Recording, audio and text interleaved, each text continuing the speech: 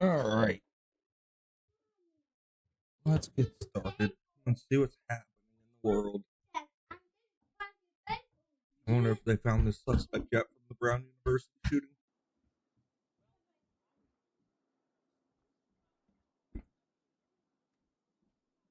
This is live.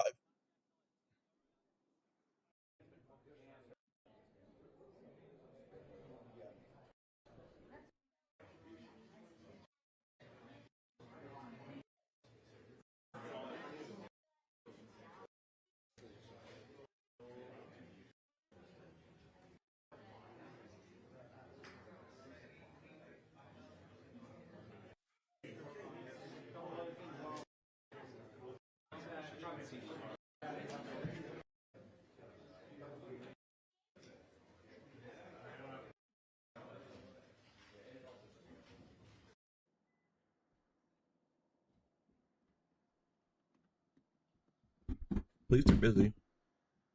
Getting a drink? It's not blueberry. Yeah, that's blueberry. Not blueberry. That one's not blueberry.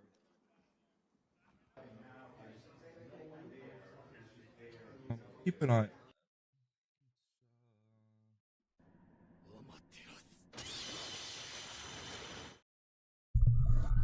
Turn the microphone up. Make sure we're loud enough.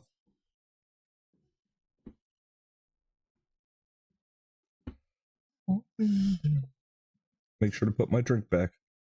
Oh, I gotta start taking over. You're gonna start tipping over from what? I gotta start taking over. Oh, my spinning. Spinning too much. I think it's too bad. Spinning very fast.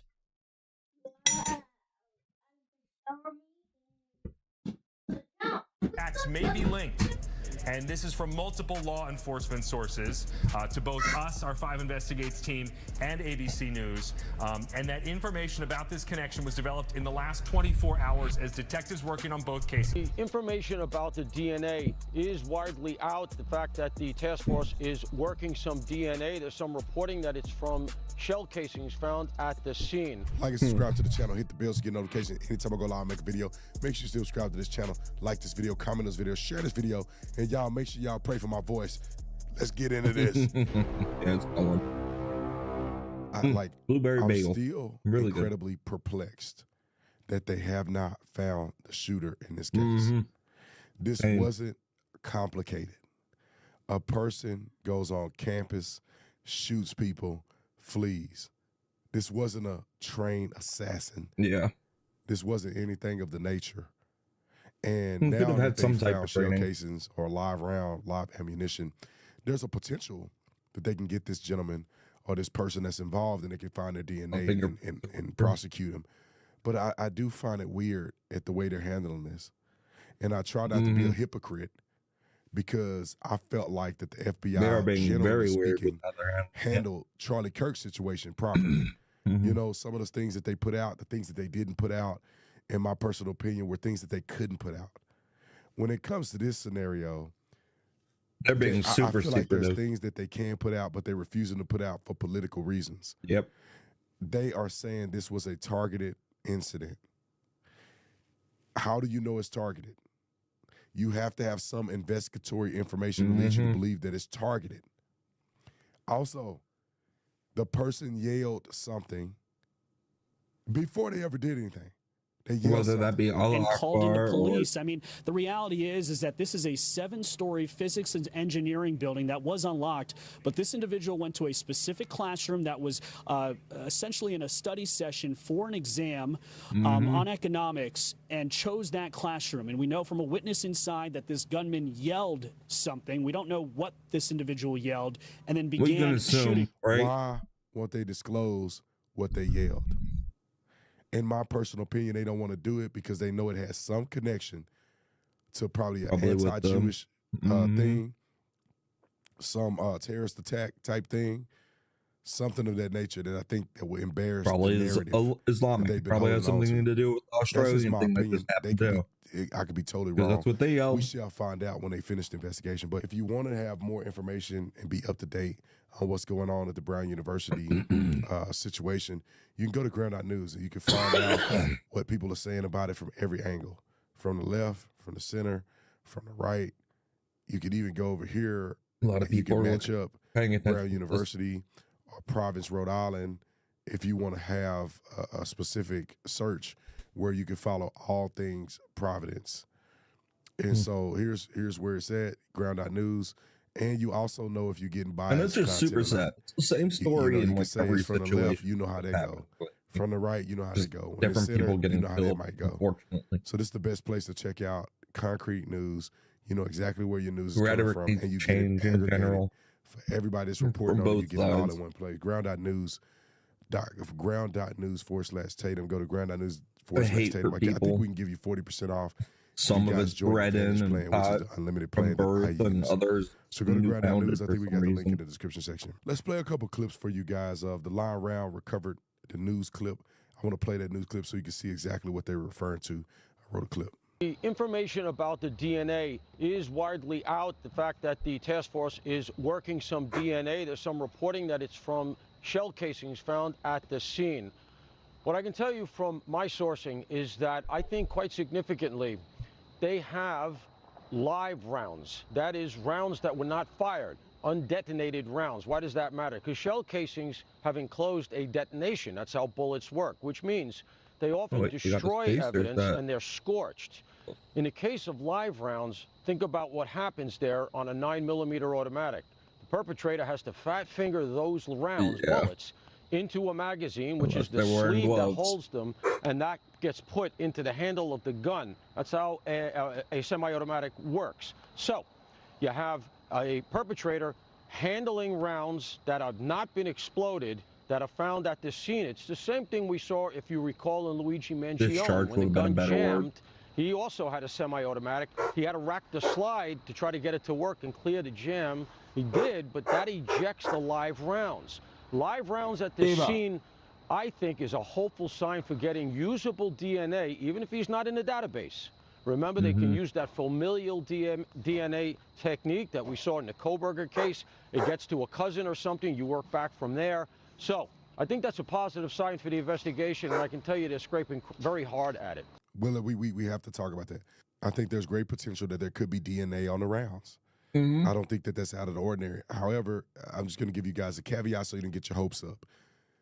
If a person is wearing gloves and they were meticulous about the rounds, which means that they ordered the rounds, they took the rounds in, put gloves on, load the rounds into the gun, fired the rounds, misfired, whatever, they ejected them, whatever way they did it, and they didn't get any fingerprints on it. That's one reality that could be the case. The other reality could be very well that the person was stupid, which they're stupid enough to shoot people in the first place, but stupid enough to think, I'm going to wear gloves when I do the shooting, but they didn't think about wearing gloves when they had to load the rounds in because it is annoying. And I was on the SWAT team and we had gloves on. It is not that easy to load the rounds, or it's not as easy to load the rounds into the rifle, to the magazine when you got gloves on.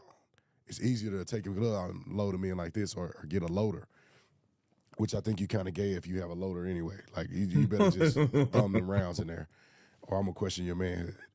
But regardless of that, so there could be a possibility there could be DNA evidence on there. I'm hopeful that there is DNA evidence. The two attacks may be linked, and this is from multiple law enforcement sources to both us, our 5 Investigates team, and ABC News. And that information about this connection was developed in the last 24 hours as detectives working on both cases. So Providence Police taking the lead in Rhode Island, and Brookline Police with Mass State Police taking the lead here in Massachusetts. They compared notes, and the sources said investigators believe they are close to identifying a suspect, which would be a huge break. Yeah, and frankly, a sigh of relief for the whole region. Absolutely. And you mentioned, them comparing notes. We only have those enhanced images of the person of interest in Providence. And as you mentioned, in Brookline, these are both pretty residential areas, right? Very residential areas. And we talk about what happened to that MIT professor here, Nuno Loureiro. There are reports that people heard, neighbors heard the gunshots that went off, and likely were able to look back and see if they had any video or anything like that to go into their investigation, hopefully is leading police to figure out if there is a possible link here or not. Our Emily Maha is in Providence. She's at Brown University. She has been talking with professors there on hand, talking with students there throughout this investigation.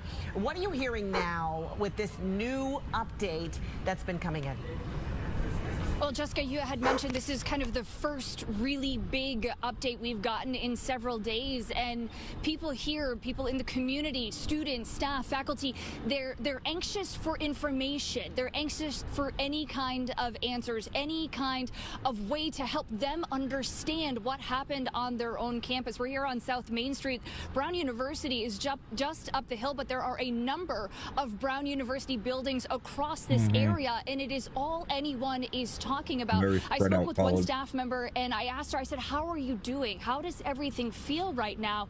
And she said, it feels surreal. It feels like we're living in this alternate universe where you're just constantly checking your phone, checking for updates, asking people if they've heard anything, because Almost looks like they're moving them for an arrest. Right?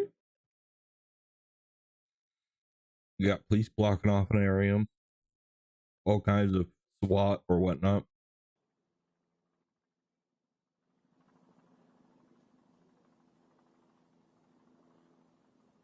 It's like a standoff.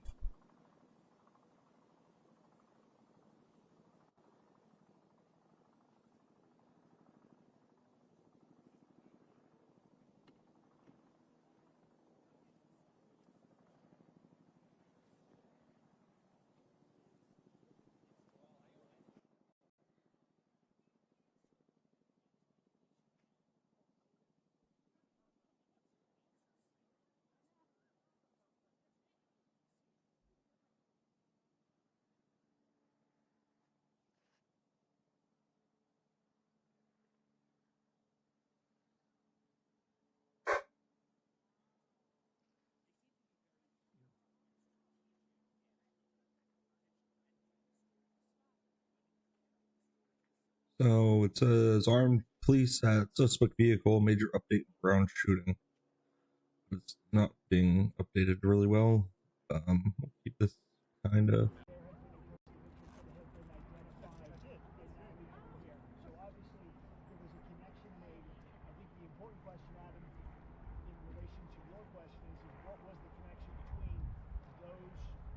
nobody knows. It's for a lot of the people I've heard from, the students, the staff, they say it feels so strange that someone was able to walk into the School of Engineering, commit this atrocious crime, and then seemingly just walk right out and vanish. So a lot of the people I've been hearing from are waiting for answers. They are hoping for any kind of information, any kind of update that will help them better understand this mass shooting that claimed the lives of 2 very incredible Brown University students and hurt 9 others. It's been a really difficult time on campus. It's been a really difficult time in this community. There's a lot of confusion, there's a lot of grief, and there's a lot of heaviness that just until this moment doesn't seem to have any kind of answer. Yes, we got a couple other clips that I want to show you guys. Let's go with clip 802. Is the shooter exiting? The shooter exit had no cameras. Roll the clip. Gunman, primary person of interest, the suspect, came out of that entrance or exit and started walking this way and passing this dumpster. If you just look around this parking lot to show everybody, there are no cameras that we can see out here, right outside of the Barris and Hawley building. You can see there are no cameras that we see visible to the eye. So that is something that has been a big sticking point in this investigation. Why wouldn't you put cameras on the perimeter of campus so you can see who's coming on the campus and who's coming off? That's security 101. There was a rational reason. I don't think it was a good reason, meaning that it shouldn't have happened, but there's a reason why there were potential cameras on the building, but not on every aspect of the building. And the official explains it, I believe, in the second clip, where out of all the stuff that they're saying, this made the most sense. People have to be rational about this. You know, I know it's inflammatory. Some of the things that they say can pee you off. But at the end of the day, I really do believe that it is invaluable to think these things through, because there was a modern building add-on to the older building. There were cameras on the modern side, but there weren't many cameras on the antiquated side, which makes sense. It happens all the time. But it is, in my opinion, a lack of due diligence from the university to have cameras that are functional, even if it's a older building. Because when stuff like this happen, what you gonna do? Now you don't have no evidence. When y'all got enough money to put this stuff together like you're supposed to. Let's roll the clip 803. The camera in that building that Brown put off because the sanctuary city law that we have. You don't want to record illegal immigrants, and you don't want to provide the footage to the FBI or immigration authority. One camera in that building, it come out from your detectives, they are friends of mine, they're angry at this investigation that these people in Brown University put the camera off, they can identify that person. You imagine how the family want to go through? Tell the truth to the media here. Putting cameras off. We heard from both the Brown police chief and the provost at Brown, who have shared that they have been fully cooperative and been forthcoming with all data and evidence that they have. The City of Providence's experience is the same, which is that Brown has been entirely cooperative and collaborative and fully sharing with us. They're we will hiding be back stuff. here tomorrow. Deleted images once again, off their website. If you are not on the press list. In the clip, the police chief mentioned that there was a reason why that there was no cameras on some of these buildings, which makes sense. Let's get to the next clip, 804.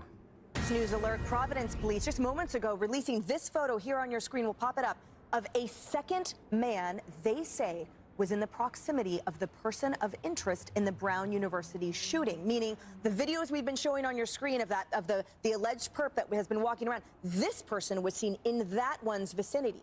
So they are asking for the public's help identifying who this person is on your screen and urging anyone with information to please call the tip line. And remember, no tip, no thought, no anything that you have is too small to be of potential value to the FBI and to those undergoing this investigation. Thank you. Let's get to the clip that we have of the actual suspect. Nick put together this. I think he was telling me that he put together a clip where you have a potential suspect, and you have kind of his cadence, the way he walks, the way he walks, doing things. He's an activist, and he's. I think they believe he's a suspect. I don't think they have officially announced that he is, but 2 and 2 look like 4 in many cases. So let's play the clip that we have structured where we can kind of see this guy side by side, because you can see the way this guy looks, his build, the way he walks. That's similar in comparison to the person that they think could be a possible suspect. Roll the clip. Y'all look at the way he walk. Look at the way that penguin walking. Walking stomach first. It look like the same guy. The suspension is a clear. Same build, similar jacket. Walking with his stomach first. I'm not saying that it is, but you know it looked like it. But the question is this another reason why they're not being as forthcoming as I think that they could? Wasn't that the image that they took down on their website? It alludes to activists, potential terrorists, and the same people that we've been. Well, Brown University was all for these activists. They were promoting their anti-Semitic marches and free Palestine crap. Saying have been violent on campuses that they should have been paying attention to. And it makes me wonder, it's like, do they know who these people that potentially did it? They don't want you to know because it implicates them, because they may have had signs and symptoms. They let this kid protest on campus, talking about free Palestine, all this other stuff, and then what does he do? He goes shoot up a place where you got a young Republican leader there and some other people. I heard, it was on social media. I don't know if it's verified, but I heard that the teacher was like a Jewish teacher, and she had a class or something like that, where it could have been a connection in that way. The person was on Brown's website, but has now been scrubbed, according to what my guys looked up. Is there a video? Do we have video footage of the scrubbing? All right, roll it.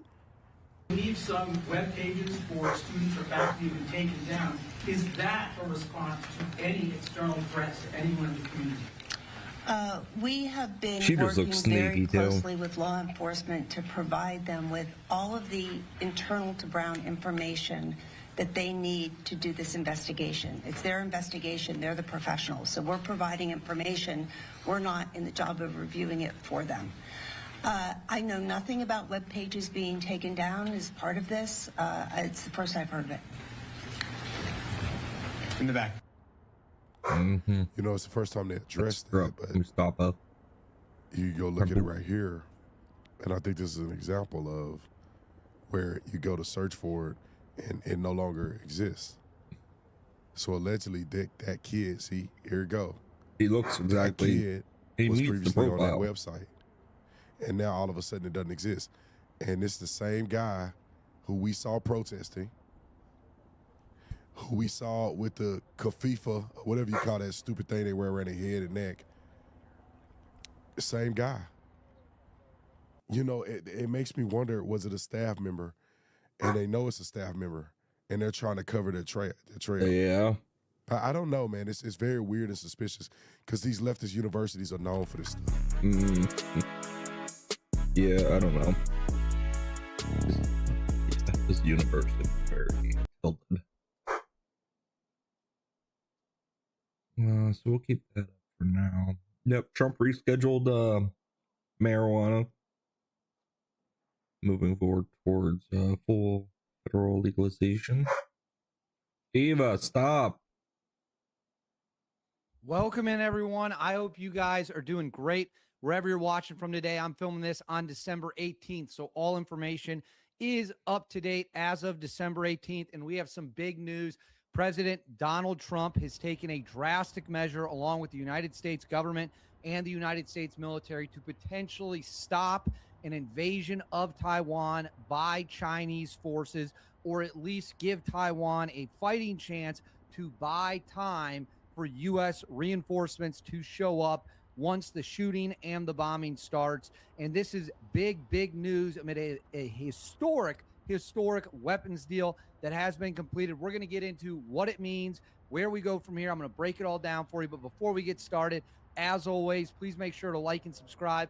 Totally free. Cost you guys absolutely nothing at all. Huge, huge, huge boost to the channel. Comment with your thoughts below. Do you believe China will invade Taiwan? Who do you think will win a war between the United States and China? Let me know in the comments below. Hit the bell, all notifications turned on. You won't miss a thing. And then right here, Instagram, David_Hookstead, X, D_Hookstead. That's where you can find me on social media. DMs are wide open. Reach out with whatever you got. And the link to join our members-only tiers is in the video description and in the pinned comment. Now, let's get into it. As we've covered extensively on this channel, military experts believe a hot war between the United States and China is 2 to 7 years away, somewhere in that window, that 5-year time window. Why do I say that? Military experts within the United States believe the window for China to invade Taiwan opens in 2027 and closes in 2032. Xi Jinping, the communist leader of China, has made it clear in no uncertain terms he is going to take Taiwan one way or another. Will it be through a political process? That's what the Chinese government says they want. If that fails, they have also made it clear they will go with a military option by invading Taiwan and reunifying it with China in their language. I'm using their language there, through complete and total military force. The United States, while not officially saying it, we all know the United States and other Asian countries, specifically Japan, has come out and said it, will rush to Taiwan's defense. Now, Taiwan's military strategy is they will tell you, if you go over there and talk to them, or you talk to experts involved with it, is that they know they cannot beat China one-on-one. They have no chance. What they need to do is buy time for the United States and other regional allies to rush to their defense. How do you buy time? You need weapons. You need weapons, ammo, planes, bombs. You have to make it as costly for the Chinese as possible in the early stages to make sure that the U.S. can get there before the whole thing's over. Well, the United States is doing what it can to make sure that the Taiwanese have a chance against the Chinese. It says, this comes from Reuters. It says U.S. approves $11.1 billion arms package for Taiwan, largest ever. It says the United States on Wednesday approved $11.1 billion in arms sales to Taiwan, the largest ever U.S. weapons package for the island, which is under increasing military pressure from China. The Taiwan arms sales announcement is the second under U.S. President Donald Trump and comes as Beijing ramps up its military and diplomatic pressure against Taiwan, whose government rejects Beijing's sovereignty claims. And then if we go down here, I'll highlight this. It says the proposed arms sales cover 8 items: HIMARS, howitzers, Javelin anti-tank missiles, Alloy, is that pronounced Altois? I don't even know. If you know, let me know in the comments. Loitering munition drones and parts for other equipment, Taiwan's defense ministry said in a statement. It says the United States continues to assist Taiwan in maintaining the sufficient self-defense capabilities and in rapidly building strong deterrent power and leveraging asymmetric warfare advantages, which form the foundation for maintaining regional peace and stability. So this is what you see, the historic arms deal for HIMARS, javelins, artillery, drones. What we are trying to do with the biggest arms package that we have ever sent Taiwan is arm them to the teeth. Now, why are we doing that? Why are we giving them $11.1 billion in arms? What's the best way to win a war? As I always say, don't fight one. What's the best way to not fight a war? Deterrence. If you have strong deterrence, you can make it so, you can raise the stakes so high that the enemy wouldn't dare try to test you, that the enemy wouldn't dare try to fight you.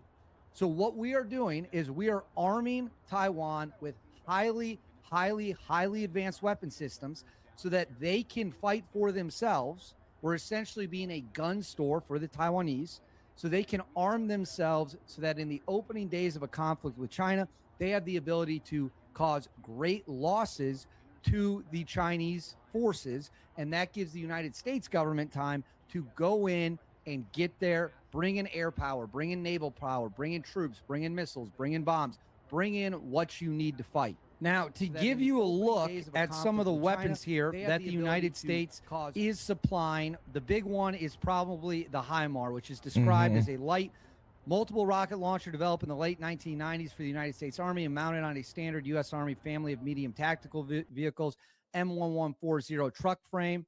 So right here, that is what a HIMARS is. It is an incredibly powerful rocket system. So you could use this to fire at the advancing Chinese forces. You can see it on your screen right now. There's a good look at one. There's one being loaded off a plane. There's a look at the rocket tubes. And there's another look at a Ukrainian HIMARS. Whoops. Hold on a second. We got a tech issue. So sorry, we had a tech issue there. I apologize. So that is just one of the systems. They cost $3.5 million each, roughly. You can see some of the specs here. Let's see if it says what its range is. So it looks like the more advanced, sophisticated ones. Yes, so the PRSM can punch out to a total of 310 miles. The M57 can go 190 miles. The M48 can do 190. The M39A1 can do 190 miles out. 190 miles for launching. So this is an incredibly destructive weapon that would hopefully give Taiwan a chance. Now, to the surprise of absolutely nobody, the Chinese government is livid, with a Chinese official stating here, the U.S. blatantly announced its plan to sell advanced weapons. This comes from, I believe this comes from the Chinese government, and it says to sell advanced weapons to China's Taiwan region. This move grossly violates the One China principle and the three China-U.S. joint communiques, infringes on China's sovereignty, security, and territorial integrity, and undermines peace and stability in the Taiwan Strait, and sends a gravely wrong signal to Taiwan independence, separatist forces. China firmly opposes and strongly condemns it. And to that, I would say, I don't really care if China firmly opposes and strongly condemns it. Don't really care what China the United thinks. States of America. We can sell weapons to whoever we want. We can do business with whoever we want to. We're not restricted from doing whatever we want. We are the world's biggest superpower, and we are allies with Taiwan, just like we're allies with South Korea and Australia and Japan. And you know what we do with all those countries? We arm them. We give them weapons. Why? Because a war with China will be unlike anything we've seen since World War II. And we are incentivized to make sure We have to remember that they they have is not nuclear able to win. capabilities as well. We do not want China to be able to dominate large chunks of the globe and have influence over our allies. We want to be able to stop that. How do you stop it? Goes back to what I said earlier. Greatest way to win a war is not fight one. How do you not fight one? You have strong deterrence. Now, this also comes as China continues some provocative moves. So it says here, China's newest carrier transits Taiwan Strait as tensions rise. It says the Chinese PLAN, the Chinese People Liberation Army, newest aircraft carrier, the Fujian, transited the Taiwan Strait on Wednesday, marking the second time the carrier has passed through the sensitive waterway. According to the Taiwan Ministries of National Defense, the Taiwanese military said they monitored the carrier's movement and responded in line with established procedures. The transit comes amid heightened Chinese military activity around Taiwan and renewed attention on Beijing's expanding naval capabilities. So what China is doing is they are regularly harassing Taiwan with military force. They have this new aircraft carrier, the Fujian, and I'll put that up on the screen for you all who haven't seen it yet. So let me get this on the screen. So this is the Fujian. This is their most advanced aircraft carrier. It's not even nuke powered. So China's most advanced aircraft carrier is not even nuke powered. They sailed this through the strait to send a message to Taiwan, to try to intimidate Taiwan, but that is far from the only thing they have done. Our aircraft carrier capabilities dwarf what China has. China has 3 operational carriers. We have 11, and we are building more, and ours are capable of carrying a hell of a lot more planes. I think we need to make destroyers again. Highly advanced destroyers planes were as awesome well. boats. So it's concerning that they are certainly building out their aircraft fleet, but ours are still better. So they continue to try to intimidate. Able to do and then just at the start, from, or in earlier December, said Russian Chinese bombers fly joint patrol near Japan, South Korea. It says Russia, this comes from USNI News. Russia and Chinese bombers conducted a joint patrol Tuesday, flying over the East China Sea and Western Pacific, prompting Seoul and Tokyo to scramble fighter aircraft to monitor the flights. At approximately 10 a.m. local time, 7 Russian military aircraft and 2 Chinese military aircraft entered the Korean Air Defense Identification Zone over the Sea of Japan. South Korea's Joint Chiefs of Staff said on the same day in a news release, no airspace violation occurred, the release reads. So I believe they might have a picture of it. Yeah, so this is the Chinese bomber, the H-6, that went right up to North Korea, did not violate the 12-mile border, but did go into their defense zone. And I'm trying to see if they've got... So this is a look. This picture right here, that's a Russian bomber with a Chinese fighter jet escort. So they are continuing provocative actions, continuing to cause problems, continuing to be a huge headache. This is just what the Chinese government does. On that note, I did want to talk to you guys a little bit about this. So China is trying to build its own B-2 stealth bomber called the H-20. It's been in design since 2016. It is supposedly operational at this point. We do not know its capabilities. We do not know what it can or can't do or how stealthy it is or isn't. I don't even think there's any photos of it. I'll see if I can find any. Doesn't look like there are. So China's trying to build a stealth bomber to compete with the United States. Another sign they are rapidly trying to expand their military capabilities. And the thing is, though, we don't know if any of these things work, because China's not been in a real conflict. We'll find out rather quickly. I'm going to pull this off the screen now. We'll find out rather quickly if we do get into a real conflict over Taiwan. We'll find out real fast how well these Chinese weapon systems work. But I probably work like normal weapon or normal Chinese stuff to arm Taiwan, because the greatest way to make sure we don't have to fight a war with China, chance it'll South work. Korea doesn't have to fight a war with China, and Japan doesn't have to fight a war with China, and Australia doesn't have to fight a war with China, is to make sure that the stakes are too high for China to even fight. So what the U.S. government has done now is given Taiwan a historic arms package to make sure that Taiwan is capable of defending itself, at least up until the point we can show up, and the Japanese can show up, and the Australians can show up, and we can bring the might of the U.S. military. Now, the biggest concern is air superiority. We can fight with the planes we can bring from Guam and our carriers, maybe Japan. We would probably position stealth bombers there. China can just bring all the planes they have right up to the coast and then fly them. So you would see a intense combat situation for the skies of Taiwan, and you would likely see U.S. submarines go into the strait and obliterate any ships we could find that would be trying to land troops or their aircraft carriers. It would be brutality on a scale nobody has seen since World War II. That's the fact. I'm afraid that's what's coming. I don't say that first, to be though. flippant. I say that because it's true. So we need to do everything possible to make sure China's influence does not grow and instead is scaled back. And that is the smartest strategic move. Eye on the ball, make sure China does not get out of control, and make sure China cannot take more territory and cannot take Taiwan. So that's where I'm at as of filming this video, but I want to know what you guys think. Let me know in the comments below. Who do you think is going to win this war? Yeah, I think China's just been pushing. I think they're going to try to invade Taiwan in the coming year or next.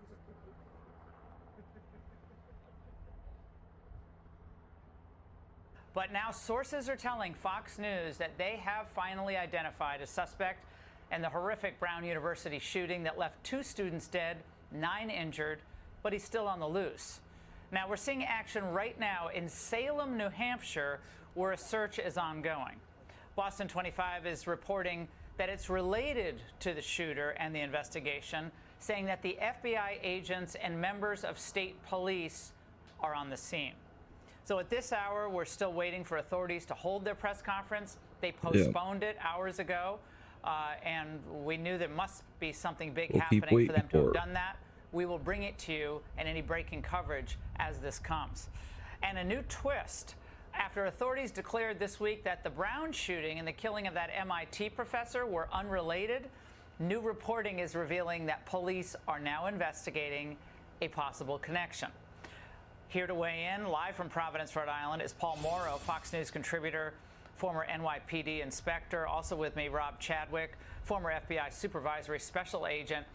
Paul, let's start with you. They have a name. Can we trust this time that they're chasing after the right person? Well, it certainly seems so, Laura. I would mention that let's recognize they have an arrest warrant, which means they had enough for probable cause. They went to a judge and they got that. I can tell you also that in lieu of the press conference, they've set up a command center. Anybody who's ever been in the middle of these sort of interstate complex investigations and pursuits, there's a lot of moving parts. You need a central brain location to sort of synchronize the entire thing.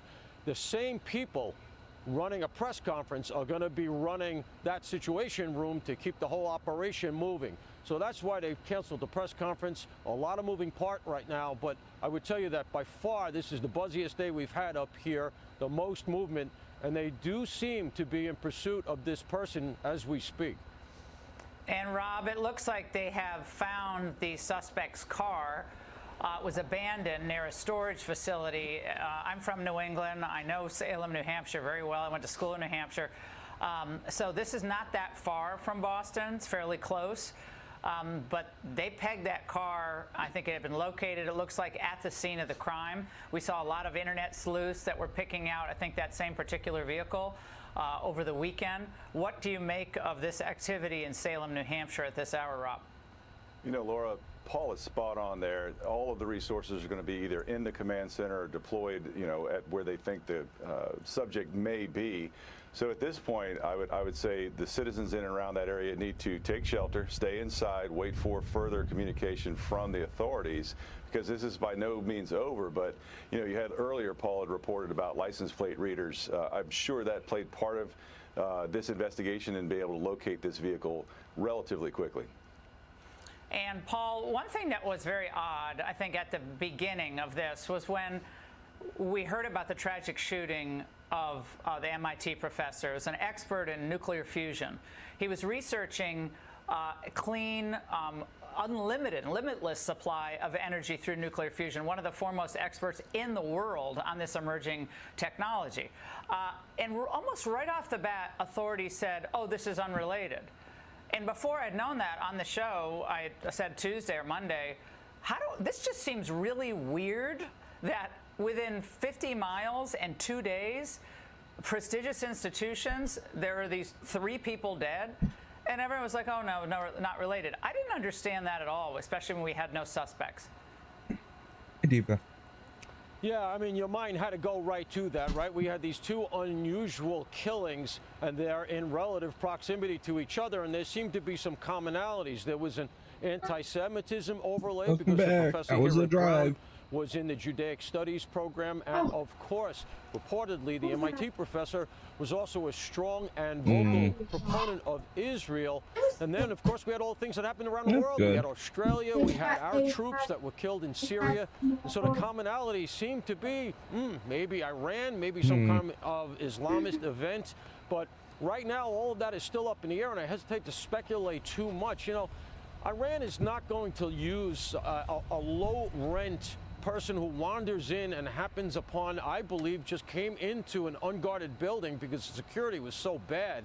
I mean, has it come to that's the kind of person they're weaponizing? I'd be skeptical, but that doesn't mean there isn't a link here. Very often these things end up being a lot more prosaic than they seem. So we're going to have to wait and see. I do think that we're going to get something going on tonight relative to an apprehension and maybe at a late night press conference.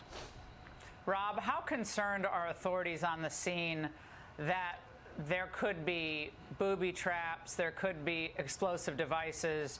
If you're going to go to the trouble of casing a lecture hall or a classroom at Brown University, and if related, track down a professor at MIT at his home, then you're capable of anything. So these law enforcement officials have to be supremely careful of their own movements, correct?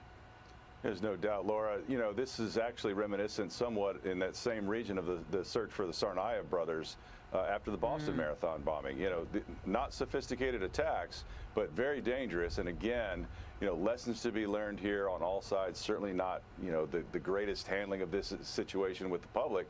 But what it does hammer home, Laura, is the connection between understanding that evil does exist and that the police, no matter where you are, we saw it in Bondi Beach, you know, the police were there.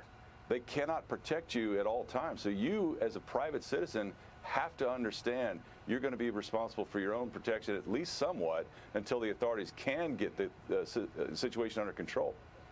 Paul, of course, we're thinking of what may have happened, what could have been prevented after that initial shooting. It's coulda, shoulda, woulda, but they did have a person of interest in custody for many hours.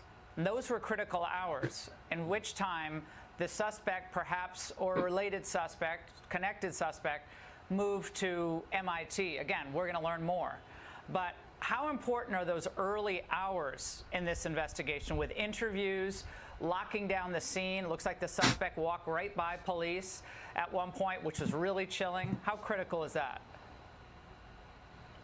Yeah, very, very chilling. You're absolutely right. Undeniably, that was a setback for this investigation. And look, the chief himself, Chief Perez, said it at the lectern that, and when that whole thing washed out, they had to start over. His words. You know, look, I get why it looked good, because they followed this lead. It was a tip that reportedly came from the hotel. He went to the hotel. The kid's in there. He's dressed in black, reportedly, when he checked in, and he has the 2 guns. And reportedly, one of them was a 9mm, as was reported to be used at this location. However, when they checked the ballistics, they didn't match. And the kid's story was that he never left the hotel room. And then they did the video in the hotel, and they did the digital key card access to his room. Lo and behold, he had not left the room, and so they had to wash that out. Well, that stuff takes time, but by the time they cleared that, you're 100% right. I think that they had, you know, taken their eye off the ball a little bit of things locally here, and they had to restart the investigation. Key hours that were undeniably lost. Rob, new details are coming in right now. A Salem Police Department mobile command center is on the scene. It appears that law enforcement is either getting ready to enter the building, or, you know, they're actually talking to someone inside from reporters that are on the scene there. Your take on that? This is how these things go. We try to say, you got to come out because you're surrounded. We're used to hearing that in the movies, but this actually happens in real life. Yeah, that's right, Laura. So what will be happening right now is the tactical teams will be set up. They'll have what they call an emergency assault plan in case things break bad. They'll have to go in right away. Obviously, the preference, though, is to preserve life, including that of the suspect, negotiate. If time is on their side, they'll have plenty of time to talk this person down, talk them out, so that people aren't put at risk. But, of course, they're ready to react at a moment's notice if things change quickly. Paul, do you believe that in this situation, they have already attempted to breach entry into that building? One of the, police commando types already in that building, not waiting for the individual to come out. Well, not being at the scene, it's hard to say, but I will tell you this, Laura. The general rule in hostage situations like this, they call it a hostage barricade. It doesn't matter if he doesn't have another person. The point is they know who this person is, right? There's a very good chance they got the phone already. They're going to try to do this non-violently. They're going to try to get this person out without doing that, without having to go kinetic, as they say, breach the door, go in, flash bangs, everybody yelling. It's better to try to get the person to just come out, surrender. It's less risky for the officers and for the suspect here. So I wouldn't be surprised if they're still at this stage, depending on where we are here, with a phone call, maybe a megaphone, trying to get the person to come out. They know who the person is, so they might know some of the buttons to push to try to get him to come out. It's better alive because you can find out a lot more relative to motive and things like that. And most importantly, did he act alone? That's what you really want to know. You want to know that the danger is over. Rob, we've seen in situations like this where suspects' family members are called to act as intermediaries to plead for a peaceful ending to this. But this individual or individuals, we don't know how many, presumably there's one person, but killed 3 people and grievously wounded 9 others. So they're capable of a lot of killing. And do family members even help in this situation? If they're local, if they're foreign, again, we don't know. But they presumably have any social media history and any recent text communications by this individual if he's not on a burner phone. Yeah, so what you're going to have, Laura, is you're going to have a lead negotiator, if that is in fact the stage we're in right now, who's sort of, running point in contact, hopefully, with this suspect. I'll have another blueberry bagel. Had the younger Tsarnaev brother, remember, trapped in that boat. They knew exactly where he was. There certainly wasn't an hostage in there. But again, they had time on their side. Negotiations worked, and he eventually surrendered peacefully. Again, to Paul's point, not putting anyone, especially the police or the general public, at risk. So they've got plenty of time, all the resources in the world. We want to get this guy alive so that we can determine who else might have been involved and really ferret the rest of that out. And Paul, for the future of security on college campuses across the United States, frankly, any soft targets, it's really important to take him alive, to find out, if possible, what he did to breach the building, how he knew the security was lax, if he wasn't familiar with the building already. I think there are a lot of worried parents out there tonight about the safety of their sons or daughters going back to school after Christmas break to see if everything's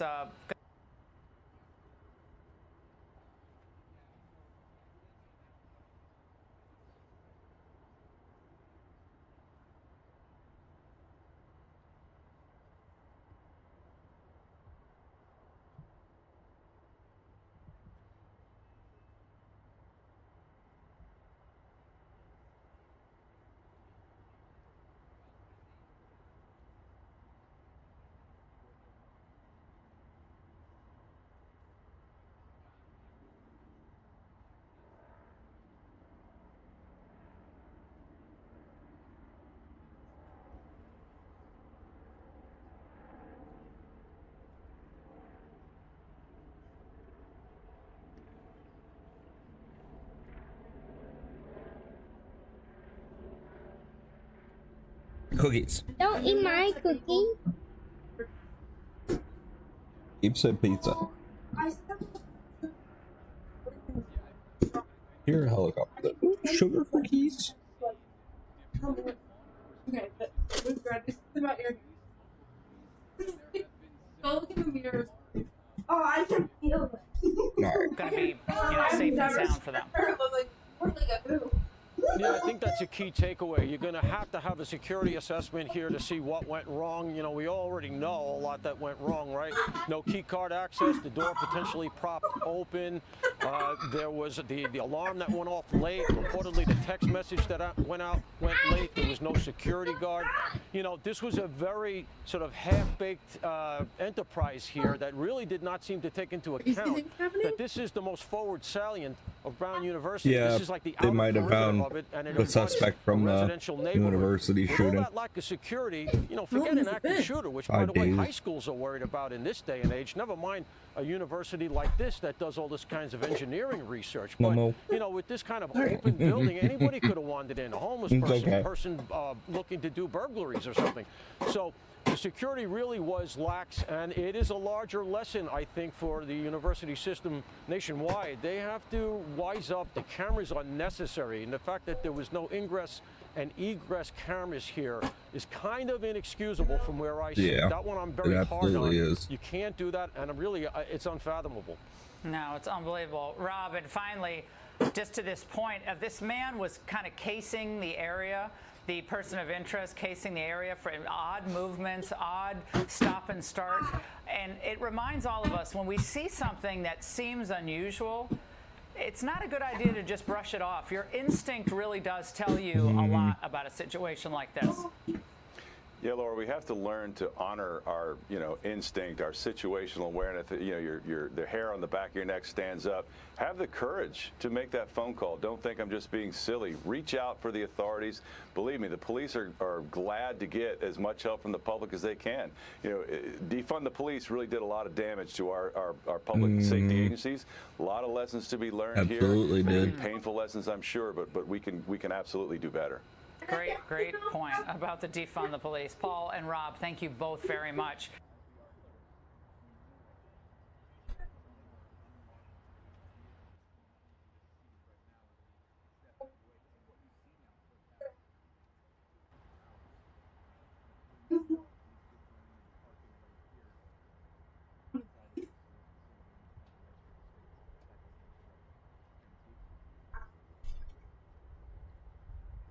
Thank you.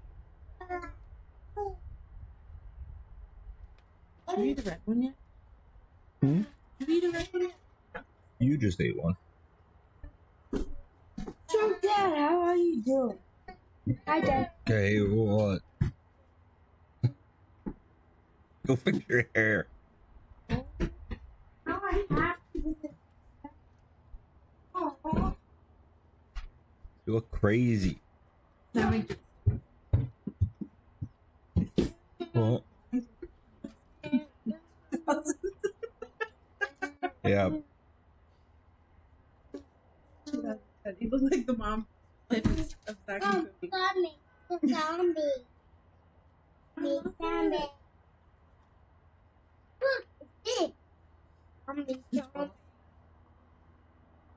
You like it? You like it? Look, you like zombie? I like turtle. Dad! Oh, Oh, no. Don't do that. look it.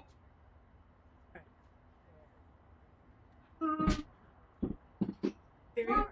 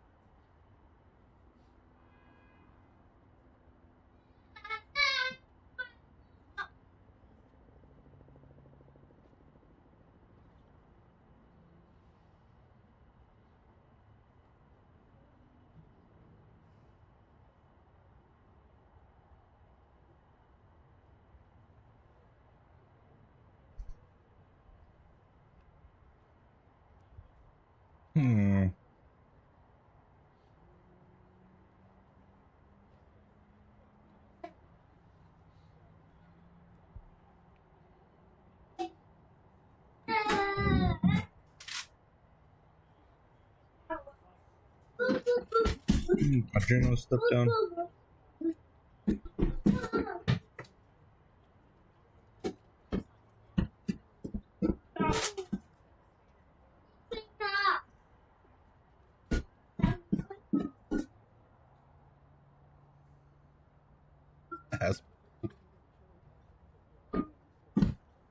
Comparing the holiday Reese's peanut butter cups are better than the originals. I made a video 4 years ago about it. I don't disagree, but Hey. What do you like? Farmers from all across Europe have begun to surround the EU headquarters in Brussels. As the protest eventually became a fiery riot, the Belgian police began to deploy their water cannons.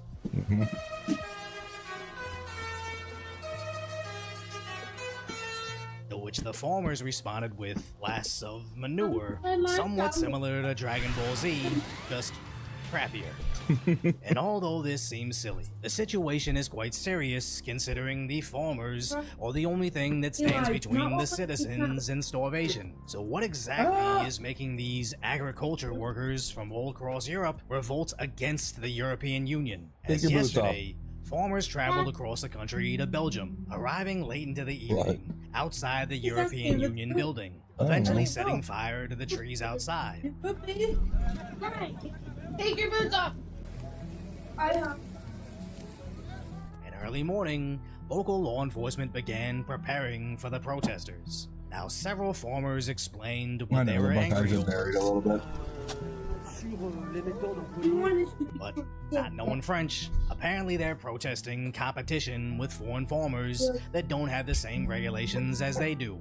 And I'm all for the free market, but it's hardly free when local farmers have carbon emission standards and taxes, increasing minimum wages, and general quality expectations. And now the EU says local food is getting too expensive, so let's import cheaper goods from places that don't have those regulations we implemented. So maybe that's why angry farmers are dropping off potatoes to be tossed at the European Parliament building.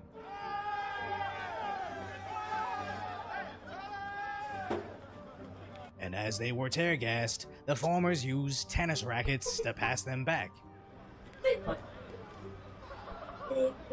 Now this went on for quite some time, at almost a stalemate, until their tractors were used to tear down their barricades.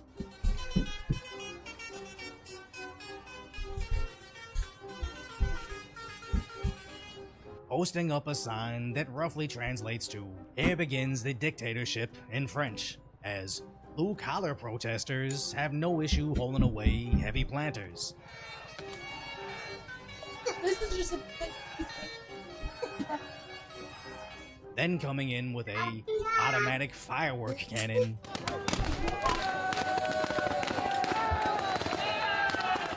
starting a large tire fire in the courtyard, then dropping off hay bales to make it worse.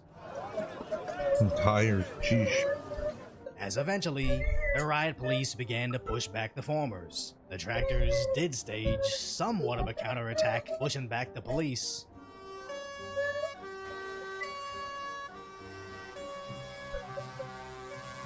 Even tossing rocks, or abnormally large potatoes, at the cops.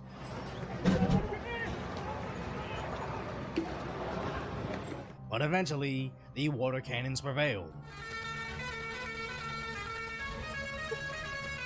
forcing out the farmers from the courtyard.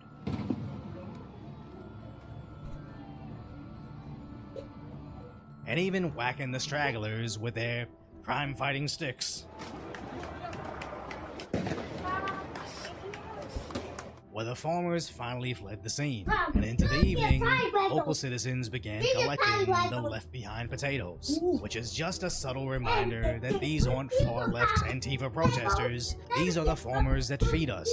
So what exactly has them so angry, and whose side should you be on? As the mainstream media basically has zero credibility. But let's just look at the AP's article on the South American Free Trade Deal, reporting the farmers believe the agreement will undercut their livelihoods, but there are political concerns that it's driving support for the far right, as the deal will make trade between the EU and several South American countries free from duties on almost all goods. Now, I'm not gonna sit here and pretend I'm an expert in import duties, but what I do understand is this is pretty much the exact opposite of what President Trump is doing for America, as Trump's tariffs get constantly slammed by the liberal media, writing, "The affordability crisis is real, and Trump's tariffs caused it," which is exactly what the Democrats want them to say, complaining about the record high prices, despite the fact that this is mainly, if not entirely, their fault, completely ignoring the $200 billion tariff revenue it has generated.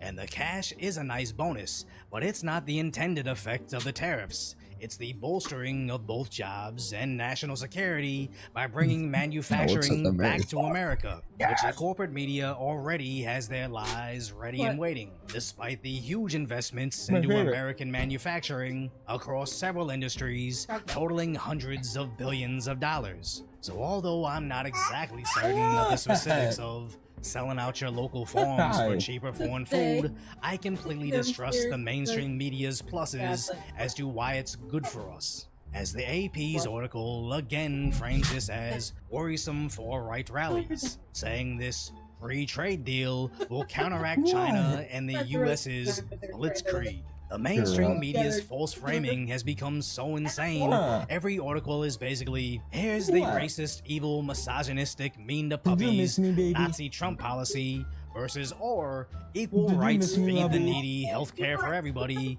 globalism agenda. It sounds like a joke, but we just saw them literally do exactly that. Invoking Trump's tariff blitzkrieg is no accident, especially in a short article that suggests farmers as far right 5 times. It's almost like there's this preconceived agenda to get you against the local farmers, and just accept whatever genetically modified soy slop the third world will serve you. But the worst part about all of this is finding out exactly what is going on at the European Union right now. Apparently they're threatening them, saying money today or blood tomorrow, as they need more money for Ukraine. Around about 137 billion euros. Europe should cover 2/3. And this is not just about numbers. But it is also about ramping up the cost of war for Russia. With the UK's Prime Minister, to take care, explaining who their real enemy is. Putin's appetite for conflict. If only that would last for more than 5 minutes. Is already there, and it will only grow. Everybody begins to wander around. Our skies,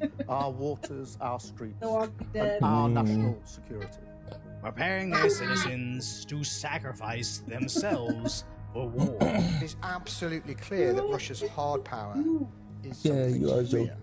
Sons and daughters, colleagues, veterans will all have a part to play, to build, to serve, and if necessary, to fight.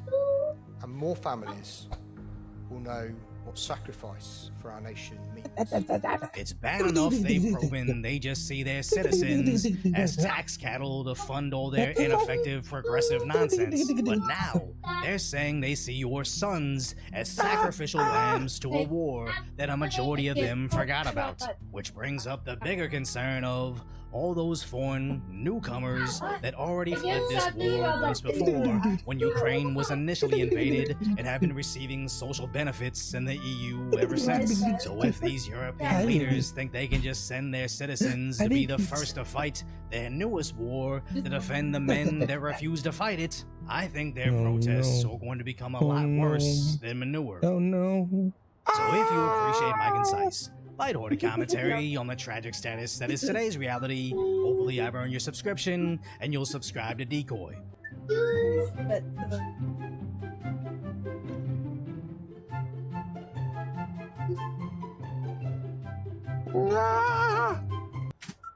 What's that?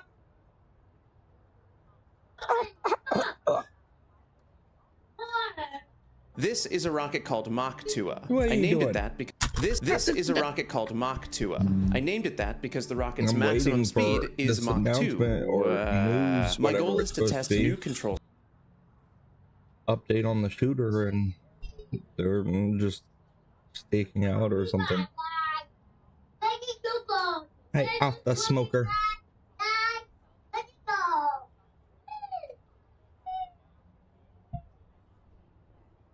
What?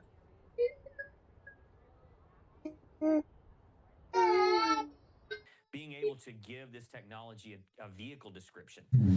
Sometimes it can be as simple as that. If it has that vehicle in a database, or it can reference it, you can tell it to find you a blue Chrysler, and it will find all of the blue Chryslers in. Oh, they has been. No, not really.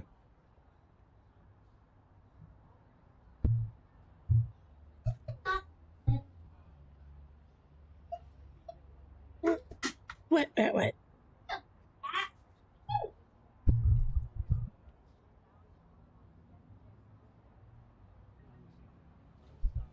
Named of him. And this Porky boy is Hassan's biggest orbiter, literally. My favorite part of Asmongold is his father's last message to Hassan, wishing Hassan a happy birthday. And for the rest of Asmongold's life, he'll have to know that his father was ashamed and he was a fan of Hassan. Not a fan. What's wrong with that? What are you doing? What? Fan of Zach. Trying to get that. Not a fan of me. Okay. It'll never happen. Every time I see you talk about Asmon, you bring up his dead parents because it's relevant. It's relevant. So let's see what Asmon's dad actually thought about these ghouls, shall we? Oh, tell him what? Here, you can say it. Saw that fat fuck asshole Central Committee with.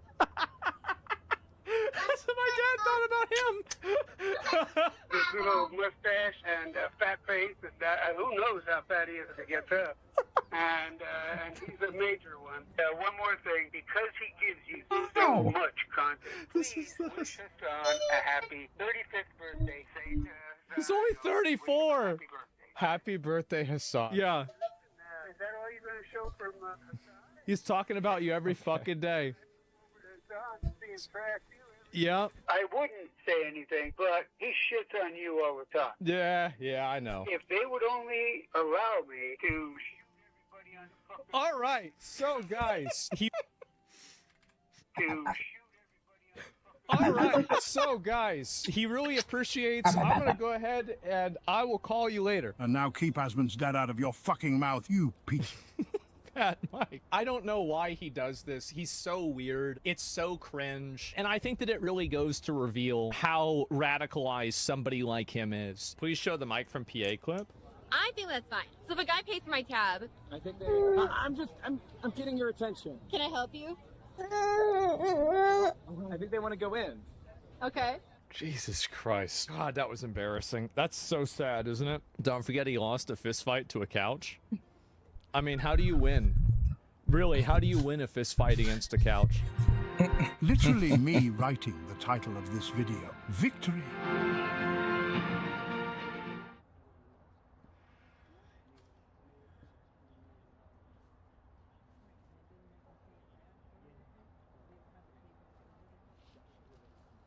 Guy running around.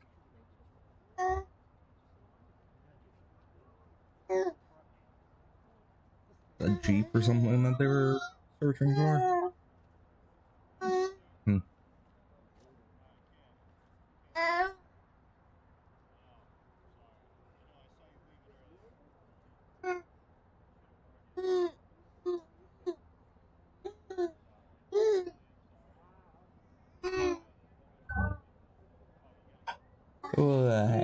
What?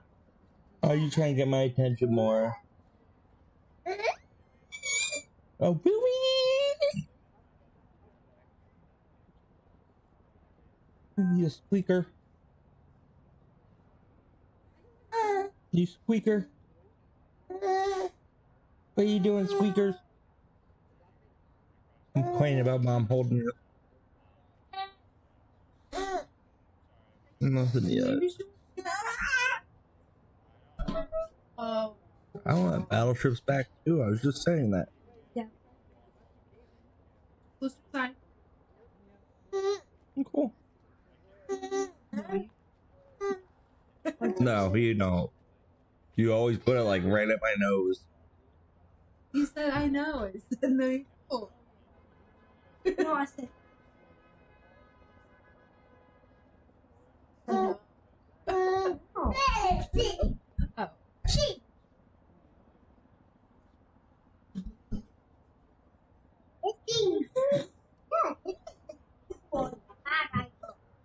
Yeah, Japan's back at making boats, battle boats. First time in over 80 years. Yeah, since World War II.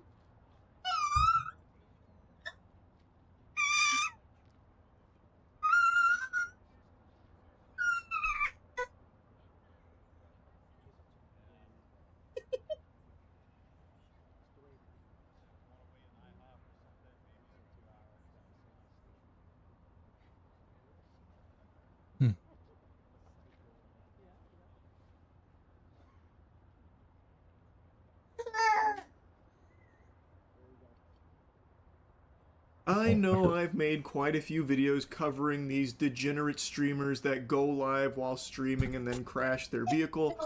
And I'm gonna keep doing it because I think they need to be clowned on endlessly, and I really think they need to be permabanned from the platforms in which they are broadcasting this deliberately dangerous action that is jeopardizing not only their lives, but the lives of all the innocent people around them on the road. Hi. You're welcome. Made that. I can tell.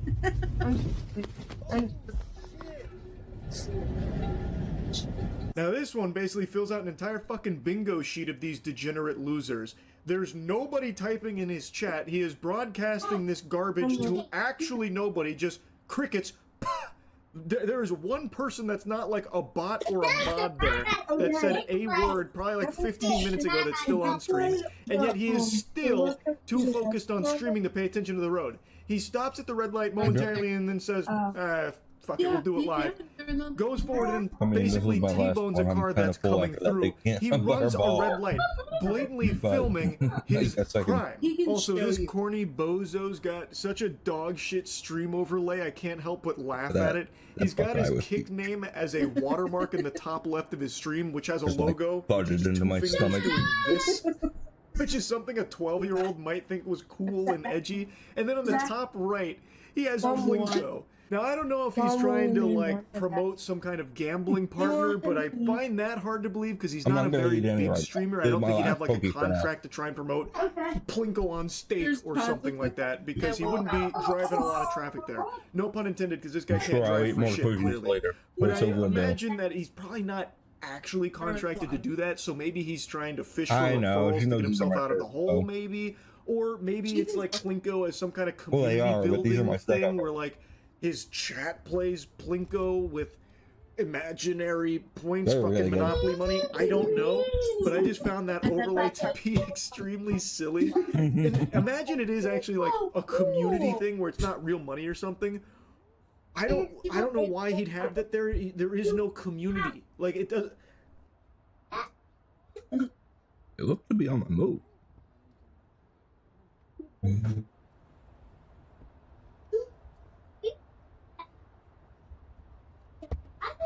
Going into the storage facility. You alright? That's why you don't start.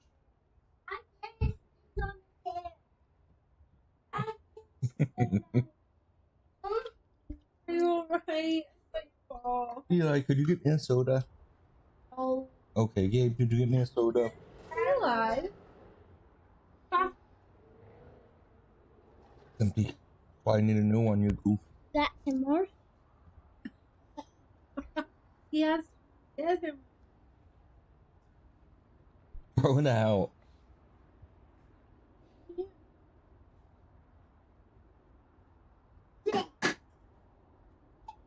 Not throw it up. Throw it out.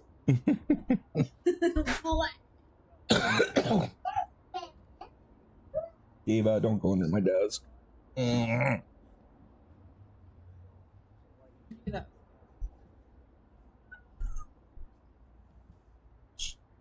Oh, thank you. Check in the drawer left. In the fridge. drawer to the left. There might be sodas in the back.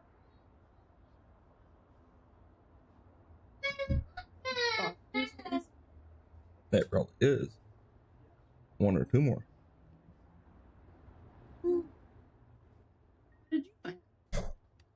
I figured you put them in the drawers.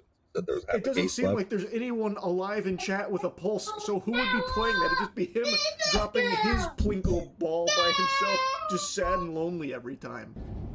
Oh my god. Trying to do like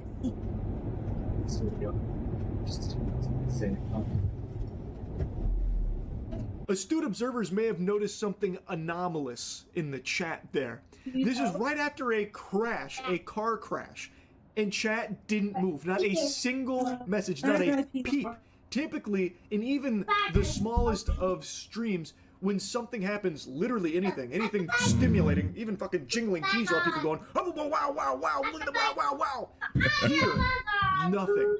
There is literally no one here. It's fucking tumbleweed in this guy's chat rolling through. He gets in a car accident and still not a single message comes across. So there is nobody there. Not his mods, not someone that had this open in the background by accident. Maybe there might be a few viewers that fell asleep. It's probably botted, would be my guess. Why are you even streaming while driving in the first place? Nobody's even fucking watching, brother. This is so unbelievably embarrassing that you jeopardized not only your life, but the life of an innocent person who did nothing wrong, obeying the road rules, and you come out, run the red light, and fucking blast them. I can only pray that they didn't suffer any injuries at your absolute brain-dead lobotomite ass getting behind the wheel while trying to stream to an audience of nobody. Oh my god, what happened, bro? Oh my god, bro. How the fuck that happened? I'm fucking dumb, bro. I got him. I clipped him. I didn't know where I was. I just fucking went straight. Damn, bro. Let me get off. It's all good, bro. It's my fault, bro. I told you. Sometimes I was chasing you, bro. I was trying to fucking go. What's up? Yeah. Turn off the stream, dude. I don't want to come out in that video. Oh, I can't turn it off. It's my job, but I won't have you on that stream. Good news, another kick streamer arrives at the scene to try and milk this for as much content as he can now, so he can put his mouth on the nipple here and suckle from the titty. He is now broadcasting from his perspective here. He knows the guy that got into the wreck, and he was doing LA night crawls and got word about this, so he pulls up here. The guy that you see walking with the guy who immediately owned up to it being his fault is the victim that was hit. So it seems like not overly injured. He's walking around, which is good to see. He requests not to be put on stream, asking, can you turn it off? He's like, nope, can't do that. It's my job. What a saint. Rest assured, this is great news. This is like, you know, fucking Superman arriving at the scene now. We can all breathe easy and celebrate. Another kick streamer is here to make sure that nothing of value gets done here. And instead, just make sure to turn everything into content. So this poor dude, who was just minding his business, driving, who got blasted by another kick streamer who was busy streaming, is now, unfortunately, being forced onto another kick stream. And this guy lingers the entire time, even when the cops show up. He is still filming the victim here, even though he did request, please don't. Blew the tire off.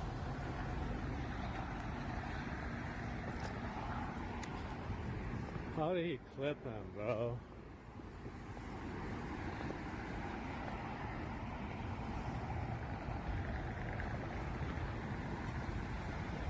He needs to turn on his hazard lights or something, bro.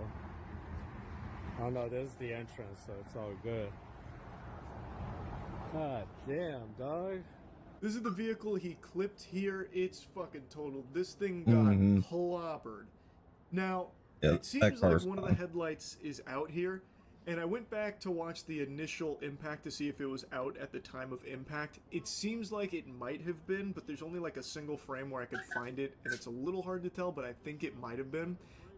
I don't think that would have changed anything because this guy blatantly ran a red light, and he has video evidence of it. He filmed himself Mhm. running the red light and does openly admit to it being his fault, which I certainly wasn't expecting. I thought for sure he'd cross his arms and be like, nope, it wasn't me. Why'd you hit my car? What were you doing? Huh? Couldn't help but notice you were missing a headlight. You just came out of nowhere and fucking annihilated me. That was on you. I thought for sure there'd be something like that and him trying to bury the video or something, but no, he did assume responsibility at the scene of the crash. You know what's fucked up? You can't see the red, so I can't see if it's red, yellow, green. You know what I mean? Yeah, I kind of saw it through the screen, but yeah, I know what you mean. On the other side, bro. I didn't even know there was a light. You know what I mean? Yeah. Buster, if you can't see that this is red, you should not be behind the wheel of a car ever again, period. It couldn't be made any more explicitly clear. Like, Jesus Christ, does God need to put an invisible wall here like a video game developer to keep you out? Like, how can you not tell that this is red? Also, he starts coming to a stop. He comes to, like, a pseudo stop and then decides to go through. If you didn't know it was red, why did you start stopping in the first place, buddy? What are you talking about? Then he had the gall to say he didn't even know there was a light there? Are you driving with your eyes closed or something? Like, what are you doing? Letting the force try and, like, guide you around or something? What do you mean you didn't know there was a light there? Are you even lucid? Like, what, you pop fucking 50 perks or something then drive? How did you not know there was a light there? Also, you were coming to a stop. You had to know there was something in front of you. What was making you put your foot on the brake? That is, like, the worst possible excuse when you have video evidence that you yourself recorded to the contrary. I think what happened is, when he was slowing down at the red light, he was probably too distracted looking at his stream. He did say, when he walked over to the other guy that showed up, that he was trying to catch him. I think he was probably watching that guy's stream in the car and wanted to get to him quicker so he wouldn't be left in the dust or something. So then he decided, fuck it, I don't see anyone else coming right now. I'm just going to run this red light without actually doing a full survey. Somebody came. And then just ran the fucking red light and then clipped this guy. Now, driving with a headlight out is dangerous, obviously. Very. But I don't think that was a contributing factor to what happened here. He was unfortunately subjected to the natural disaster of a fucking kick streamer behind the wheel of a vehicle. That's like a terrorist attack. When you have a kick streamer streaming in a car, you best stay inside, because that is a disaster waiting to happen. This shit seems to be happening every week now. Especially in LA. Yeah. He's just waiting for a tow truck now? Yeah.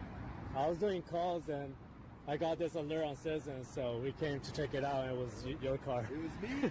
JFO says the clip clearly shows 3 red lights. 10 minutes ago. Follow me up. A grim, sickening look into the poisoned mind of a clout goblin using what could have been fatal accident as a plug for his content.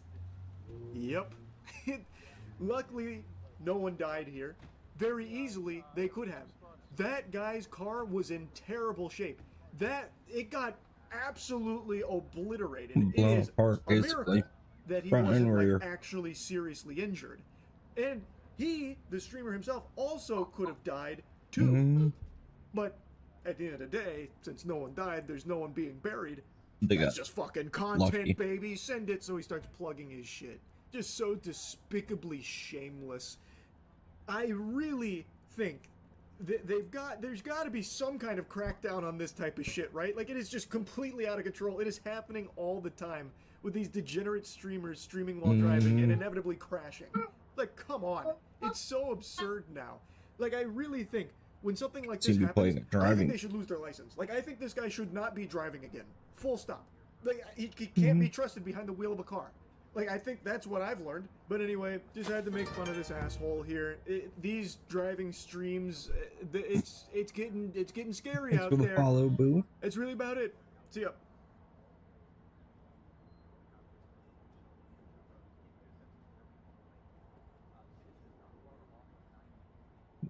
Alert. Welcome to No Fugazi Podcast, Andrew Wilson. Go ahead and introduce yourself to the chat, man. Yeah, my name is Andrew Wilson. I'm the host of The Crucible. I'm a political analyst, political satirist. I do debates all over the world. I appreciate you letting me come in. I did, but so I didn't even know this the stream was happening, but somebody came over and said I should probably jump on, so I've been kind of patiently listening. There's a bunch of things I don't actually understand here. Maybe you can give me some clarification on. The first is, I mean, forgive me if I'm wrong about this, but I honestly don't think anybody gives a shit if brigade. I don't think they care at all. Like, well, who would? I mean, they don't. They like literally don't care. Whoever who cares. Still nothing. Solution. They're in Salem, apparently.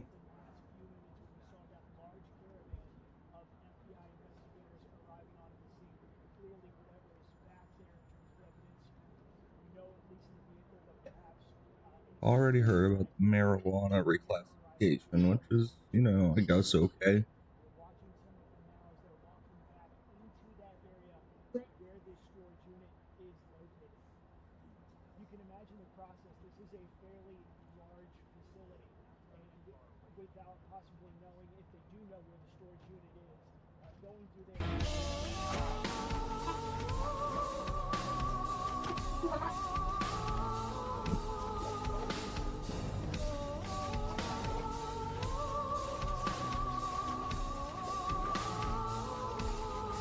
Beef, 875 damage from the sling.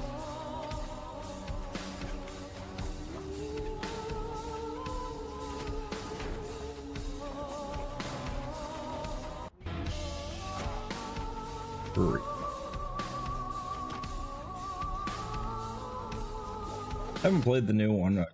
I do want to play the War Skills eventually.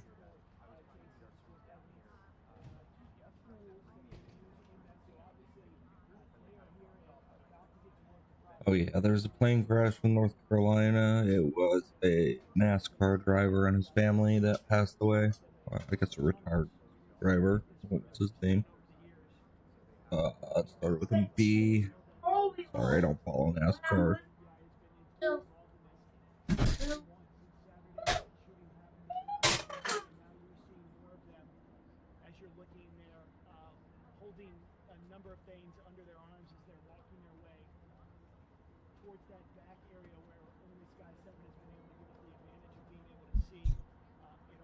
James O'Keefe goes undercover on a date with a professor. Ever heard of a guy named, no, his name is James O'Keefe.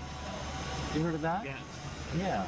Once he realizes that he's actually on a date with James O'Keefe, he literally gets up and flees in panic. No. He's genuinely concerned. He's like, well, are you okay? Don't hurt yourself. You want us to call an ambulance? No. Are you sure? Sure. I just want to ask you, why did you call black people that work from the media? And there are many ethical questions around using hidden cameras and what James O'Keefe does, and he acknowledges that. And I don't have the simple answer. I do think it's important to expose these things, especially when it's a professor, which I think is even more concerning than the fact that this guy is a news correspondent or works with NPR. I wouldn't want to have like a hidden camera on me. Undercover date with me is currently an adjunct professor at Georgetown University. If this is the kind of stuff he's teaching, that's a little crazy. So, is she another, like, what you said? Another yeah. Yeah. She is. She is. Yeah, so, he's using the C word, right? That ignorant black liberals use to describe black people that don't want to go along with the liberal agenda, right? He makes it clear that his actual views could not be shared publicly. You are a journalist, you know? I'd have to stop being a journalist for me to say what I really want to say. That's crazy, though. To give y'all what I really want to say, I just have to stop being a reporter. You have to stop being a reporter. I would have to exit news. This reminds me of the argument that Nick Fuentes is making, claiming everyone is at the individual racist in some way, some more extreme than others. This would be an example of that argument. I have to stop being a reporter that proves to his tell you argument. what I really think. Yeah. But you don't have to do that. You can still... Oh, I don't give a fuck. Like, but in terms of I'm like on the clock. Well, that's interesting. Let's hear what he really wants to say. He's like a Herschel Walker, like all that. Like Clarence Thomas, the biggest of them all. What do you think of Candace Owens? She sells out to like white people. Yeah. Yes. Selling your soul to the Uncle Sam, the white man, and it's just assuming that aligning your views with him or with that point of view is going to get you ahead, but it's actually going to set you back. He does make it clear, though, that his grudge is with black people selling their soul to the evil white man. Yet he's on a date with a white man. He's ready to get in bed with white supremacy. But yet, at the same time, he's accusing black conservatives of selling out the white people. Because I work with a bunch of stupid white people. Stupid white people? Yeah. Like, a spade is a spade. So, Like, I am ashamed, to be honest with you. I will. No, you're fine. I'm so ashamed of my race. So Candace is a too. Yeah. And he claims that many people share these views. They would probably internally be thinking, yes, you know, I agree with that. You should say this publicly. I mean, like, it would be interesting, refreshing. A lot of people would not like to hear my thoughts. No? I mean people probably would. They're probably you know what? Yes, I was thinking that. Now we must ask ourselves the question of if the race was reversed and we had video of a white person working at Fox News in the exact same scenario, what would happen with this footage? Suddenly the ethics question would go out the window. It's fascinating, really is. This stuff should be studied, right? Psychologists should write a thesis on this, okay? I'm sure So they if you're looking have. for a Christmas gift idea, this is a great one. The Extra Card Holder Pro. They have a variety of different materials. It comes separately, but you can purchase For some reason that tracker card holder device made me want to place that that. you can use on your phone to locate it. You can put cash in here. It's really well designed. Nothing comes out. You just click this button and it brings out your cards. This travel vacuum, which is pretty cool. You get the pump. But I heard talking. Guess not. Guess nothing yet.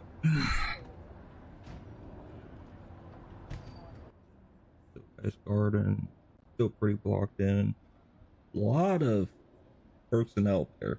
FBI, please.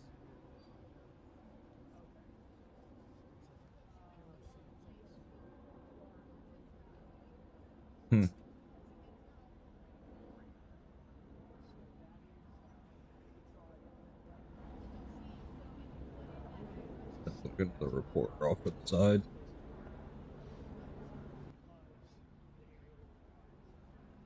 Just monitoring for now, I guess. Pump. So you put clothes in here. Vacuum seals. Right now they're running a Christmas sale up to 54% off. Use the code WARREN10 to unlock an extra 10% off at checkout. Jonathan Franklin's body of work while at NPR was focused on black culture, race, and justice, and here he is throwing around racial slurs. Now, people that disagree with James O'Keefe are probably going to find this unethical. People that are concerned with this kind of ideology are probably glad that it's exposed like this. They will probably think it's fair game. The guy named, no, his name is James O'Keefe. You heard of that? Yeah. Yeah. I don't like him. What do you think of him? He's alright. He's alright? Yeah, could be better. Could be worse. Could be worse. But could be better. Could be, how could he be better? Just, they'll be an asshole. Is he an asshole? I've heard people he's an asshole. Oh. Well, he does like the undercover stuff and like exposes people, you know, and he exposes people, you know, telling people like what they really think, you know. What do you think about that? I mean, there's a lane for that, but it's also knowing how to do it in a way that doesn't attack your integrity. Yeah, because you have to use like hidden cameras and shit. Right. Yeah. You might be wondering why Jonathan Franklin didn't recognize me in the first place, being a professor, a graduate level professor on media and journalism, and Jonathan Franklin actually refuses to believe that I'm James O'Keefe. And here's where it gets hilarious and it goes off the rails. The big reveal. Yeah. Well, the thing is that I actually am James O'Keefe. Are you? Yeah. No, you're not. No, I'm not. I'm not James O'Keefe. No, you're not. I am. Really? Yes.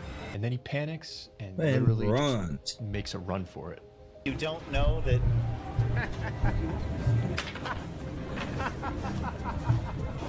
The way he runs, gee.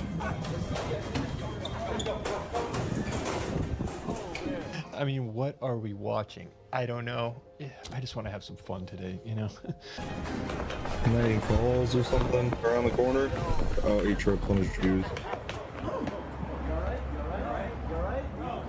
Yes, he falls, and James is very kind.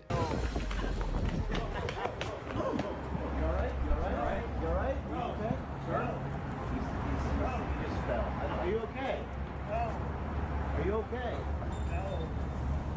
Do you want us to call an ambulance? No. Are you sure? Sure. Are you injured? Yes. What happened? I fell. You have blood? Are you okay? Yes. We don't want you to get injured. Yes, I'm injured. That's not our intent. I'm injured. Do you need us to call for help? No. Okay. Are you sure you're okay? No, I'm not okay. He's exposed. You called black people, quote, you work for CBS News, you're a national correspondent. Whoa, whoa, whoa! He's attacking the camera. Apparently he lied about working for CBS, I guess. You work for CBS News, you're a national correspondent. I don't work for CBS. You don't? No. Yeah, you're a professor, which makes it worse. I agree, that is more concerning to me. You lied about that? Yes.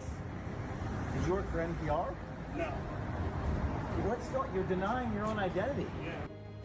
If this dude was white, right, and got caught saying the type of stuff that he just said, would he have a job? No, he wouldn't have a job. He proceeds to take him to the pharmacy to help him get Band-Aids.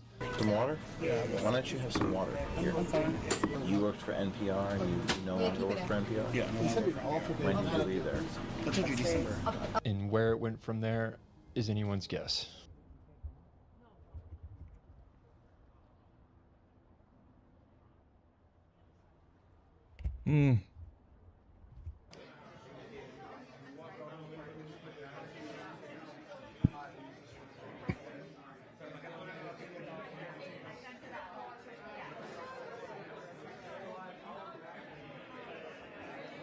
Oh, is the news conference now?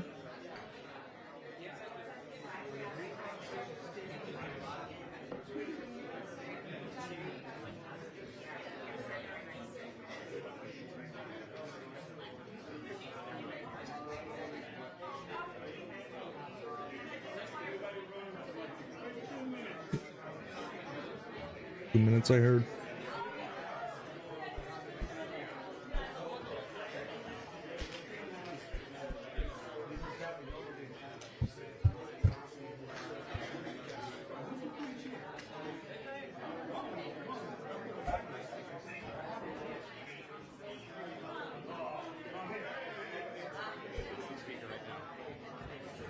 Testing 1 2 1 2 1 2. Testing. Can you hear that one? Yeah, I got it. Thank you. All right, thanks.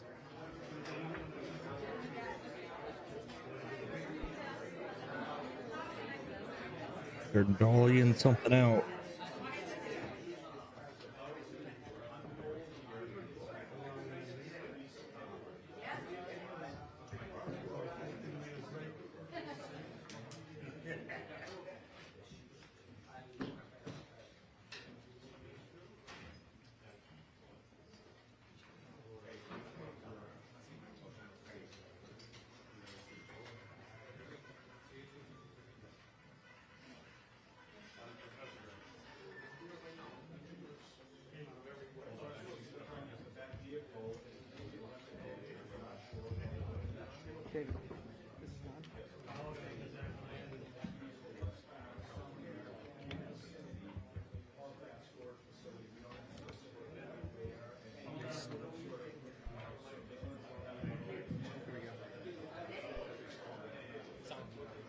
Hello, everyone.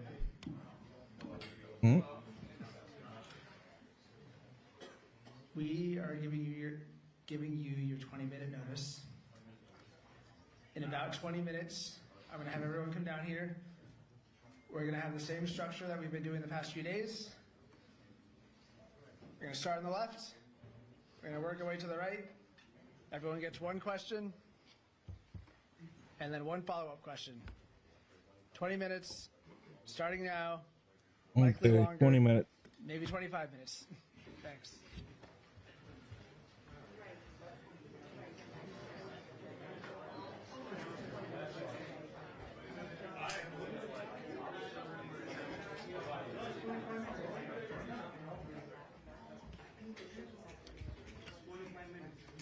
Okay, haven't got some time yet.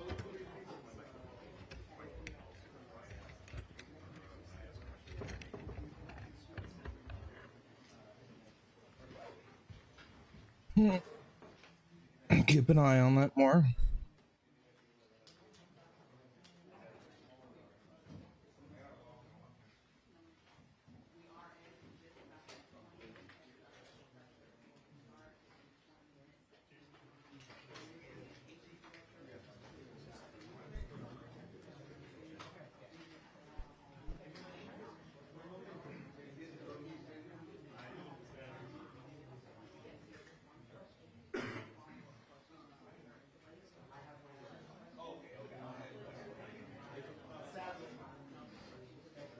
They placed a death sentence over me. I guarantee you that. The vast majority of Muslims, they don't want me dead. But according to the Islamic law, because I changed my religion or because I renounced Islam, there is a death sentence over my head. So the Islamic law says, Muhammad precisely say, whoever changes his religion, kill him. Hi guys doing, this is Sahar TV, and in today's video we'll watch Musab Hassan Yusuf on the Piers Morgan Uncensored show talking about the fact that people want to kill him, Islamists want to kill him because he left Islam and converted to a different religion. Anyone who tried to criticize Islam gets accused with Islamophobia. I am one of them. I have been saying this for many, many years. And for the last 15 years, since the social media generation, many Muslims have been radicalized because they have access to radical platforms. And now the thing is, instead of trying to help the moderate Muslims to overcome their fear and criticize and try to reform Islam, what we have been doing, we have been censoring every attempt to criticize Islam. They placed a death sentence over me. I guarantee you that the vast majority of Muslims, they don't want me dead. But according to the Islamic law, because I changed my religion or because I renounced Islam, there is a death sentence over my head. So the Islamic law says, Muhammad precisely say, whoever changes his religion, kill him. This is the death sentence that my father validated over my head because I renounced the Islamic violence and the Islamic jihadism. So now, many people don't want to be in my position. It's not a good position because they would be shunned from their families or they would be shamed by the society. They could be labeled as traitors. And these are very dangerous labels that most people don't want to have to go through. But at the end of the day, especially Muslims in the West, instead of going actually against the values of the West or exploiting the values in the West to just criticize the West, they should be doing the opposite. They should be trying to help reform Islam. Islam was written in the 7th century. Judaism also was written thousands of years ago, but the Jews were able to reform it. There are violent verses in Judaism, but it has been reformed. It has been integrated. And today in the 21st century, we cannot take ideology or a belief system from the 7th century and try to force it into the 21st century. But there are people, so this is the responsibility. Yeah, there are people. Just to add, Christians also have reformed their religion and have went through a Renaissance period. With Islam, they're still stuck in the 7th century. Their ideology is the same as in the 7th century. The fact that he has a capital punishment on his head for leaving Islam is just a living proof of that. People who say that the Quran, for example, it gets interpreted and spun deliberately to look like it's inciting violence by those who want to propagate violence. In other words, they twist the meaning of the text to suit their violent intent. And the Bible, I'm a Christian, the Bible is full of violence, obviously. But the Quran, comparative to the Bible, is nowhere near as violent. You know, it's just a fact. Shorter. But it gets twisted and used in a sort of propaganda way, as if somehow it is Did he say the Quran is nowhere near as violent as the Bible? What in the world is he talking about? 11% of the Quran is violent. Mein Kampf is only 9% violent, and look what happened to the Jewish community around the world. The truth is, you don't see Jews and Christians going and exploding themselves and bombing themselves because of their religion. With Islam, however, it's a day-to-day thing. People die almost every day because of Islam, because of terrorist attacks. What are you talking about? Misinterpreting. An entreaty of violence. Isn't that part of the problem? That I agree with you about social media, that social media is radicalizing people all over the place, and they may be being educated via social media in a very deliberate, targeted way by those who are on the extremist edge of this stuff, who are saying, look, the Quran makes it crystal clear, you have to do this, this, this, and this. Whereas most moderate Muslims I've talked to say that is not what it means at all.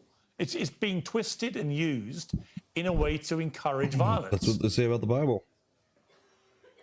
Okay, so here is what I think. I think for all those, the peaceful Muslims who don't choose violence and still identify with Islam without understanding it, first of all, I invite them to study what jihad actually means. And many try to explain jihad as inner struggle, but it's not. In the Quran, it's obvious. Jihad is a fundamental pillar in the Islamic belief system. And it's jihad where a Muslim is required to sacrifice himself or herself, if necessary, to establish a khilafah. A khilafah is a global state. It's not the Islamic State that we saw these ugly images coming out of Syria and out of Sydney. It's a global Islamic State where there is only one Islamic ruler. Islam does not believe in diversity or multiplicity. They don't believe in other religions. Actually, what it really means when Muslims say, La ilaha illallah, it means literally there is no divinity but Allah.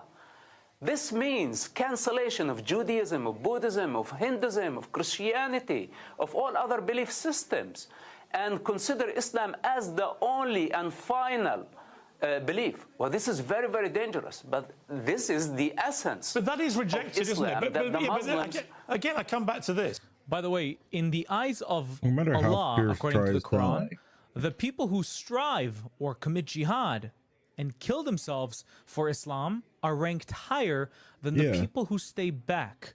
That is in their Quran. How can you misinterpret this verse? That's why a bunch of people do terrorist attacks in the Islamic community, because they know that they'll rank higher in the eyes of Allah. BS misinterpretation. That's what it says in the Quran. So in the United States, there are about 5 million Muslims and about 5 million Jews. In the UK, about 5 million Muslims and 250,000 Jews. So very different breakdown.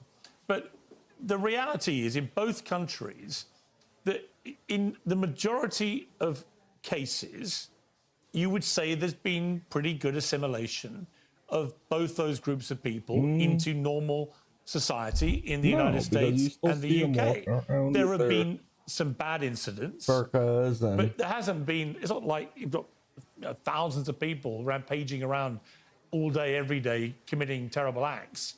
In other words, it seems to me that the majority of Muslims in the US and the UK go about their lives integrated pretty well with the culture and society. So why do they have their own Islamic courts?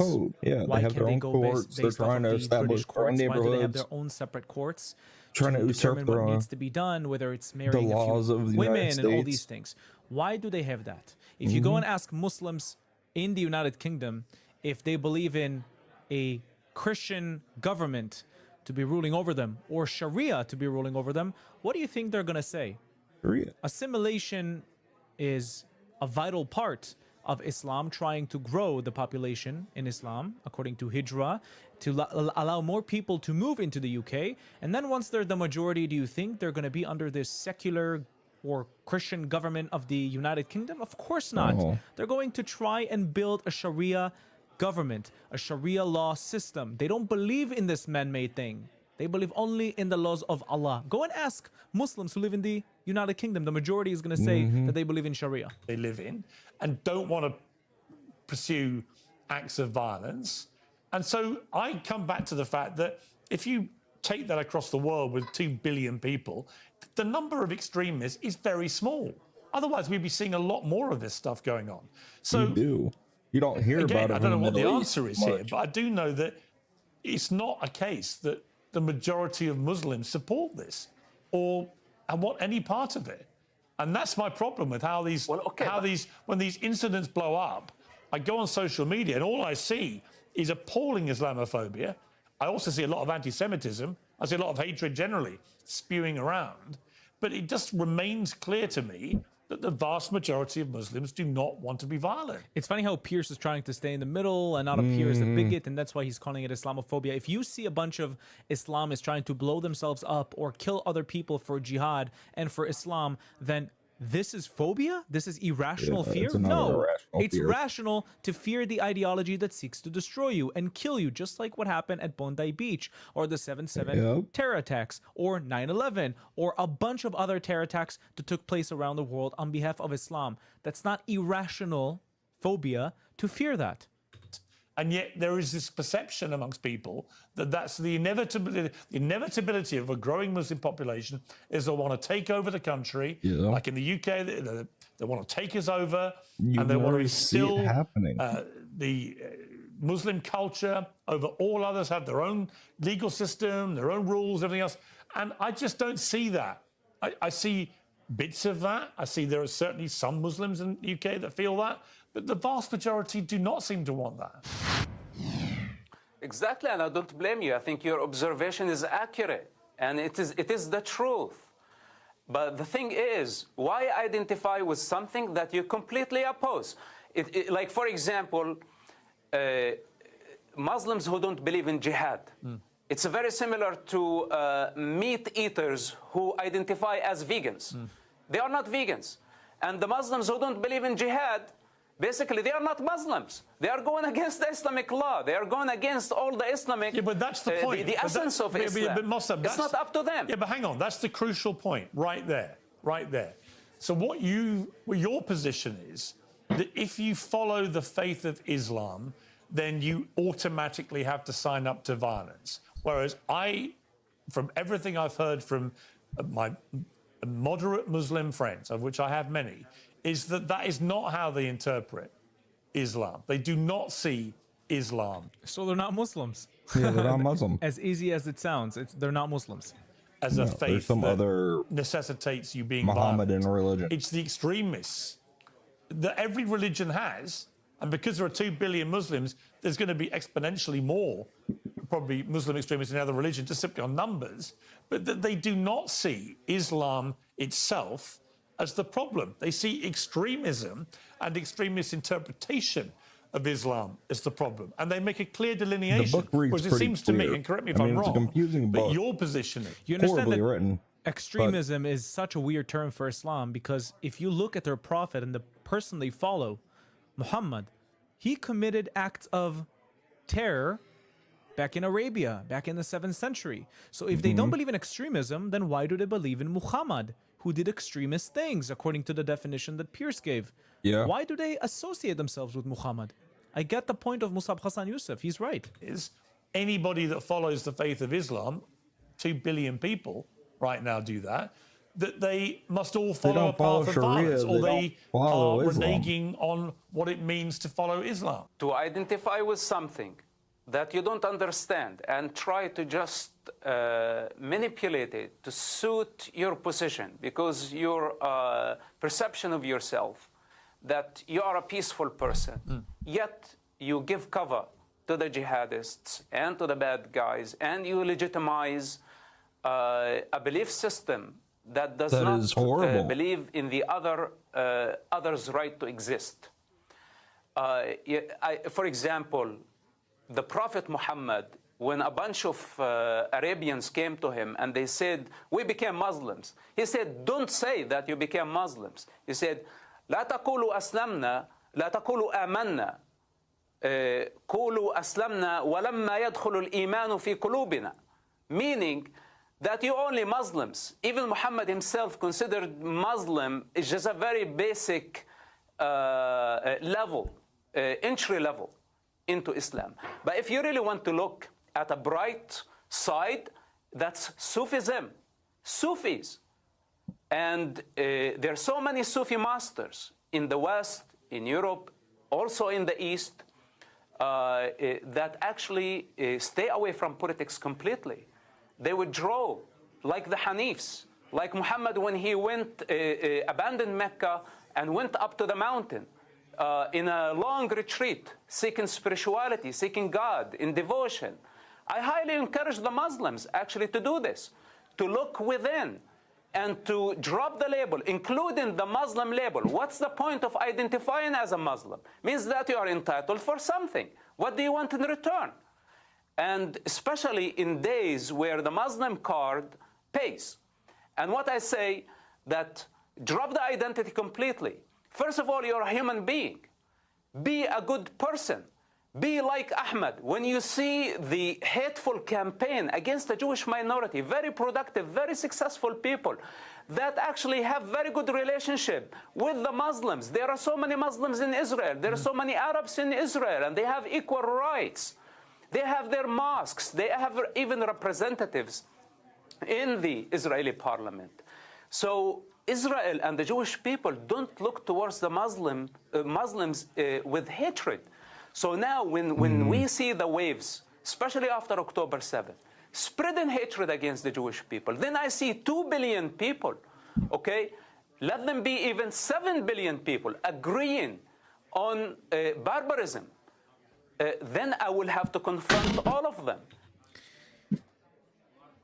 I'll include the full video down in the link in the description, but I agree with him. Why would you associate yourself with Islam if you don't believe in the Islamic rules or Islamic laws? If you don't want to do jihad, then why associate yourself with Islam? If you don't want to die for Islam, then why associate yourself with Islam? Of course, in the Quran, it says that not everybody has to go and do jihad. Some can stay back, but they'll be ranked lower in the eyes of Allah. So he's right. Why associate yourself with a group you disagree with? Or maybe you're just doing taqiyya and you're pretending. Thank you so much for watching this video. I'll see you in the next one. Bye-bye. If you'd like to watch more... common, you know, there's manipulative people. 7 minutes to go. Let me go to the bathroom. Let's see if this comes up here shortly.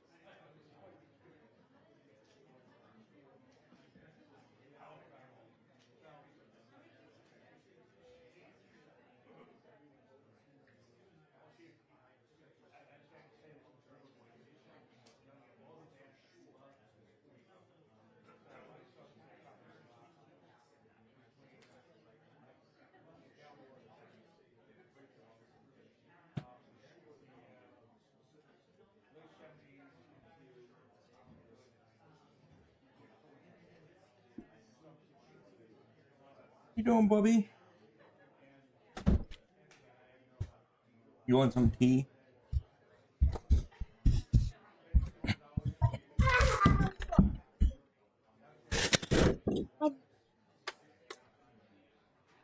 Where do you want to put your zombie picture?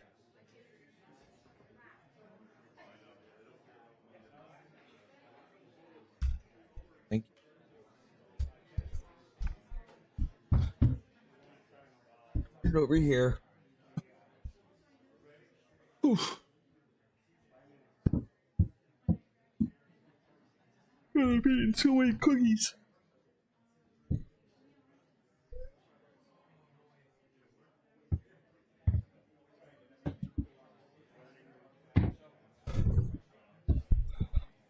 Alright, got 4 minutes.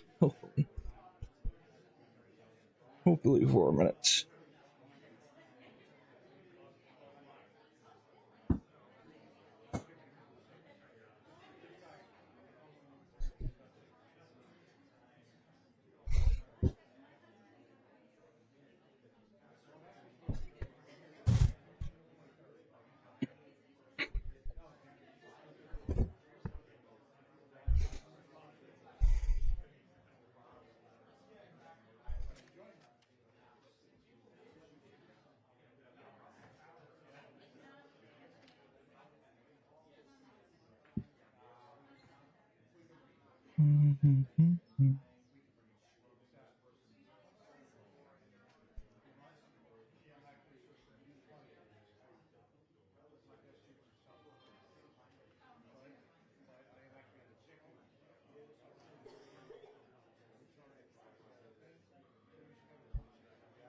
University, and then you're going to be looking at any potential weapons found or discovered tonight in their search at this warehouse. You're going to take that weapon and the shell casings and see if that matches up to the weapon they found on the suspect tonight. Presumably, they find one. Moreover, you're going to be looking at DNA evidence. You're going to be looking at fingerprints. Somewhere on that university, he had to have made entry into that school. So they're going to, they've already processed the area of the shooting at Brown U, so they want to make sure that those fingerprints match the deceased, the dead suspect tonight. And then, the data dump. They're going to be able to triangulate, has he been held up in that warehouse since the shooting? We don't know. So if he has any type of device on him, they'll be able to download that device and hopefully come up with some clues and build a timeline after the shooting. And then you have the murder of the MIT professor. Does that device connect to the shooting suspect they have tonight? Does that connect to the travel and the timeline of the MIT professor? So but a lot of data evidence that's going to have to be come through by the analyst. So in a case like this, and by the way, Jamie Copenhaver joining us, being generous with his time tonight. I'm Austin Westfall. We are awaiting, for anybody just joining us in progress, we're awaiting a press conference from officials in Providence, Rhode Island. The Providence Police Department expected to give an update sometime shortly. We got the 20-minute heads up about just a little over 20 minutes ago, but they said it could be a little bit longer than 20 minutes. So we're going to stand pat. We're going to bring you the press conference in full as soon as it begins. Does look like we have our chopper vantage point back. WBZ bringing us a bird's eye view of this scene in Salem, New Hampshire. And then we've got in the top corner of your screen a ground view of the exact same location. Obviously, the press conference is what we're watching for in the bottom box on your screen. No telling exactly when that press conference will start, but we expect it to start pretty soon here. Jamie, in a case like this, where one incident is a mass shooting on a college campus and the other is a targeted killing of a professor at his home, are different investigative units likely brought in for each situation? Well, you're going to have investigators and homicide investigators from the respective agencies. Here's the other caveat to that. You're going to have the FBI involved. You're going to have the Marshal Service involved with that. Because it was acting out with a weapon. You're going to have the Alcohol, Tobacco, and Firearms, ATF, involved for any firearm-related investigation. So they're able to trace weapons and find out who that weapon was presumably sold to. In terms of the 101 police work, I mean, the homicide detectives from Providence has already started their investigation, and now they're sharing information with this MIT investigation of the murdered professor. So all the above, and then you have the evidence collection. So, here's a good question. Dealing with the MIT professor's murder, are there any evidence that were located at that crime scene that can connect back to any of the crime scene at Brown University? i.e. the same type of bullets, the same shell casing? Was it the same type of round fired from the same weapon? So a lot of it's preliminary, but they're looking and analyzing all of the above by all the agents. A motive is still unclear at this point, but how do investigators evaluate whether the suspect may have had a targeted motive against the MIT professor? Yeah, data dumped from devices, any ledgers or manifestos that he may have written out. Unfortunately, Austin, we've seen these time after time, and after these suspects are identified, you'll always have a neighbor or a family member that'll come forth and say something along the line, you know, we knew it wasn't right with this guy. Something wasn't right. We heard him talking. He was talking about violent acts. And, you know, this stuff needs to be reported before these people act out. So they're going to look at all of the above to come up with a clear motive. And I can almost promise you that you're going to hear something from a family or a neighbor that's going to come out and say, we knew something wasn't right with this person. We just didn't report it. So, you know, they're going to do neighborhood canvasses for additional witnesses at all the crime scenes to include the shooter's neighborhood itself. They want to identify the neighbors, interview those neighbors. They may be an intricate part building a timeline, if you will. So let's just fill in some of the gaps in the timeline if we can while we await the press conference. From your perspective, what gaps still exist, and perhaps what are the most important gaps that still exist in the timeline between the MIT killing, the Brown shooting, and the suspect's arrival at the Salem storage facility? You know, first and foremost, we've heard the leaders over in Providence come out many, many times.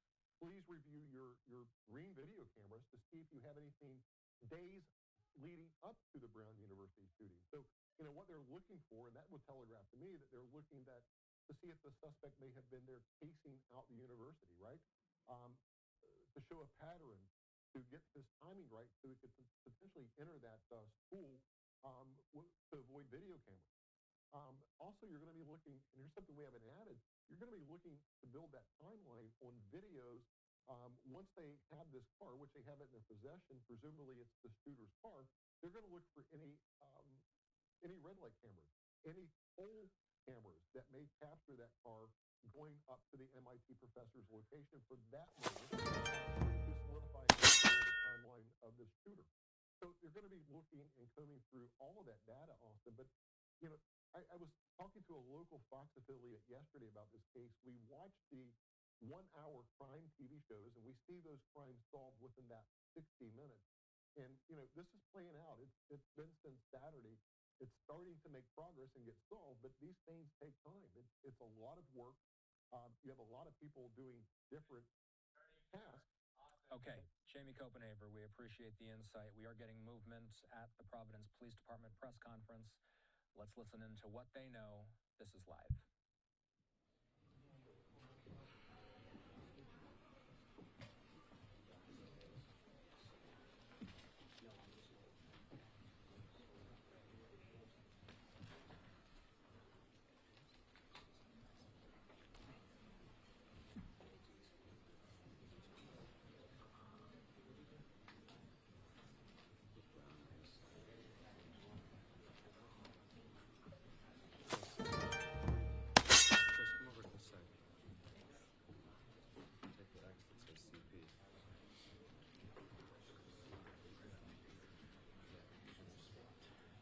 Sure.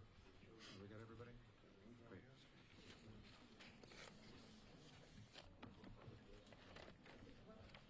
Well, good evening, everybody.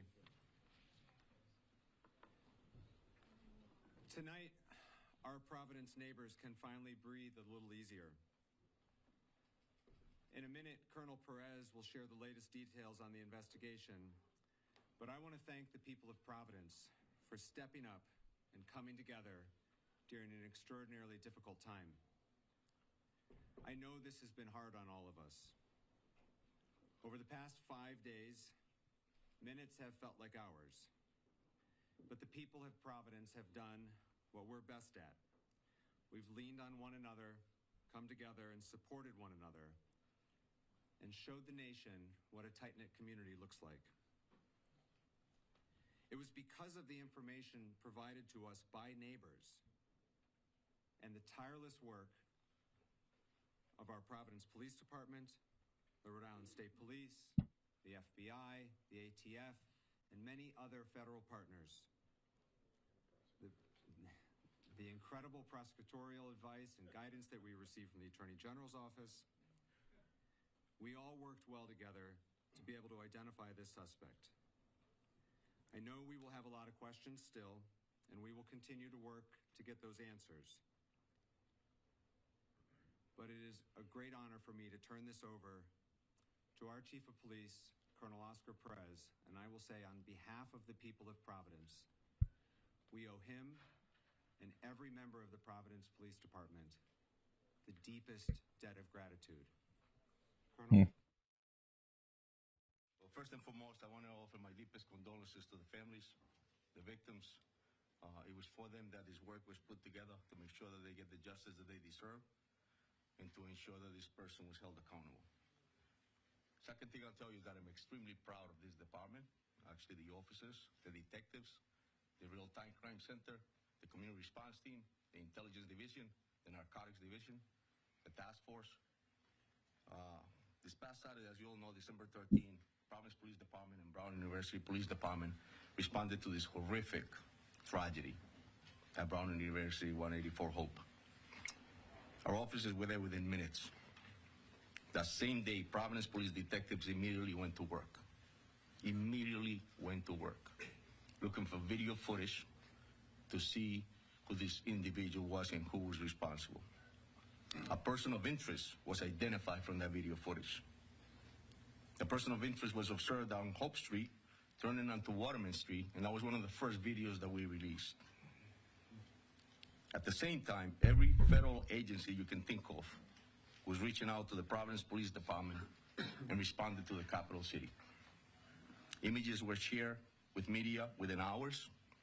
Persons of interest it was the same individual that has been the focus of this investigation since the beginning.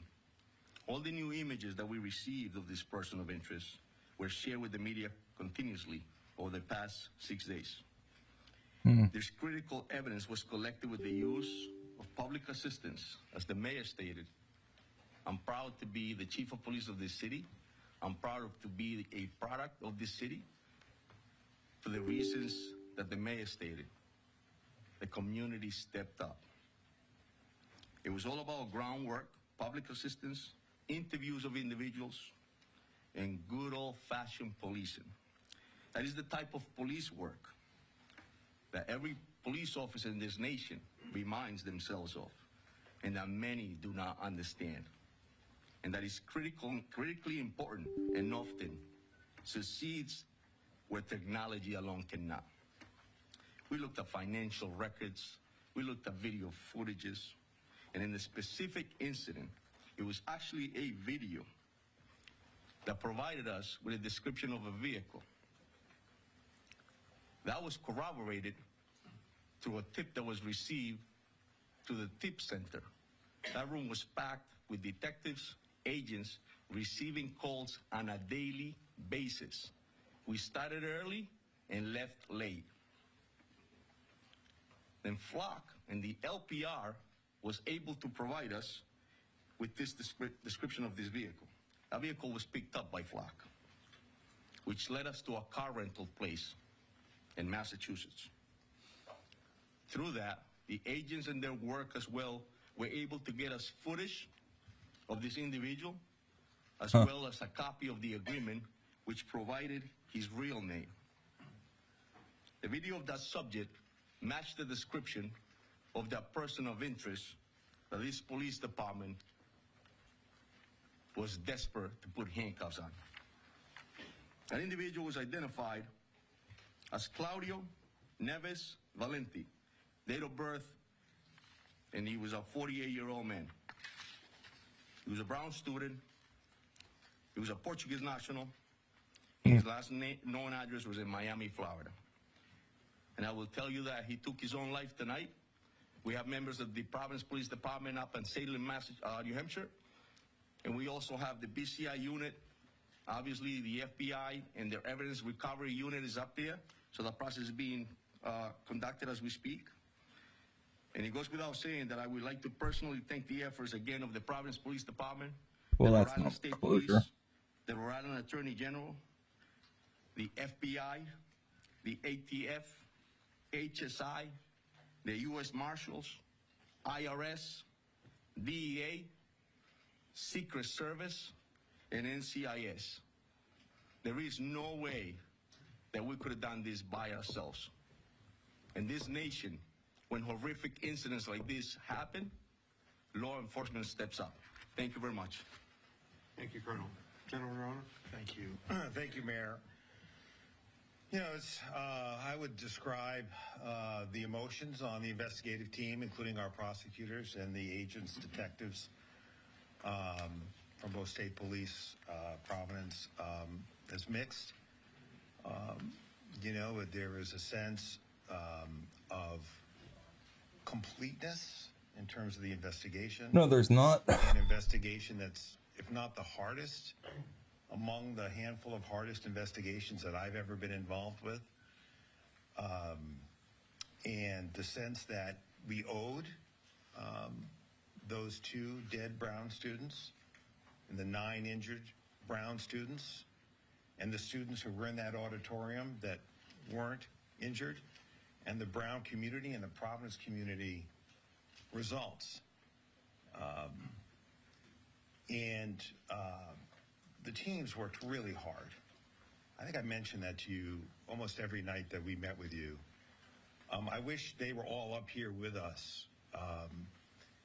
That we wouldn't fit here, but it was remarkable to see the cooperation between the FBI agents, the ATF agents, the HSI agents, the Providence police detectives, the state police detectives, our prosecutors. And I will say that everybody brought a certain expertise to the table, but it is nevertheless a sad moment when you think about those young people who were hurt, injured, or worse, or 2 of them are now deceased. You know, to me, this was always going to be an investigation where something was going to break it open. We were going to pull threads. We were going to gather evidence that would lead us in a particular direction. And I will say that if we were with you less than, well, I guess now more than 24 hours ago, we had that picture of that second individual. And I would say within an hour, no more than 2, I think it was under an hour, that person came forward to 2 Providence police officers over on the east side and said he had information, that he was that person and he had information that could help this case. And I remember last night watching his interview, and he blew this case right open. He blew it open. And that's how these cases sometimes go. You can feel like you're not making a lot of progress. Audio You can feel Manuel like you're chasing leads and they don't work out. But the team keeps going because you know, those of us with experience know that you're going to pull a lot of threads, and it's not always the first one that's going to get you where you need to go. But when you do crack it, you crack it. And that person led us to the car, which led us to the name, which led us to the photographs of that individual renting the car, which matched the clothing of our shooter here in Providence, that matched the satchel that we see here in Providence. He was found dead with a satchel, with 2 firearms, and evidence in the car that that matches exactly what we see at the scene here in Providence. And so I know that you and the public have questions about how we got from a place yesterday where all we could share with you was a photograph of someone we wanted to talk to where we got to tonight. And so we got a state arrest warrant for murder today that was signed by a district court judge for this individual. There won't be a prosecution now, of course, but that affidavit is on our website, and you will be able to see more and read more about how this investigation unfolded. I won't get you all the way there because there are some things that happened afterwards which led us to this suspect's body in New Hampshire, but it will, I think, tell you, give you a sense of the work that went into this by the line prosecutors and the line agents and detectives from the agencies that work so well together. So, you know, as I said, it's with mixed emotions. It is unimaginable, the pain that the parents and families of the deceased are feeling tonight and will feel undoubtedly for quite a while. But I hope that by bringing this person to justice, that we can at least give them the beginnings of some measure of closure. And I want to thank you all for your patience with me when I got a little testy with some of you. Those of you who know me from Rhode Island, you know that's my nature. So I really want to thank you for your patience. Thank you. Thank you, General. As has been said several times, the partnership with the FBI was invaluable. And so it's a pleasure to introduce Special Agent in charge of FBI, Ted Dox. Thank you, Mayor. And good evening. My name is Ted Dox, Special Agent in charge of FBI Boston. We got him. Shortly before 9 o'clock tonight, the FBI SWAT team executed court-authorized search warrants at a storage unit facility in Hampshire Road in Salem, New Hampshire. This is where we located Claudio Neves Valente, the individual who we believe was responsible for the Brown shooting. The latest developments in an intense 5-day manhunt and is a result of an incredible amount of work dedicated by the law enforcement teams. So he was a student of Brown. Every single agency brought their unique skills and expertise to this investigation. And we're motivated by the victims and survivors of this horrific incident. Even though the suspect was found dead tonight, our work is not done. There are many questions that need to be answered. There's a lot of evidence that needs to be processed. And most importantly, the victims and their families deserve special care and consideration. The FBI and our partners across Rhode Island, Massachusetts, and New Hampshire will continue to search for answers for the victims, survivors, and their families. To see what motivated this individual to carry out such a senseless act of violence. From the onset of this critical incident, it's been all hands on deck. The FBI deployed approximately 500 special agents, analysts, task force officers, and support personnel to assist our partners in this investigation. In addition to this extra manpower, all our specialty teams were activated, including Evidence Response Team, SWAT, Divert, and Victim Services Response Team, just to name a few. A special thanks to you, the media, as well as to the community. My sincere thanks to Colonel Perez, Colonel Weaver, AG Nerona, Brown University PD, and all of our partners. This was truly a team effort. Thank you. Thank you. Another critical partner at every step along the way was the ATF. I'd like to introduce Special Agent in charge of the ATF, Tom Greco. Good evening. My name is Tom Greco, a Special Agent in charge of ATF Boston. From the moment 911 reports of the shooting at Brown University came through, there's been an around-the-clock effort to identify the perpetrator and to protect the community. The men and women of ATF, including our special agents, our intelligence research specialists, and our support personnel, have been proud to support and be part of that effort, leveraging our unique experience, dedicated investigators, canine handlers, and crime gun intelligence technology such as NIBIN, the National Integrated Ballistics Information Network, to compare ballistic evidence, and our other available tools to support the investigation, and to help identify Claudio Neves Valente as the individual that we believe was responsible. ATF's mission, first and foremost, is to protect communities from violent crime. Each individual in this country deserves to live in peace and security in their homes, in their schools, in their places of worship, and in the streets. The actions of Claudio Neves Valente stole that right and terrorized the community. I'd like to emphasize to the public, this was a highly dangerous individual capable of extreme violence. And we're happy to have been part of this investigation and proud to have worked with our partners to identify him and see this through. Thank you very much. Thank you very much. From the very outset on Saturday, from our first press conference in the fire station to today, Rhode Island Governor Dan McKee has been by Providence's side every step of the way.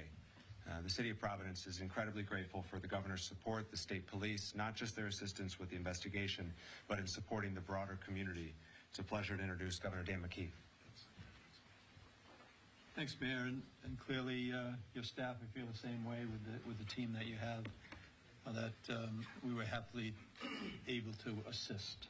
And as a former mayor, many of here in the audience know that I've been a mayor, some don't, but I empathize and sympathize with the position that you were in and the fact that you needed people to follow the lead of the Providence police and to partner in with some extraordinary people, whether it's with the FBI or the ATF, and of course our state police as well. From the very beginning, my thoughts as a dad was with the families who suffered from the shooting. The unthinkable happened in our state. The unthinkable happened in Providence. The unthinkable happened at Brown University. And we're going to be forever changed. But our commitment from the state level is to continue to support Providence, Brown, and the people of the state of Rhode Island in the recovery. That's going to take a great deal of time. But I do say this. The professionalism that I saw in the law enforcement should make everyone that lives in our state and beyond our borders feel very safe. These things happen, but it requires some professional help in law enforcement to bring it to the conclusion that we've been able to bring it to. So, Colonel, thank you, everybody involved. And again, we will stand with Providence and Brown University and the people of the state of Rhode Island to provide the help that will be needed in the recovery in a trauma like this. Thank you, Governor. Throughout the year, the Rhode Island State Police is an incredible partner to Providence, but during this investigation, their support was invaluable. I introduce Colonel of State Police, Colonel Weaver.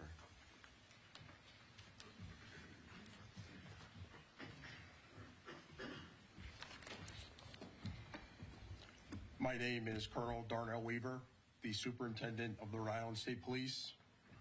I want to begin by recognizing the excellent and exceptional efforts of the Providence Police Department and Colonel Oscar Perez. From the very first moments of this investigation, the Providence Police Department has worked collaboratively and relentlessly day and night on this investigation while protecting our capital city. Their detectives followed facts, developed evidence, and pursued every credible lead. Colonel Perez's leadership has been steady and decisive, focused on identifying the person responsible for this tragedy. As always, our troopers stepped up, working shoulder to shoulder with the Providence Police and our local, state, and federal partners. I want to give particular recognition to our detectives, whose diligence and dedication contributed to this investigation. Our detectives and division leadership operated as a unified team, sharing intelligence, resources, and expertise. This has truly been an all-hands-on-deck investigation, as virtually every trooper has taken extra shifts to help support the efforts in Providence, and I have never been prouder to be a member of the Rhode Island State Police.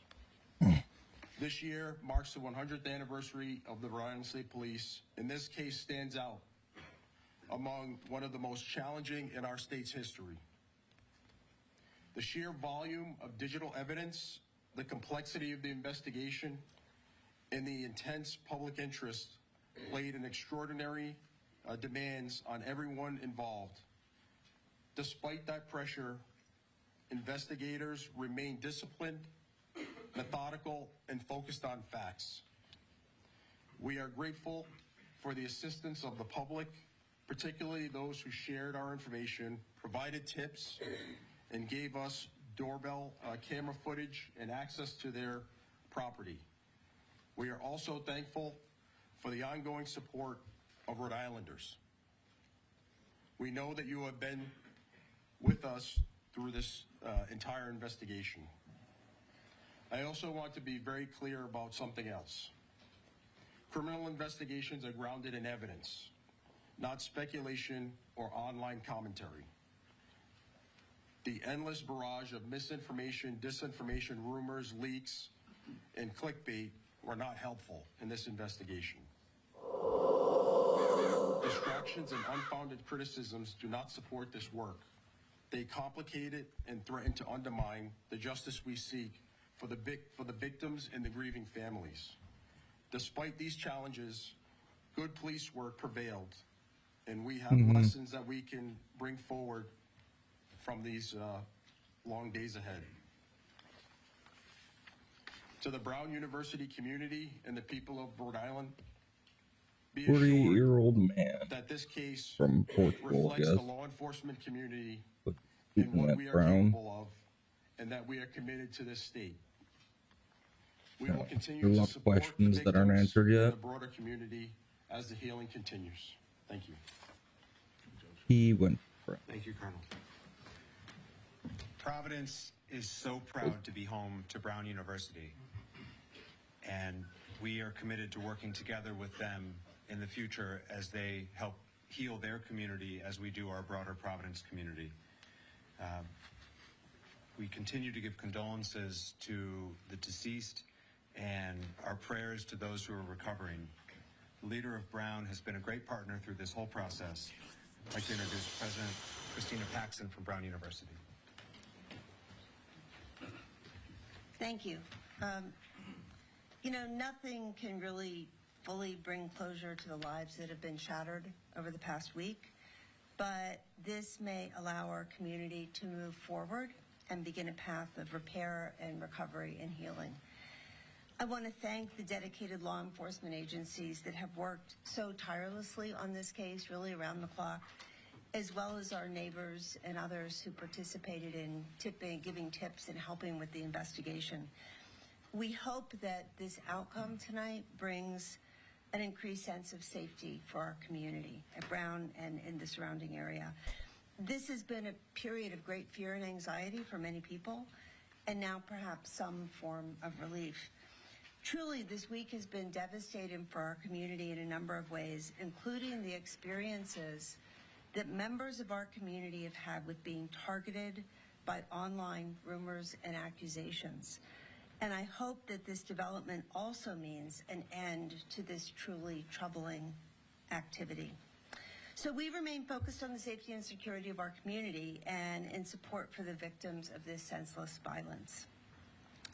Now, we know the public and our own Brown community members will want to know more about the individual now identified by law enforcement as the suspect in last weekend's shooting. And we can confirm the following to the best of our knowledge, based on our review in the very short authorities made us aware of this development. And we provided this information to law enforcement as they build their case and wrap up the investigation. So Claudia Manuel Neves Valente was enrolled at Brown from the fall of 2000 to the spring of 2001.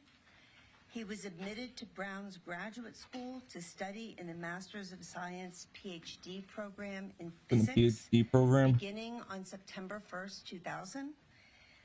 And he took a leave of absence effective April 2001 before formally withdrawing effective July 31st, 2003. During his time at Brown, Nueves Valente was enrolled only in physics classes. The majority of physics classes at Brown have always been held within the Barris and Hawley classrooms. Now, detailed records indicating where specific courses were held don't extend back to 2001.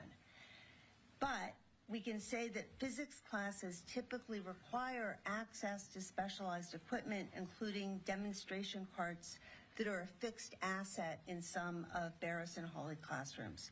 So I think it's safe to assume that this man, when he was a student, spent a great deal of time in that building for classes and other activities as a PhD student in physics. He has no current active affiliation with the university or campus presence. So again, we thank law enforcement and so many others for extensive work on this case, day and night, and we look forward to a sense of restored safety for Brown, Providence, and the Rhode Island communities. Thank you. Thank you, President Paxson. The last speaker, and then we will take your questions, is the Chief of the Brown Police Department, Chief Chapman. Remember, his officers were the first to respond on Saturday, and we are so grateful for both their immediate and heroic response and their partnership over the last 5 days. Chief? I want to express my ongoing prayers and care and concern for our entire community. I certainly also want to acknowledge and thank the men and women of the Brown University Police and Public Safety for their efforts. As you see, this was a Herculean task and required a lot of collaboration and work. And our officers and our public safety personnel were shoulder to shoulder with these assets. I do want to also thank all of you who have helped citizens and law enforcement. That partnership and collaboration means the world to us, and we couldn't have gotten there without you. So thank you. Thank you, Chief. We'll now open up to questions. Go ahead. Go ahead. What led authorities to link the incidents between Brown University and MIT? And I can follow up to that. Yeah, I'll start. I'll just tell you that a lot of the information and evidence that we ended up gathering linked us to a connection up in Massachusetts, but obviously at the MIT. But I feel a respect to the authorities in Mass as well as the FBI that's for them to comment. But I'll tell you that the groundwork that started in the city of Providence by our detectives, the detective division under the command of Major LaPayne, as well as the federal partners that we had in our room upstairs, and ATF, the FBI, led us to that connection. And so that was great work. Well, does FBI want to weigh in on that? And then I have a follow-up. I think through that particular link that you're talking about, that case is being worked out of Massachusetts with the leadership of U.S. Attorney Leah Foley. I believe that they're having a press conference today as well, where they'll reveal more to the general public at that time. I'd be remiss to start and kind of talk on this, to let them kind of had first dibs to kind of be the ones to tell the public about those particular links. And your follow-up. But your follow-up, sir. As for the second person who came forward, what did that person tell you, and did that person know the shooter? So yeah, obviously I had mentioned at the last press conference that it was a person that we wanted to speak with. The work of the video collections that we had led us to identify that there was a person that actually encountered this individual. So it corroborated everything that we saw. We saw a person of interest. We saw that there was a vehicle involved. When this person came in, broke the case in the sense that explained to us exactly what we thought we had seen and put that individual at the crime scene. Obviously, that was the break, because we knew that we were in the right direction to ensure that we were going after this individual. Obviously, took his life. Colonel. Go ahead. Steve. Thank you, Mayor. Did Mr. Valenti act alone, and is there an anti-Semitism component behind this, do you expect? As far as we know, Steve, he acted alone. And is there an anti-Semitism component to this? No, that we know of, no. John. Colonel, what was the events that led to the storage facility? So was he pursued there? Did he know authorities were going after him? When was he last alive? Like, how did that play out? So it plays out in the sense that we obviously, I just stated, we collected all the evidence. We were able to learn that there was a rental vehicle. We learned about that vehicle. There was financial records that were verified by the FBI, obviously, and other agencies. I'm sorry, actually, so another agency, so multiple agencies that verified financial records that brought us to that site to know that he had actually rented a site at the storage unit, and then we ended up in Salem. In a follow-up. Yeah. When he did that, did he know authorities were coming, or did he just go and, like, how long had he been in that storage unit? That we're not aware of, John, in the sense that all we knew is that we were on a manhunt, and that's what he led us to. So. Amanda. Why wouldn't they have that information already? Foreigner should be able to tell you how long he's been dead. 20 years ago. His last known address was in Miami, but now he's here at Brown University, potentially also at MIT. What do you know about what brought him up here? There's going to be unknown answers that we have no answer as far as that. Obviously, came up here and committed this horrific incident and this tragedy, and that's all we knew. Our mission was to ensure that we could find him and bring him to justice. But yeah, no. At this point, correct. My follow-up is of the evidence that you've collected. Have you collected the handgun that you believe was used in the shooting? Have you collected any type of manifesto or evidence? Have you planned more shootings? So as far as I know, that's the FBI evidence recovery team is up in Salem, New Hampshire, and they're collecting whatever evidence is up there. This happened just now, as before we came up here. Bill. Any criminal history, political affiliations, any social media? Nothing that they're gonna add now. You can report to us about Mr. Valenti. Nothing that I know of, Steve. Behind him. Go ahead, white shirt. Is there any indication that Mr. Valenti was planning any future attacks? Nothing that we know of, no. In the way back. Special Agent Docs, can you also tell us if the connection, I know you said you can't talk too much about the MIT, but the fact that it was a physics professor at MIT and then the physics building and he was studying physics, have you tied all that up, and does that leave, why target one person in Massachusetts and then a whole class here in Providence? Yes, it is true that Mr. Valenti was a physics student. Also, we know that the MIT, the victim there, was in that discipline as well. I will tell you that there's multiple phases to an investigation. And so now, in a sense that we know the subject is deceased, now that investigation continues to find out all of those answers to your question, sir. Did you go to school with Professor? Did you go to school with Professor who was killed? Can Brown answer that? It is believed that in Lisbon, that those two individuals attended the same university in Portugal. You have a follow-up in the back.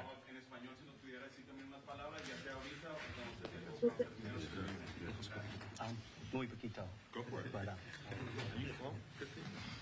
Sorry, empiezo desde el principio. Lo que nos pueda resumir acerca del caso, ¿qué fue lo que conllevó a que ustedes pudieran dar con el paradero del sospechoso y las conexiones que tuvieron? ¿Cómo llegaron a rastrearlo y más que nada a qué atribuye todo eso? Can't get subtitles The for it. question was if I can briefly explain how we got to this individual and what occurred. So, verdaderamente lo que pasó, obviamente el incidente del sábado 13 nos llevó a tomar evidencias, colectar evidencias de videos, de informaciones, y expliqué que es muy importante el trabajo de los policías y los detectives en el piso, haciendo el trabajo duro, recolectando videos, recolectando testimonios. En este tipo de casos recibimos información, obviamente, de los videos que colectamos. Nos dimos cuenta que había un vehículo de interés y una persona de interés desde el principio. Eso nos llevó a después informarnos de la placa del carro, la descripción del carro, y eso nos llevó a darnos cuenta de que esa persona había rentado el vehículo en una compañía en Massachusetts. Después de que fue a Massachusetts, cogimos videos de la persona. Esa persona era en la misma descripción de la persona de interés de nosotros acá en la ciudad de Providence. There's still too many questions around this person and potentially the MIT murder that he did as well. A lot of dots to connect yet. En esta noche hay una entrada táctica del equipo del FBI. I don't understand how they didn't come up here with the information of how long that man's been dead. Ahora estamos investigando más si hay otras algo que Or necesitamos saber más usually de él. tell fairly quickly, give you a general time frame. They haven't found that yet, because they haven't looked at that. Again, The FBI recovery team and forensics are up in Salem, New Hampshire. At this point, we don't have any of that. Any indication of why now? What's the significance behind why this happened on Saturday? That we don't know. Yeah, I don't think we know the answer to that question. I think there's a lot of unknowns with respect Yeah, to too many motive. unknowns. I mean, I think that the real issue here is the key was to identify this person, as we talked about yesterday. I think there are other answers that are coming, but once we're able to identify him, thanks to that individual who came forward, who led us to a plate, which led us to a rental car, which led us to that he rented that car in his own name.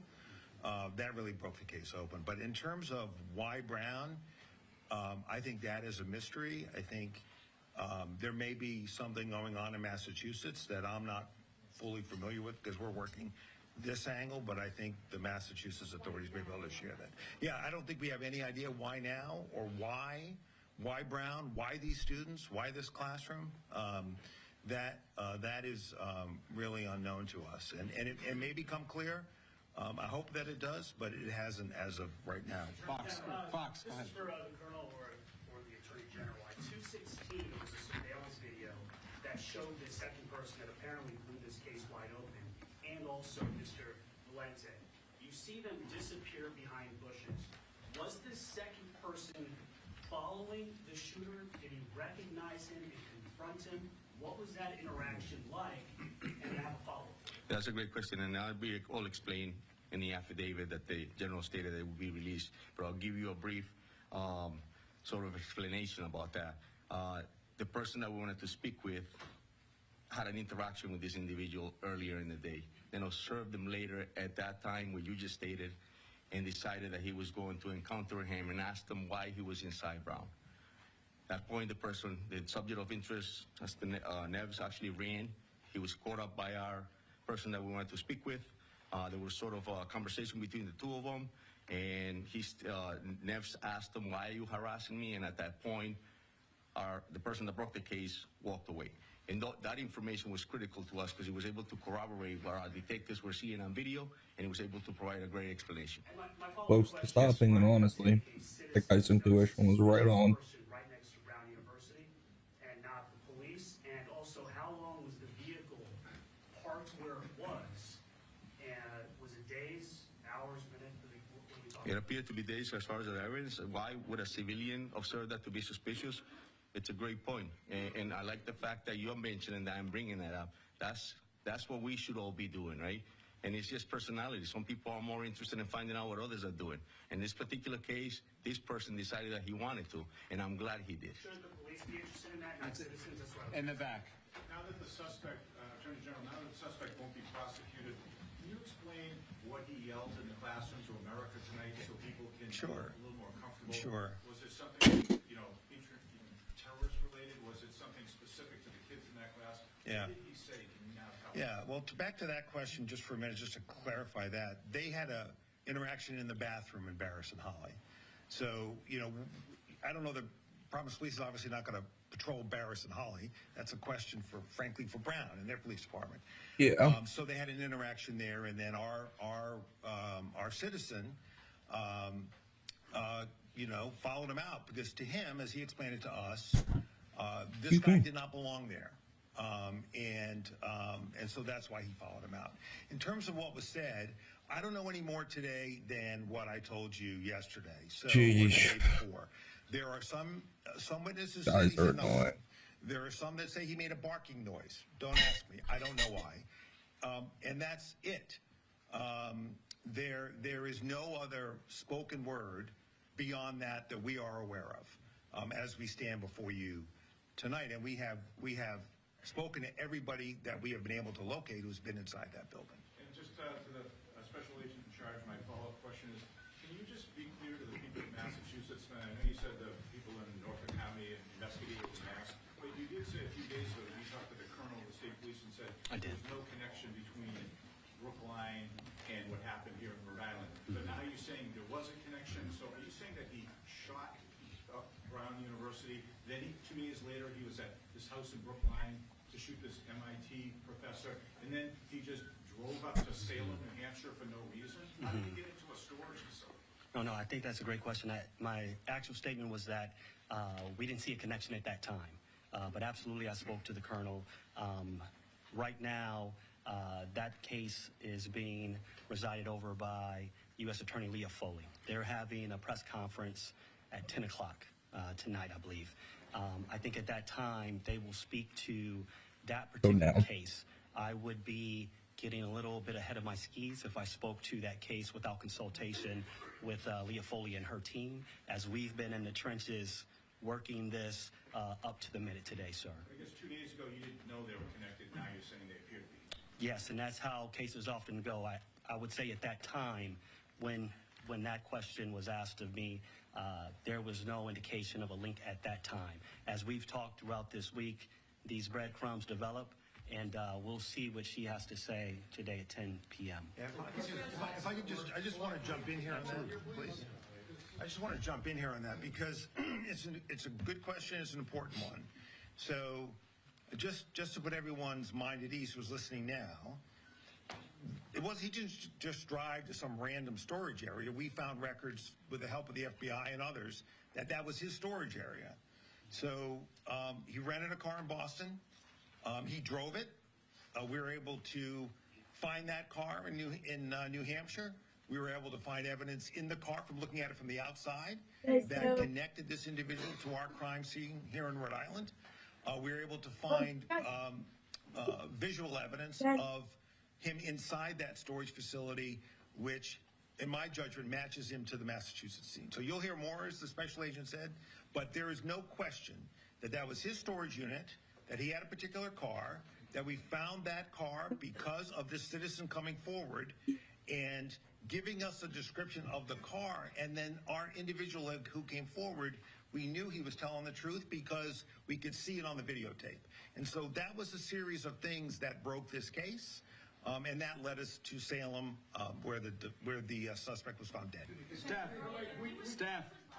Believed to be living in Miami. Did he fly here at some point? How long was he in Providence for, and when did he obtain the guns? Go ahead. Yeah, he did, like I said, it will be in the affidavit, but he did fly into Providence, I believe, earlier October, I believe. That's the right date. And what was the other question? I'm sorry, Steph. Did he buy the guns here, or where did he get the guns? So I'm sorry, I can't answer. Yeah. We don't know the answer to that, Steph, as we stand here right now. Okay, you can't fly with them, so assuming you got them sometime after he arrived. Well, that's possible. What we do know is that he was moving around New England in that October, November, December area. You remember, we just we know that there's a body in New Hampshire. We know that there are guns at the scene. It still remains to be examined, comparing those guns to the ballistics evidence we have in Rhode Island, and I imagine they'll do that in Massachusetts, but again, that's somebody else's investigation.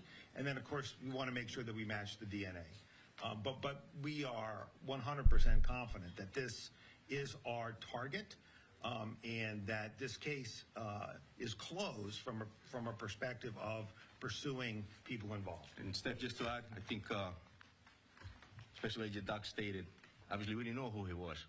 And so it's very difficult to know what a person did prior without any knowledge of who that person is. Dan. Can I just ask Special Agent this question? It sounds like from everything everybody's saying that the person who... A lot of they don't know, they don't.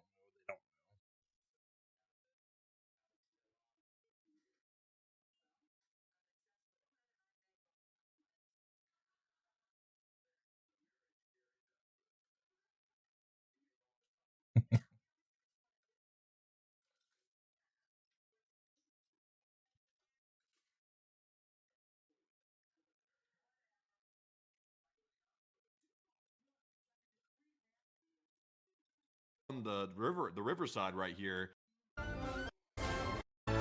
War News stream, and today was an action-packed day, considering that Estonia is always yapping about Russia potentially invading them, and meanwhile, right here is an unguarded section of the border right here.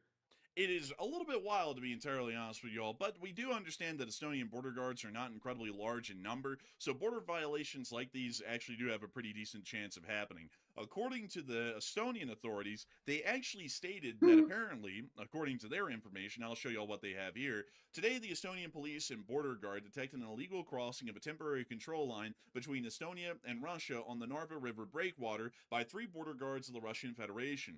The Estonian border guard patrols responded to the border incident. After a short time, the Russian border guards returned to Russian territory. Estonia will request an explanation at a meeting of border representatives tomorrow, and the Estonian Ministry of Foreign Affairs will summon the charge d'affaires of the Russian embassy in Estonia. Generally, this is quite a serious incident, and I've got to explain to you all why. An armed force of any country crossing into the territory of another without any official explanation, really even with an explanation, it is a serious provocative action. It is one that is generally showing that they are challenging the sovereignty of Estonia over the smaller strip of land that you can see right here. And generally, a lot of people would always think, oh, it's just a little strip of land, it's no big deal. But this is how countries start getting into border wars. As a matter of fact, the war between Imperial Japan and the Republic of China, that generally some scholars say started the Second World War, was started over a bridge called the Marco Polo Bridge. The Japanese claimed that they controlled the entirety of the bridge. The Republic of China claimed that they controlled half of the bridge crossing the river. That then led to a border conflict between the two sides, and then that's what led to the Imperial Japanese Army going to war with the Chinese and pretty much starting off the Second World War within the Pacific. So it's clearly not a small deal. You can literally talk about half of a bridge, and half of a bridge can make an entire half of the Second World War a reality. So the fact that the Russian border guards crossed into this area, we're assuming armed, since all Russian border guards are armed, is something that is wildly provocative, and it is challenging the sovereignty of the Estonians and pretty much daring them to make a response to the ongoing violation of sovereignty that occurred within this area. As a matter of fact, I'd be entirely honest with y'all, this is even more concerning than Russian flights violating NATO airspace like the MiG-31s in the past, because manned attempts to go in on the ground and sit inside of another country's borders is clearly showing that they are trying to exhibit or exude some form of control over that small territorial region and pretty much attempt to absorb it back into the Russian Federation in some way, shape, or form. This means that we're probably going to be seeing in the future that there's going to be heightened tensions even further along the Estonian-Russian border, but for now, the Estonians are trying to play it incredibly low-key. The Estonians are apparently going to call up the Russians and at least have their ambassador, charge d'affaires, show up to the embassy in Estonia and say, why you cross border, and then see what their answer is. Clearly, their answer is probably going to be something along the lines of, oh, they didn't know. And that would be a little bit stupid, considering that border guards are trained on where the border is, especially in an area where there is some form of a border demarked within the middle of a river or within a body of water.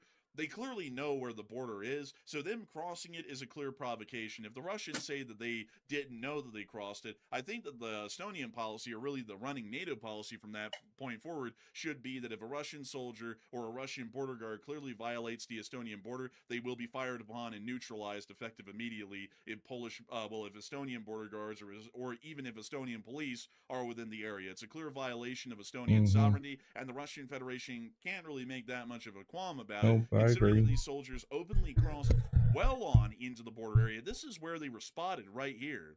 If we measure how far in that is into the Estonian border from where they had to walk from, they had made it about an entire 1,000 feet into Estonia. That's not something that you just mess up on. That's something that you deliberately do. And the fact that they also walked all the way back after wandering down this berm, they then walked right back into Russia afterwards, shows that this was some sort of a larger approved action or a plan, and they didn't hurry, from what we know, at least according to the Estonian statements, back on into the Russian Federation. They kind of just meandered their way back casually without even really caring that they were violating the sovereignty of an entire country next door. So it is showing Also, it seems like, because I really couldn't tell where that video was being filmed from that we got from the Estonians, it clearly appeared to be maybe a border camera or some type of post that was aimed toward the border with Russia for surveillance. But, I really couldn't tell where that was being filmed from. Also, I did see some people in the chat mentioning, they said, well, at least if Estonia doesn't have border guards stationed along the entire border in every single spot, which in my opinion, they should probably have that because, Russia's threatening their sovereignty.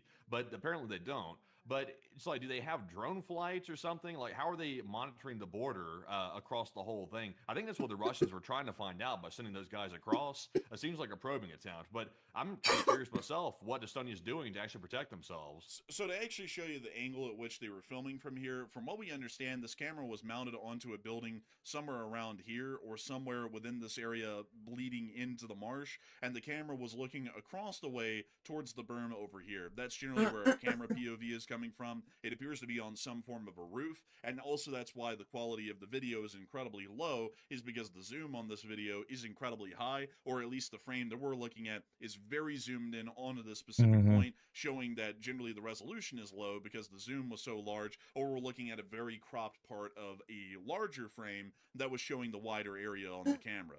I would assume that the Estonian border guards probably conduct intermittent patrols throughout the border. Let me go and look at this really quickly. The Estonian I thought they went up down the river. Let me go look at the number here really quickly. And they currently have let's see here.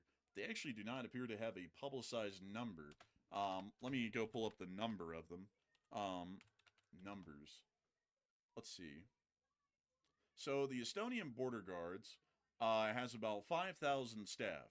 So that's about a very large brigade, or a brigade and a half brigade, or basically a brigade and a couple of battalions worth of border guards. And that's to patrol the borders of their entire country. That would include border patrols in the Gulf of Finland. That would also include border patrols inside the Baltic Sea, and then along their land border with the Russian Federation, where we probably see the highest concentration. I'd assume that they probably use a lot of security cameras like the one we saw at Vestnarva that was being used to try and keep an eye on the border and then respond to incidents whenever they evolve.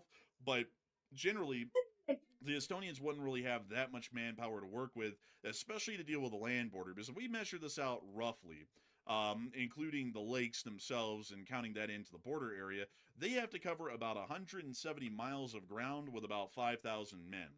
So they're only going to be having maybe a couple of men or a detachment of men within every mile area, or probably a larger concentration around populated areas and border checkpoints. And then there would be a much sparser fielding of men within the more rural areas like that around Vestnarva. So it would be very difficult to deal with this, especially given the Estonian manpower situation in their border guards. They would probably have to start mobilizing their armed forces and pretty much use them as impromptu border guards. And even still, there really isn't a lot of manpower to work with there. They only have about 7,500 men in the Estonian ground forces, so that would only be adding about an additional 7,000 or so. With that, I hope that does address that at least the best I can, in my opinion, on the situation with our border guards and armed forces. But a lot of people are actually talking about what the Russians were trying to do here around Vestnarva and the reason why their border guards crossed over this area. And Matthew, what are people thinking about that, and what are you thinking about that as well? I think it was definitely proven. All right, so believe it or not, this is a pretty big breach. I see some people saying it's not that big of a deal. It was only 3 soldiers. It's not necessarily about the number of soldiers. It's just the whole concept that Russian soldiers crossed over into a NATO state. That's crazy in itself right there, I would say, to be honest. So I'm actually with the 48%. I think it was a border probing attempt. While I try to stifle a bad cough there, by the way, that dry air is getting to me again. But I would say it seems like a probing attempt. The Russians were probably trying to see if they were picked up on camera, which they were, but they were not confronted. That's a big distinction there. They were not confronted by border guards, but they were picked up on camera. So if the Russians were trying to see if they would even be noticed, I guess the Estonians passed that test, but that's a very, very low threshold to meet right there. Because if the Russians, let's say they started deploying troops over the border, then Estonia would have been caught lacking at that point and in very big trouble. So I'm with the 49%. I think it was a probing attempt, and honestly, I think Estonia needs to tighten up a little bit with their border security. But Enforcer, what say you? I'd have to say that this is a very serious attempt at a border provocation by the Russians, and it's also a clear violation and challenge of Estonian sovereignty. Now, I know that a lot of people make this out to be no big deal, or at least some people are. Not a lot of people. It's really a smaller number of them. Is the poll showing that that's the case? But I got to say this for the folks who are saying that this isn't a big deal. So it's not a big deal when armed soldiers of the Russian border guards basically cross over into Estonia into another country. But when some dude crosses the border from Mexico into the United States, all the brakes have got to stop. It's a major ordeal. The guy isn't armed or anything. He's just jumping the border. But that's a humongous ordeal that we have to throw endless amounts of resources at. And I'll be honest with y'all, I look at everything the same. I look at stuff black and both white. equal. Anyone illegally crossing the border into the United States of America poses a major national security risk, as we do not know who they are. The same as these Russian soldiers, which even pose a greater security risk, considering that they're soldiers of the border guards that are armed. They're clearly posing a significant risk to the security of the state of Estonia and also their sovereignty. This was an attempt, by the way, because if you look at the geography of this area, this little sliver of the border is directly across the Narva River from the rest of the Estonian mainland. This is something that's a little bit interesting to note because the Russians walked through this area like they owned it. Now, that's important. It's detached by land from the rest of Estonia, and they're walking through it like they own it. They're openly challenging the sovereignty of the Estonians over the control of this little sliver of land. And where in the world does that end? Once you start to challenge sovereignty and you allow for that situation to pass without any sort of a qualm, then they can start pushing the boundaries to wherever they want. They can just have border guards start walking further and further into Estonia and practically exerting control over the areas until they start taking sizable amounts of land. This is a significant development. And also another thing that I got to say is that a lot of people say, oh, well, they could have just wandered across the border. Maybe they could have. But the thing is, folks, is that the border through these areas are marked by border markers. It's not like it's a completely unmarked border. And that's something that a lot of people are also not considering as well. And also, another thing that people aren't considering is that for the Russians who have gotten on that berm where we saw them walking down it, they probably would have had to have taken a little boat hop or at least a crawl through the water to get there. And you would be thinking, now, why in the world would anyone have to crawl through a body of water to get to another part of the country that they claim is a part of theirs, or a part of the territory of the country they claim is theirs? They clearly did that deliberately. You don't see any Mexican border guards, mind you all, crossing over accidentally into the United States from time to time. No. And you don't see really any North Koreans, unless it was a deliberate attempt to start provocations, cross the DMZ onto the South Korean side, also unless they're trying to conduct a raid, which is once again a deliberate action. You never see, in any situation, for example, Pakistani armed forces just accidentally crossing the border into India. And you do not see, say, Hamas just accidentally cross the border into Israel from time to time. You literally don't see this anywhere. Whenever this happens, even if these guys did this by an accident, it is so rare and it's supposed to be so heavily drilled in where the borders are, especially in these border guard detachments as they're assigned to specific areas of the border. This is a pretty big deal, and I would say that it can only amount to a direct provocation of Estonian sovereignty, especially considering that the Russians are ramping up their warlike rhetoric against the West, and particularly against places that were formerly Russian according to themselves, which would include Estonia. Estonia, Latvia, Also, by the way, I was Belarus. doing some quick looking here to see what Estonia's border defenses look like. Estonia is in the process of building a layered, what's called Baltic defense line on its Russian border, which apparently is going to feature hundreds of bunkers, dragon's teeth, anti-tank ditches, barbed wire, and drone detection systems. And also, they're going to pre-position supplies on the border, so that way troops can simply go man the trenches. So it appears they're building that, but it looks like they are not making very quick progress with Yeah, that. they're Because broke now. I see here, Very quick with 19 that. hours ago, someone posted a picture from Estonia, which seems like an OPSEC violation, but they posted a picture of one of the bunkers being installed on the border, and it looks like it's an ongoing development here. It says the bunkers are planned and being constructed, so they're a little bit behind the curve here. Maybe the Russians were going on that berm. They were trying to maybe look across the border and see if there were defenses being constructed, or at least get a better view of it, possibly. Not really sure, though, but considering that Estonia is currently arming their border, that may be why Russia is doing this all of a sudden. I would say it may be. They may be trying to conduct reconnaissance or see what they're actually going up against. There's a lot of things that they could have done this for, but I would say that the direct thing that they've done is attempted to violate the sovereignty of Estonia's control over this small little area here and attempt to pretty much absorb it into Russia unofficially by doing this. That's generally what I would say. So yeah, I would say so. Also, it looks like 7 days ago. Here's an article from 7 days ago. It says Estonia erects first of 600-strong Baltic bunker wall on the Russia border, and it shows a bunch of pieces of assembly sitting at the border. So they are certainly not making fast progress based on what I'm seeing right here. It's And they don't have wild it people took to that do it. long to actually start getting around to finalizing this project. It's kind of wild. Also, the other Baltic states like Lithuania and the other ones, those are also doing the same thing, but they're a little farther ahead than Estonia. It appears that Estonia is the farthest behind of all the states. yeah, it does appear honestly to be entirely flat out. Estonia and Latvia aren't really in the greatest situation militarily. It's not really due to them and their incompetence. They actually spend a great deal on their military per percentage of GDP. It's just that they don't have a lot of money to spend because their GDP isn't that large. So you'll see that in a country like Latvia, they have one singular contract only brigade, and that's the whole land forces for the country. Everyone else is a reservist, and reservists don't have a significant amount of training. And in the modern day, it's generally considered that reservists are not really the best thing to pull into active combat, especially in a major invasion. It's basically like a last ditch effort to just try and throw bodies at an enemy and try and Mhm. slow them down a little bit for reinforcements to come in from an ally.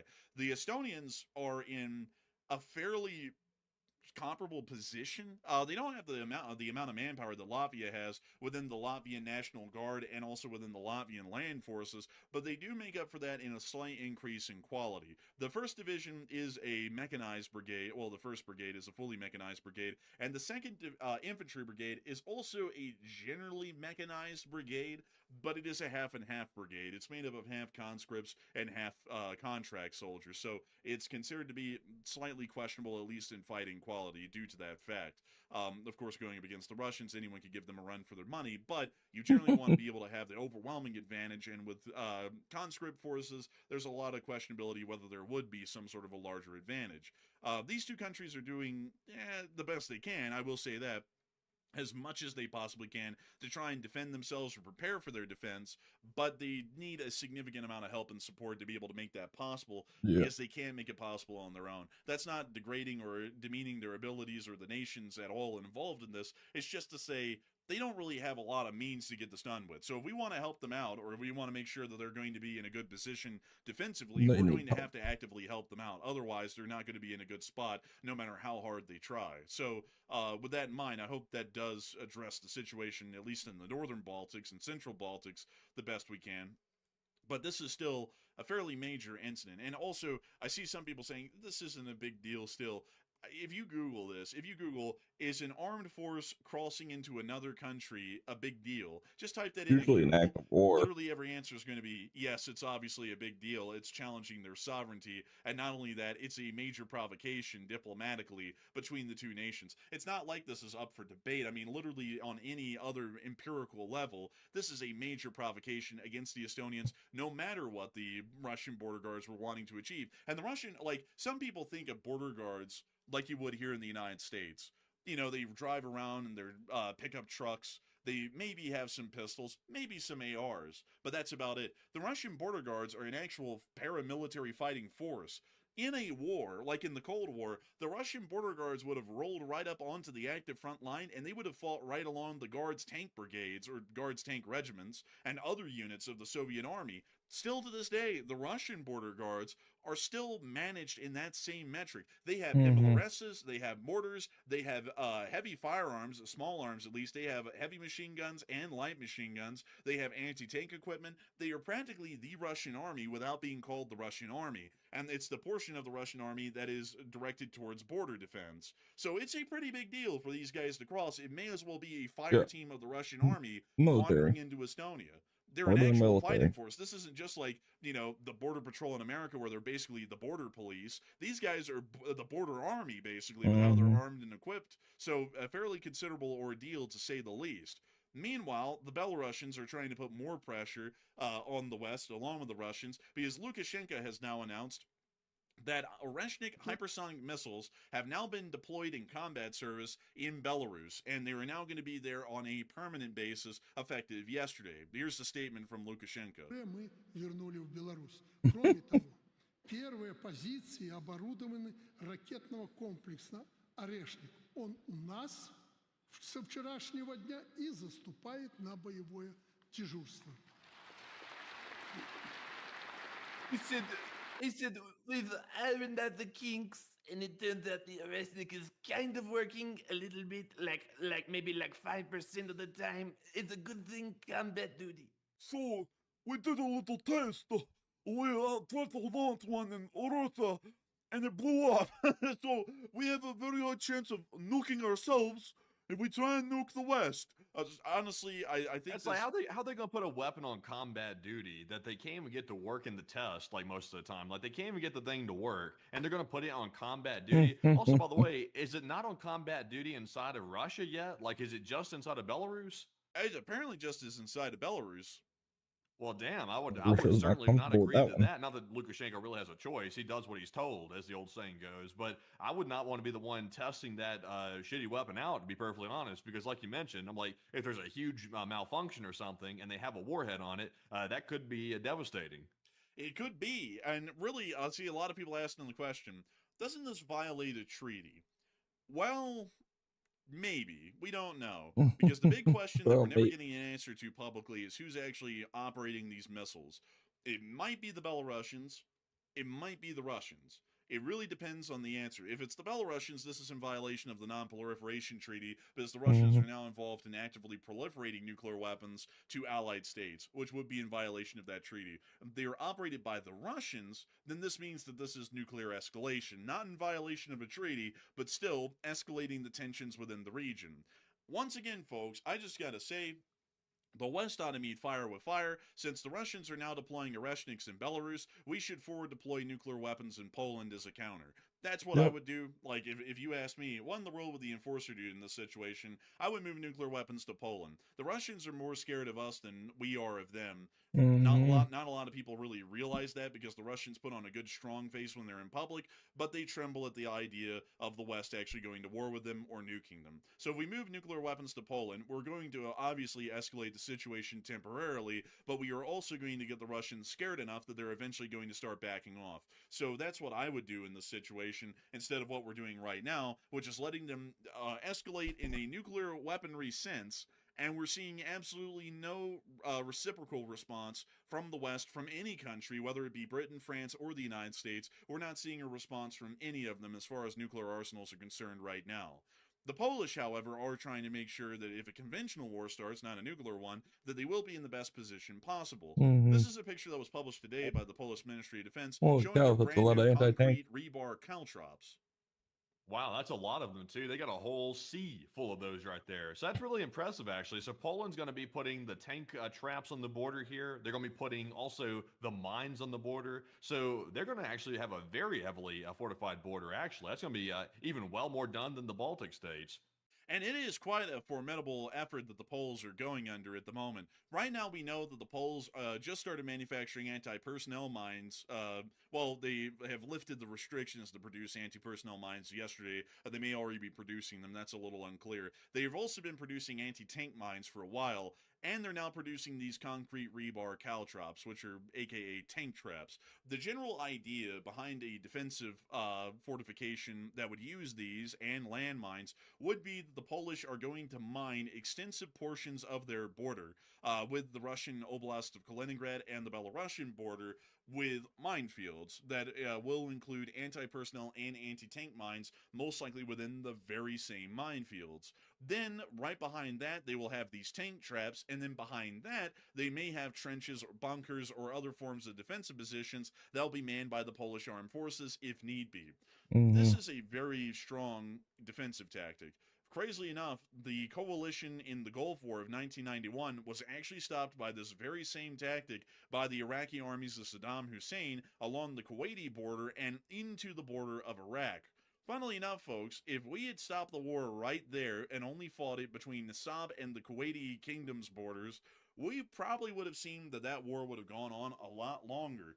nobody really was able, at least until the very end of the conflict, about 5 months in and about 6 months in, were actually able to break through the minefields and the defenses that the Iraqi army had built in this area.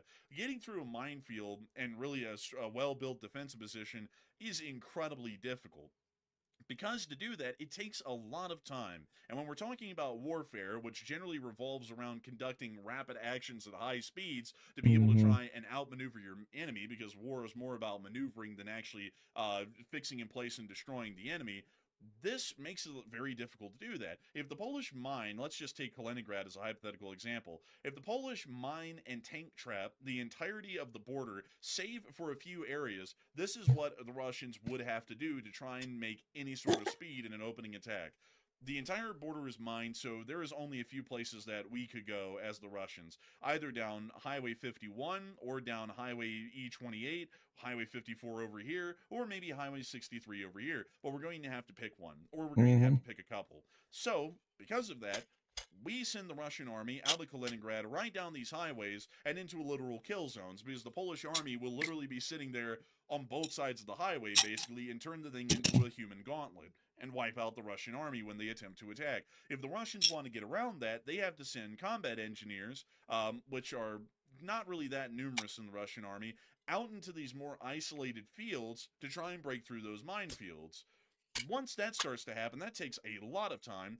The Polish will just start flying drones through this area or have reconnaissance teams roving around this area, and if they see Russians trying to make their way through a minefield, you just call in artillery on that area, which either wipes them out or they're forced to retreat, and then try and engage your artillery and suppress your guns, and then come back into that minefield and try and clear it out again. It's an incredibly long and laborious process. It slows down offensives greatly, and it also creates a great amount of kill zones, especially along the areas where the Russians would have to funnel in and pretty much get stuck in the middle of a bottleneck. So that's generally the sort of defensive plan that the Polish are trying to go with right now by producing these caltrops, anti-tank mines, and anti-personnel mines, which is an incredibly good defensive action. You do not want to end up like the Ukrainians at the opening part of the war in 2022, when 2 Ukrainian generals actually ordered their units to take out the minefields at Armyansk in the Chanhar Gap, which is what allowed the Russians to rapidly speed directly into Kherson, occupying the city, and also directly into Melitopol and further on to Tokmak, which has made the southern front of Ukraine look a lot less, I guess you could say, fortuitous as it could have been if the Ukrainian minefields had stood around the area of Armyansk in the Chanhar Gap at the Crimean Peninsula. It would have been a lot harder and a much slower battle for the Russians to have ever even made it out of Crimea if those minefields had remained intact.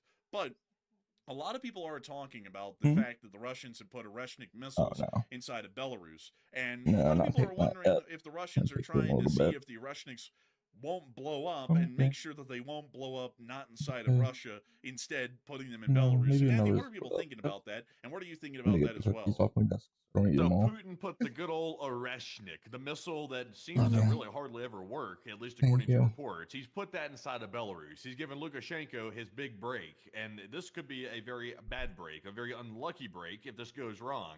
But what are your thoughts? 55% said Russia is using Belarus as a testing ground for the missile, while 24% said Russia is trying to checkmate NATO with these missile escalations, and 12% said Russia really actually didn't transfer the missiles and is likely all false.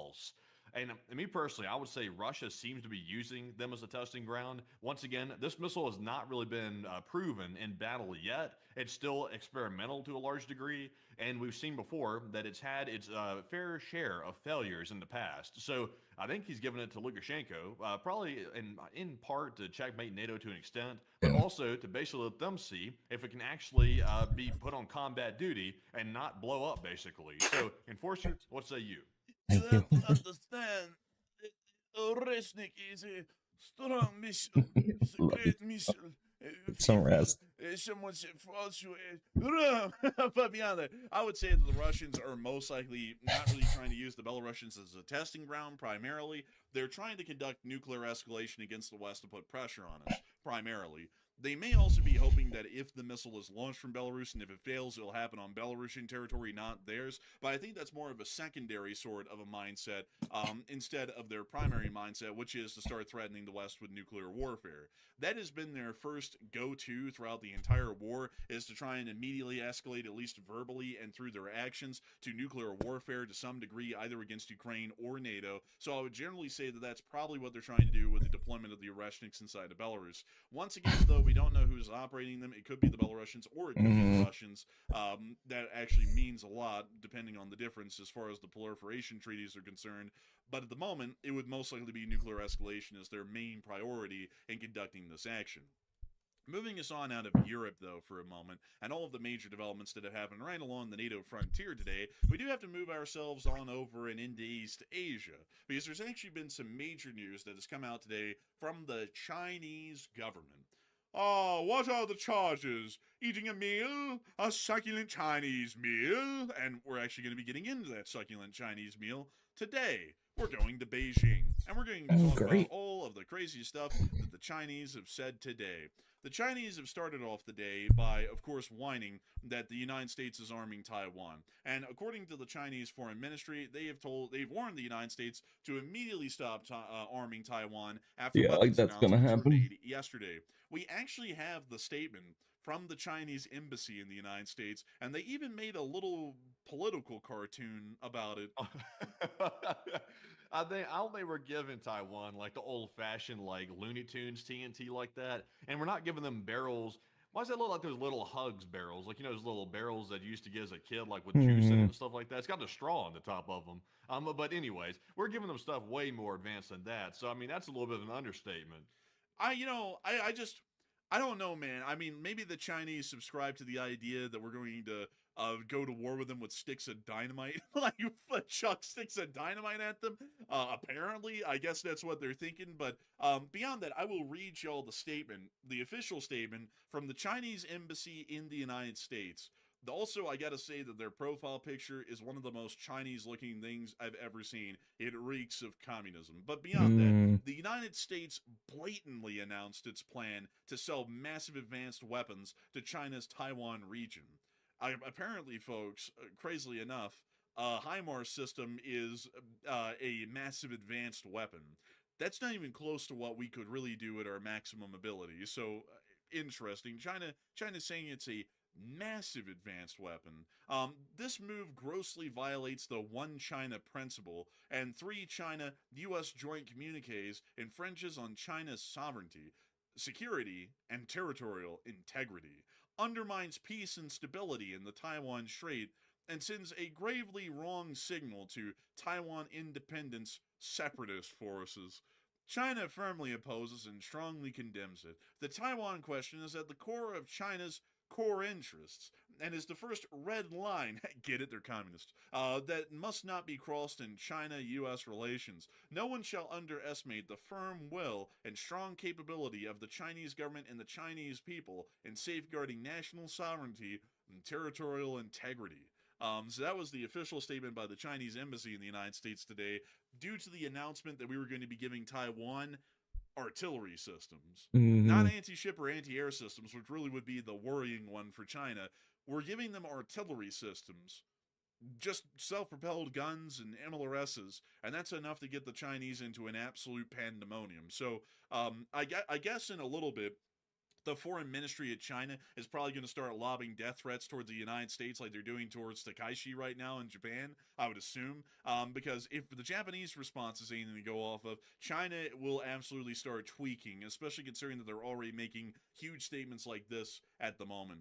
Taiwan was promised to them 80 years ago, so they're going to be trying to follow through on getting that little promise fulfilled. Beyond that, though, the U.S. has not made an official response to either one of these claims by the Chinese today about the U.S. provocations in arming Taiwan. And I think that it's a little bit more important to point out, or important to point out, if you want to put it like a Bostoner, that Taiwan is generally an independent country. While we don't officially recognize them as an independent country, we unofficially recognize them as an independent country. And we're also not going to let the Chinese get their hands on semiconductor production inside of Taiwan. Yeah. That It's gonna cannot be a big happen. issue. That would be a doomsday scenario for us here in the West, because you already see what they're doing with the rare earths. They're going to start doing that with semiconductors as well. Winnie the Pooh would be up there in Beijing going, no semiconductors for arms and weaponry, and then we've been completely screwed at that point. So not a good idea to have the Chinese in control of Taiwan in any way, shape, or form. I would actually say that we should be going to the 9 yards to arm the Taiwanese.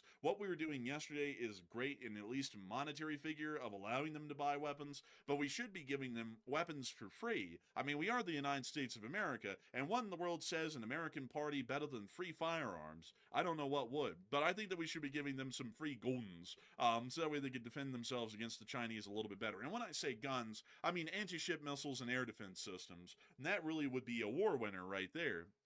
And what in the world would not even be better than that? You know what would be better than that, folks? Is trying to get a little Ukrainian-Taiwan cooperation going and seeing if the Ukrainians could churn out a couple of hundred Sea Baby drones to give to the Taiwanese and train them how to use them. Those Sea Babies have a range of 1,000 miles. Just to put that into perspective, the Taiwan Strait, or as they call it, the Formosa Strait, is only 120 miles across. You could literally fling Sea Babies all day at Fuzhou, Guangzhou, and Xiamen until your heart's content. You could even send those things way off into the Pacific. And when I mean way off, I mean pretty much all the way to Guam, nearly like 2/3 of the way. The Chinese Navy wouldn't be safe anywhere within the region if Taiwan had Sea Baby drones like that, because no warship in the modern day has been refit to have the proper kind of weaponry to be able to get a massive firepower thrown at those drones to be able to try and deal with them effectively. So I would have to say those two things together, well, those three things, anti-ship missiles, air defense systems, and not only that, possibly some drone-based sea bombs, basically, would be an absolutely incredible thing. You know, folks, honestly, you know, Matthew, what I'm thinking we should do, Matthew, is that we should be like that scene from The Lord of War, just land a C-17 in Taipei and have an American officer in the back saying, guns, ammo, grenades, everything must go. Like, you know, just do that. Man, honestly, though, we're doing that for them basically right now. I mean, $11 billion, that package that was announced yesterday and was approved by the United States government, that is the largest package in the history of supporting Taiwan that the United States has ever approved. So, I mean, I knew it was going to get China upset, but I didn't know how upset it was going to get them. So I don't think China's really had a chance to retaliate yet. But, you know, when the 100-acre wood starts rocking and Pooh starts getting real shiesty, I think they're going to start moving on a rabbit's tree hut and see if they can try to take it down. They might try to chop the trees down next. And we are not going to let them. We're going to try our best, hopefully, to not let them do that. But also, by the way, we are actually going to be, crazily enough, using the East Asia segment for now to segue on over into the hunt for Captain Crack Sparrow, because I have to cover a major development that happened in foreign policy today as far as the Chinese were talking. And I mean, they were talking a lot. But before we get on into that, I do want to make sure that we talk about the Chinese and their response to the United States announcement that we're going to be allowing the Taiwanese to buy about $11 billion worth of arms and equipment. And so, Matthew, what are people thinking about that? What are you thinking about that as well?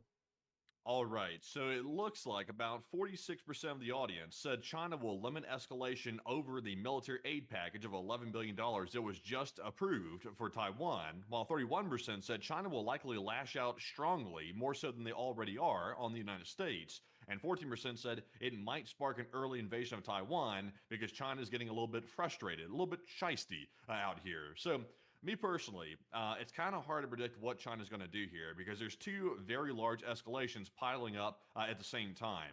There's a situation going on with Japan, which is still escalating because Japan is now building missile enclaves right next to Taiwan. And now the United States has come in and said, here's $11 billion in equipment for you, Taiwan. Here, have some fun. And China is seeing that, and China was already agitated. And now they're thinking, our strength is being challenged here. We might have to make a show of force. So I don't know what that show of force is going to look like. So far, China really hasn't carried anything out. And I wouldn't say it's an early invasion. I wouldn't count on that. That's literally like the nuclear option. I don't think they'll go there, but they will fall short of it somewhere else. But I'm just not sure where. So I'm with the 45%. But Enforcer, what say you? I would say I'll be with the 45% as well. The Chinese understand that doing anything against the United States would be very damaging to them as well as us. And due to the fact that it's basically shooting themselves in the foot, they're going to limit the escalation on this because they're most likely going to try and have the best runway possible up to a perfect window to invade, which still will be in about a year or two from now. So I have a feeling that beyond provocative statements, which they're kind of already getting into the territory of doing, they're not really going to go a lot farther than there. So that would be my opinion at the moment. And I'd also have to say, folks, the Chinese are not our friends. Many people mistake that sometimes. The Chinese are our friends. The Chinese are not our friends. You know what the Chinese do? Well, they do a lot of stuff against the United States. You know, something that's crazy, folks, is that it's pretty much known publicly now that the Chinese pretty much provide the cartels within Mexico, especially the two largest ones, including the Sinaloa cartel, with all of the fentanyl that they will really all of the raw materials that they would need to produce fentanyl or raw fentanyl. So, you know, if you ever sit there and think about, oh, those poor Americans, they 80,000 actually that have died from overdoses, it pretty much is due to direct Chinese involvement at this point. So, you know, how good of a friend is that if they're actively getting involved in providing substances that kill 80,000 citizens in the United States every year?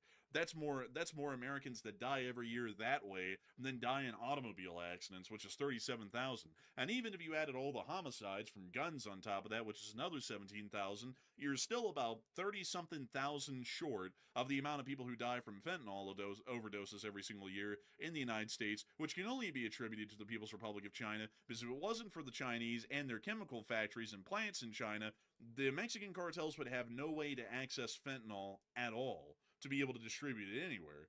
So with that, I hope that does address that a little bit well. But now we got to get into the big one. We got to get into the real big one today. Not just Taiwan. China has weighed in on Venezuela, and they're getting really strongly worded with their statements in support of Venezuela. We have been able to hear that over the day, the foreign minister, or more so, the spokesperson of the Foreign Ministry of Affairs of China, Lin Jian, has stated that the Chinese Foreign Minister Wang Yi held a phone conversation with Venezuelan Foreign Minister Van Gil. China opposes all forms of unilateral bullying and supports all countries in upholding their sovereignty and national dignity. Unless if you're Tibet, Taiwan, Vietnam, Philippines. Let's see. Who else? Japan. Oh, yeah. India. Let's see here. Let's think of a few others. Thailand. Oh, yeah. Russia with the islands in the Amur.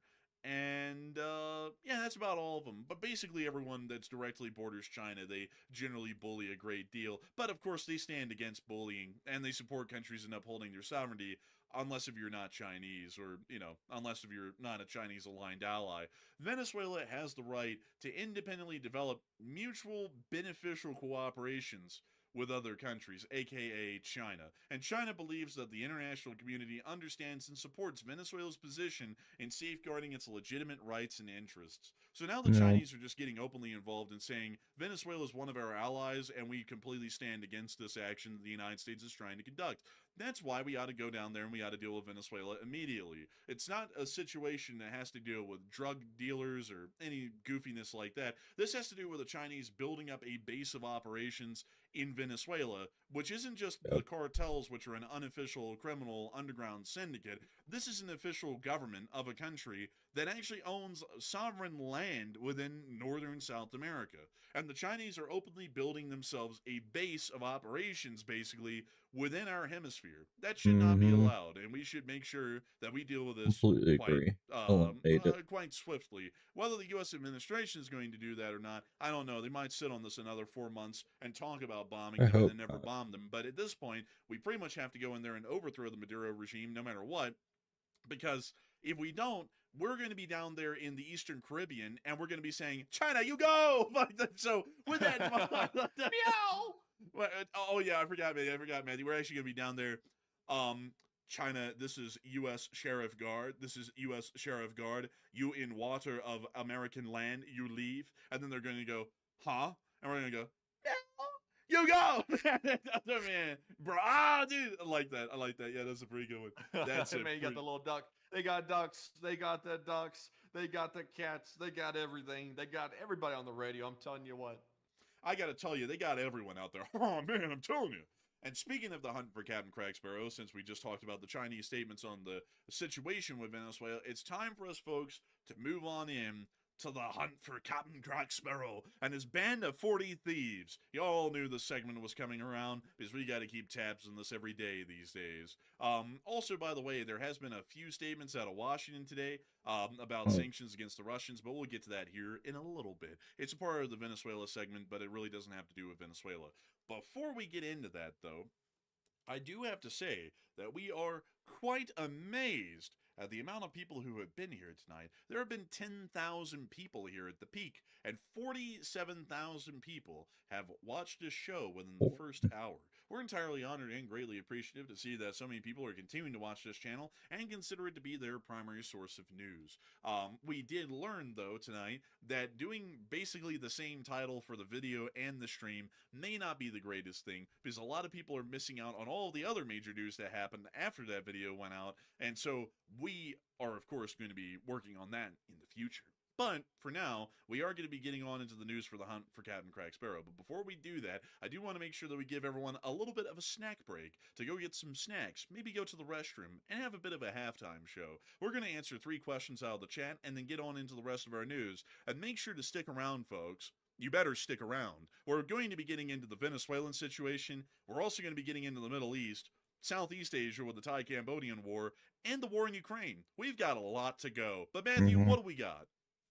Also, by the way, folks, I think we're coming back around to another Manic Monday. I think the U.S. administration might be about to flip the script again when it comes to the relations with China and Russia. So stick around for that, too. We got some stuff out of Washington that you might want to hear about. Washington's getting a little bit crazy. It's getting a little bit confused again, but I think it's flipping back to a good way again. I think they're going to start making enemies of Putin again a little bit for a while, and also maybe making enemies of China. I think they've already done that at this point. But anyways, jumping into our first super chat here, this one goes to none other than Peace with War, who puts in a $100 super chat. A Benjamin. Thank you very much, Peace with War, for that massive support right there and helping to keep the channel running. And they said, hello there, enforcers. And is North Korea still sending soldiers to be trained and fight within Russia while also providing munitions? And is China doing the same? And from what we know, a humongous thanks to you, by the way, Peaceful War, for that massive support and helping this channel to keep running. And from what we know, North Korea is still sending soldiers into Russia. On Thursday, the president signed an executive order reclassifying cannabis. Recently. I'm Carla Sosa, your neighborhood reporter, but there's still so many questions surrounding this about what it could mean. Cannabis is currently considered a Schedule 1 drug, same category as heroin, but now it's reclassified as a Schedule 3 drug. This reclassification order will make it far easier to conduct marijuana-related medical research, allowing us to study benefits, potential dangers, and future treatments. It's going to have a tremendously positive impact, I believe.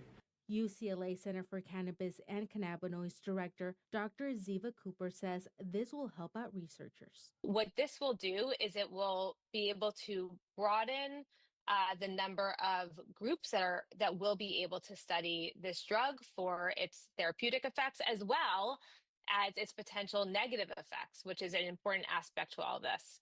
What type of cannabis, what type of patient, what type of symptom, what type of dose, where is the patient getting it from? So there are quite a few unknowns at this point. This executive action has mixed reaction. At least 18 Republican senators and 26 House members wrote a letter opposing the reclassification of marijuana. Of course they did. A lot of cops, a lot of people out there in the drug rehabilitation business are very concerned about it. Medical marijuana seems to have a lot of promise, but just, you know, I think it's a dangerous drug, and I'm not so sure that's a good decision, but we'll see how it plays out. But I've supported marijuana reform throughout my entirety in public service, and we welcome any opportunity moving forward to continue that work. While the order to reclassify marijuana was welcomed by the cannabis industry, many think that this will bring a wrong message to young people. In Bakersfield, I'm Carla Sosa, your neighborhood reporter. Still a scheduled drug. And I believe I heard the Indian government trying to warn the Indian civilians to watch out for scams.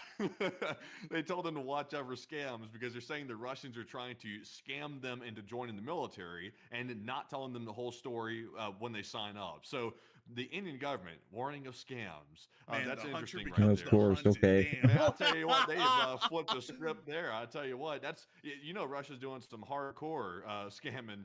If India's like, hey, watch out for that scam, it's like okay, it's like that's pretty serious right there. But it's not. What is very serious though is the Indians are now signing up to go fight as mercenary forces inside of Russia, and they're getting offered lots of money to go fight there. So a lot of Indians, which are in bad financial shape, are deciding to take the risk and go to Russia, not knowing really what they're getting into, probably, and then getting thrown into the meat grinder. So that's another Recruitment's evolving at like situation. I'm not going to lie, folks. military. Hearing the Indian government having to put out a scam warning is a little bit wild because, like My life no would have been joke, totally basically their different. entire I would have country joined the military. exists as almost a Probably would have full-on died in scam. Iraq. Like honestly. literally, you can watch any video, like a travel video of someone going to Wild India, and and they're crazy. basically assaulted by scammers every 10 feet. So it's Like, kind of I crazy would've that they're having to warn people about went scams, on into considering that there's a danger, scam every 10 but who feet on the knows? street.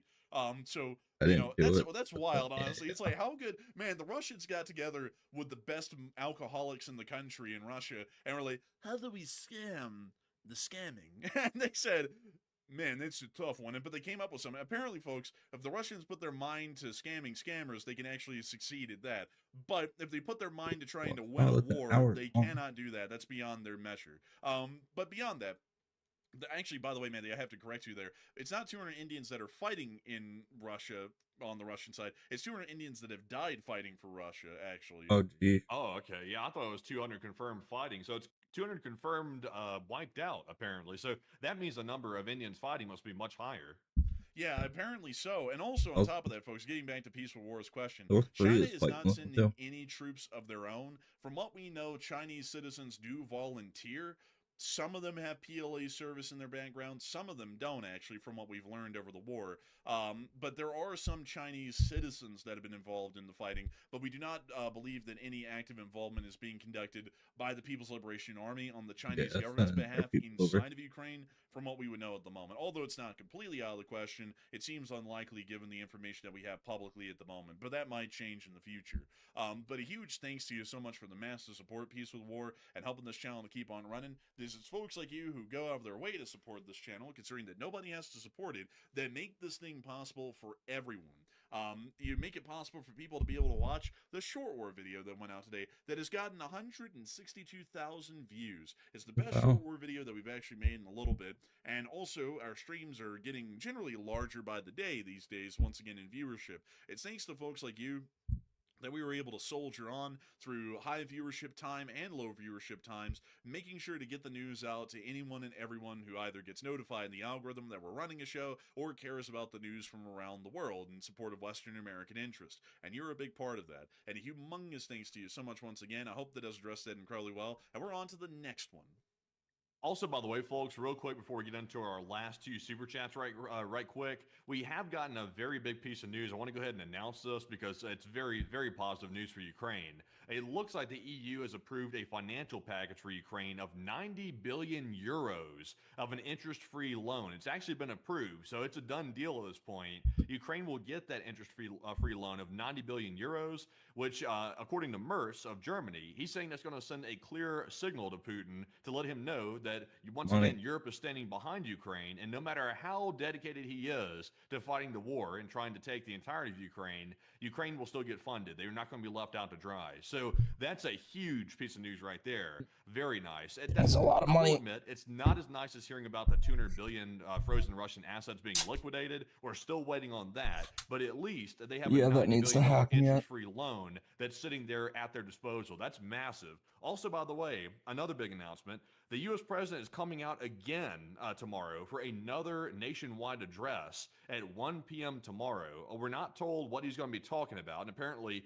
this just came out about 4 minutes ago. So maybe he remembered he forgot foreign policy in his first speech, so he's coming back out for maybe the second one to address foreign policy. I'm not really sure here, but we'll find out tomorrow. Or he'll make an announcement striking Venezuela tomorrow. It was incredible. Goodbye, everyone. Wow, that was a great one. Mr. President, you forgot about Venezuela. The what? Like, get me back on air. We got to go talk about the Venezuelans. But beyond that, we'll see what's going on tomorrow. I'll be honest with y'all, folks. I don't really tune into them that much. Because, you know, if I wanted to hear about how bad the last president was, I could have just lived through the last 4 years, and I did. Oh, man.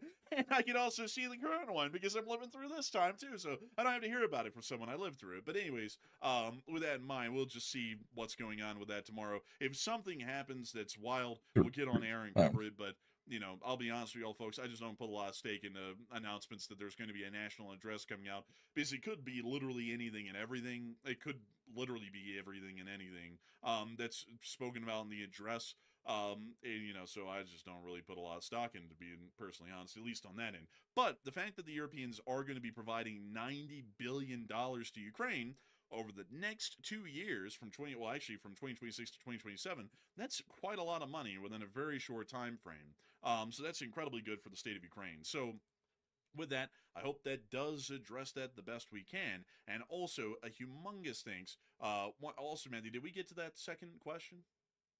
We haven't gotten to our second or third yet. Oh, so let's get to that second one. So what do we got?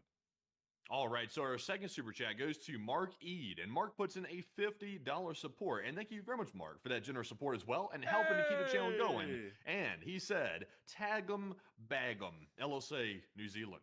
Hey, and I'd have to say a big thanks to you for the support, Mark Ead. And I believe that should be the border policy on the NATO frontier. Tag them and bag them, you know what I mean? But still, a big thanks to you so much once again for support, all the way from New Zealand. All the way down there in the Pacific, in New Zealand. I got to thank you massively for the support and helping I like listening to them because they're more straightforward in the news. Channel possible, and we wouldn't have been able to make it a reality for years. So, and usually I agree with them on foreign policy and some of the bad choices that have been made, but sometimes they hammer. And then we're going to be getting on into the rest of the news for the night. So, what do we got, Matthew? Also, by the way, folks, tomorrow's the release of whining, it sounds like. You might have heard about. So yeah, that's sort of an odd timing with that right there. We'll have to find out what's being said tomorrow. But jumping into our last super chat here, this one goes to Duck Goes Quack. And thank you very much, Duck Goes, for that $20 support. We do appreciate that. And he said, treat yourselves to some Yorkshire tea and keep up the good work. And LSA from the UK. Yorkshire tea from Yorkshire. You know, Yorkshire it's Yorkshire actually, but Yorkshire is a really cool place in the UK. We actually went to the city of York one time in our lives. It was really cool. I like the city of York myself. Matthew, what did you think of the city of York? Ah, yes. I see you know your York well. Good one, sir. And get your hands off my peppermint. Get your hands off my New York! These people wanted to touch me on the New York people. Oh, how dare you, sir? What the hell's going on over here? Man, they've got some major construction work going on here. Yeah, what there's a lot in the world going on. Could it even be? Station. Oh, I think it's like a high-speed rail project or something, I think. But maybe it's a new park for those ducks that go. Man, that's his favorite sound on the soundboard currently. But beyond that, I gotta say, really cool city. If y'all didn't know, at one point, York was actually founded by the Vikings. And it was actually called Jorvik. But over the time, because everything in the English language eventually gets bastardized to some degree, it then became the city of York, dropping the Vic part of Jorvik. So, pretty cool little bit of a background story to generally the founding of the city. A lot of England was run by Vikings. Because the Vikings actually controlled this area of England for about 150 years before it was united under William the Conqueror, which many people will know from history because he defeated King Harold at the Battle of Hastings in 1066 and became the first king of England that generally his dynasty still reigns as the British royal family to this day. Although there's been a lot of caveats to that and that isn't really the case, still technically people say that. But anyways, with that, I hope that does address that the best that I can. And also, by the way, if you live in the UK, folks, or going to the UK, I would say that York is one of the top visits. York actually has the largest cathedral within Northern Europe. That's York Minster. It's bigger than basically every other cathedral within, well, it is bigger than every other cathedral in Northern Europe. Really cool, really beautiful. They do charge you to get in. It's like everywhere. Notre Dame? You get charged to go in, but it is very cool and very nice looking.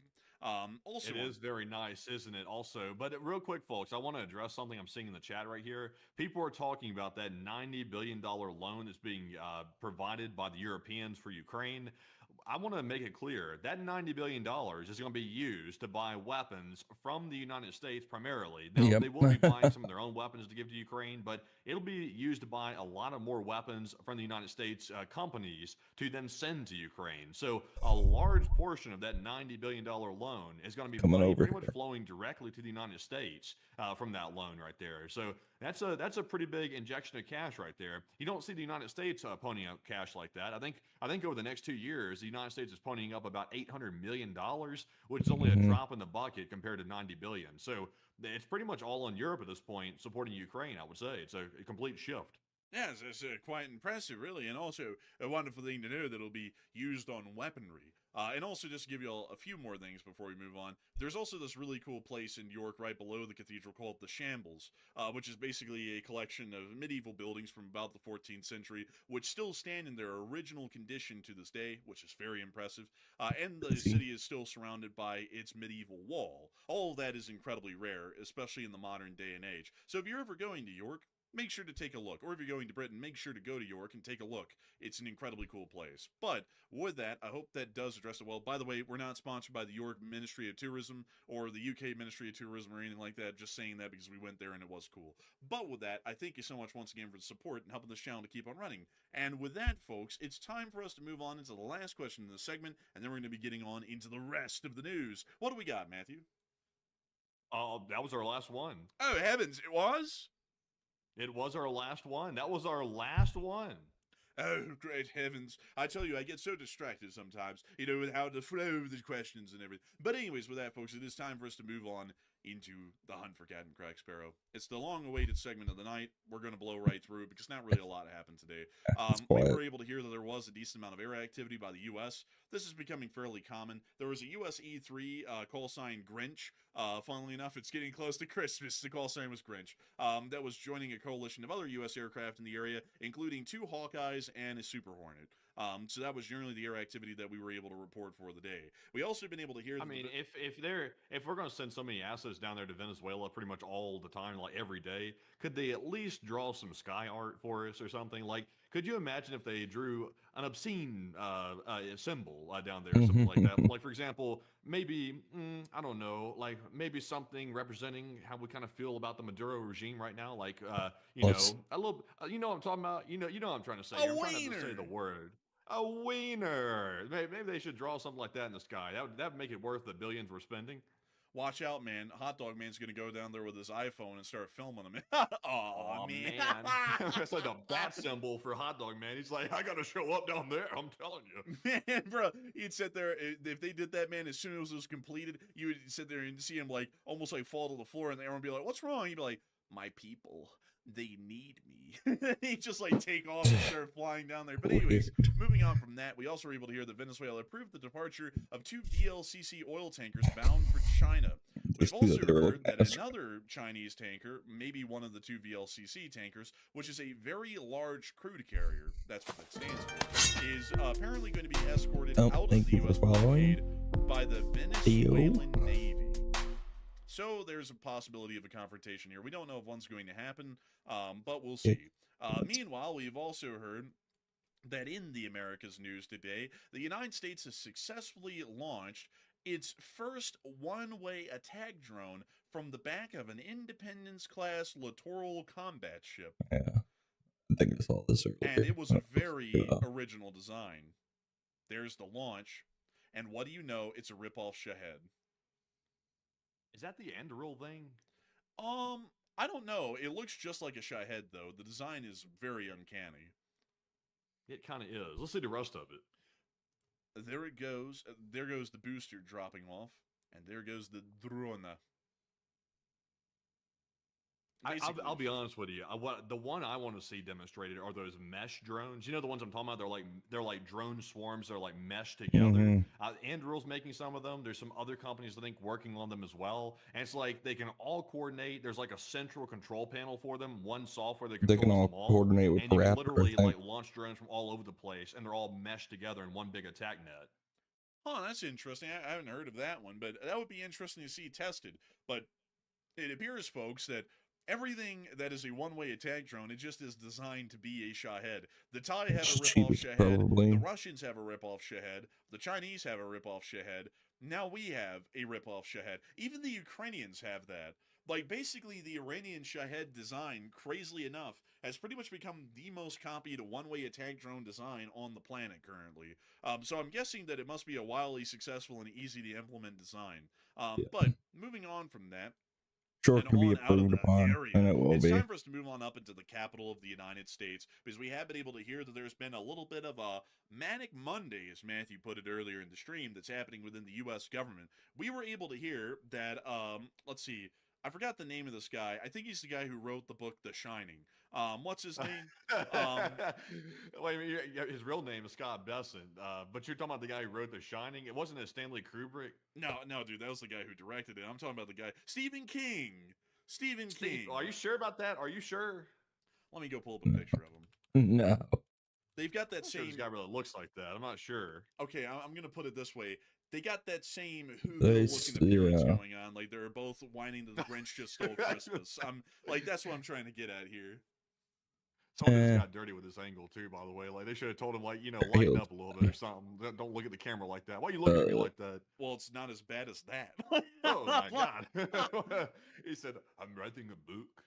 Man, I'm not gonna lie, folks. These two guys, I don't know what it is, but they both give off this look like they came from Whoville. Different and noses. In their youth, they bullied the Grinch and turned him into what he was. Like, I'm just not gonna lie, folks. I get that every time I look at both of them. I'm like, Whoville dudes. But beyond that, it's like their face is like those like disguises like in Mission Impossible. It's like they stretched their skin out and like clamped it to their face or something. It's like, is that really their skin? It's like, why is their skin so elastic looking? Like it's been stretched. It's like, I don't know if that's like a facelift or what that is, but it's like I've never seen skin that taut before like that. Yeah, I would have to say, it's interesting, but the mayor of Whoville has announced that they're preparing new sanctions against Russia. He has stated that they will be ready to introduce them as early as next week. The decision will depend on how the situation develops further. So if Russia does not accept our peace deal, the mayor of Whoville is going to be implementing new sanctions against the Russians, aka we're not going to let the Grinch steal Christmas. So good on them for that. We're probably going to get burned somewhere for making that comparison, man, but I'm fine with that. That was honestly worth cashing in, getting burned somewhere on the internet in some place somehow. But moving on from that, and out of the United States, speaking of the Russians and the Russian government, we've got a lot of news. They didn't click on that plane that was down in the bottom right hand corner. Yeah. Oh, well. Oh, goodness. Thank you. Bless me. Oh, no.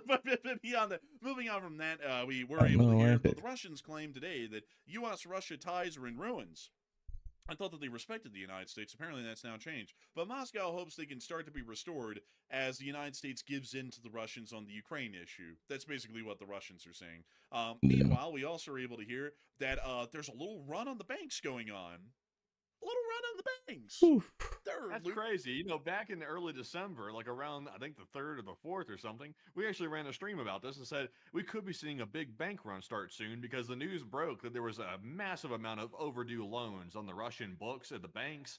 And once the Russians get word of that, it could cause some panic. It looks like the word has reached the Russians and they are now trying to take their money out and stuff it under the mattress like we were talking about. Look at this. They've literally gone into the negatives. Like on this graph, they're actually negative 400 in the negatives. almost.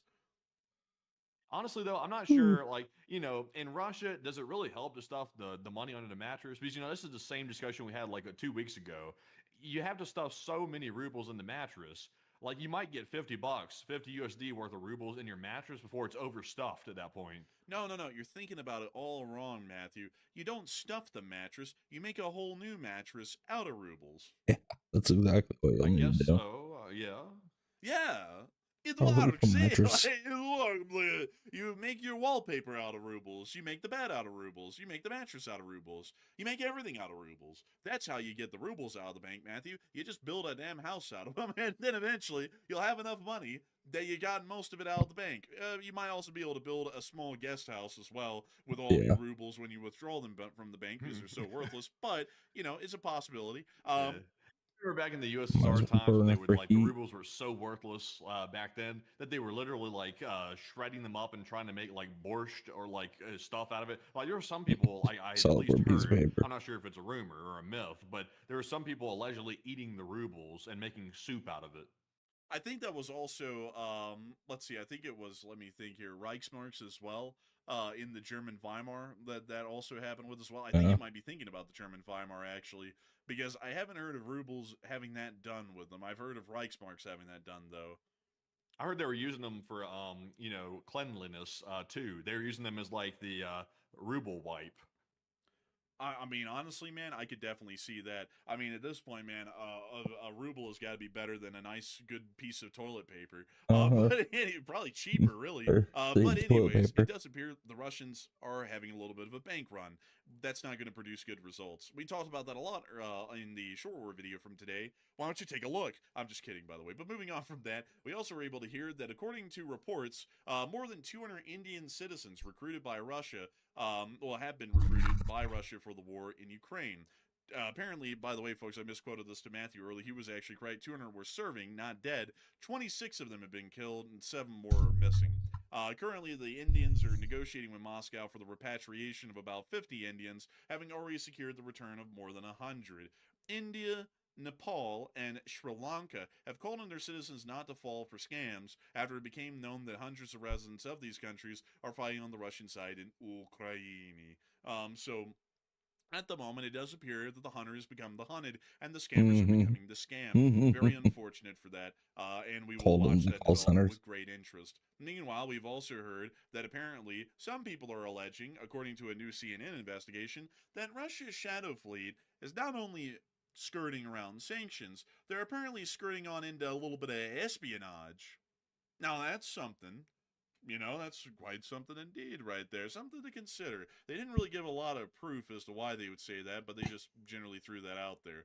Also, we were able to hear that according to the great and mighty Valery Gerasimov, who is looking like more and more like a giraffe these days, he might start eating from the tall trees. His neck is growing, and his face is also growing a little bit longer. Before long, he might actually join Lavrov in the stables. But the Russian military... what? I said, oh man, I was laughing. Oh, bro, it literally came in as an echo. It literally sounded like that meme where that guy went, ah, and then like it faded out while he was screaming. Literally sounded just like laughing. that. I was just laughing because I was thinking of the barnyard of animals that Russia has at this point for like their government staff. The Lavrov, the horse. They've got Gerasimov, the giraffe. They have the deceased lion, Prigozhin, or deceased nutsack, Prigozhin. And then they had that loony that was with him too, Utkin, that nobody really knew really much about him except he was loony. So they got a barnyard going on here. And also they have that rat too. Don't forget the rat, the criminal spokesperson. They've got every type of species. Man, and they even had the nuts. Like, bro, they had everything, including human anatomy. Also, by the way, I do have to say, for those who are very keenly eyed, like spring fauna, this jacket is like 2 sizes too large. Because look at the shoulders here, dude. Like the shoulders poke. This literally is like a Romulan fit from Star Trek: The Next Generation at this point. You know, with like the oversized shoulders. Yeah, it really is. I think he might have shoulder pads under there. Mm-hmm.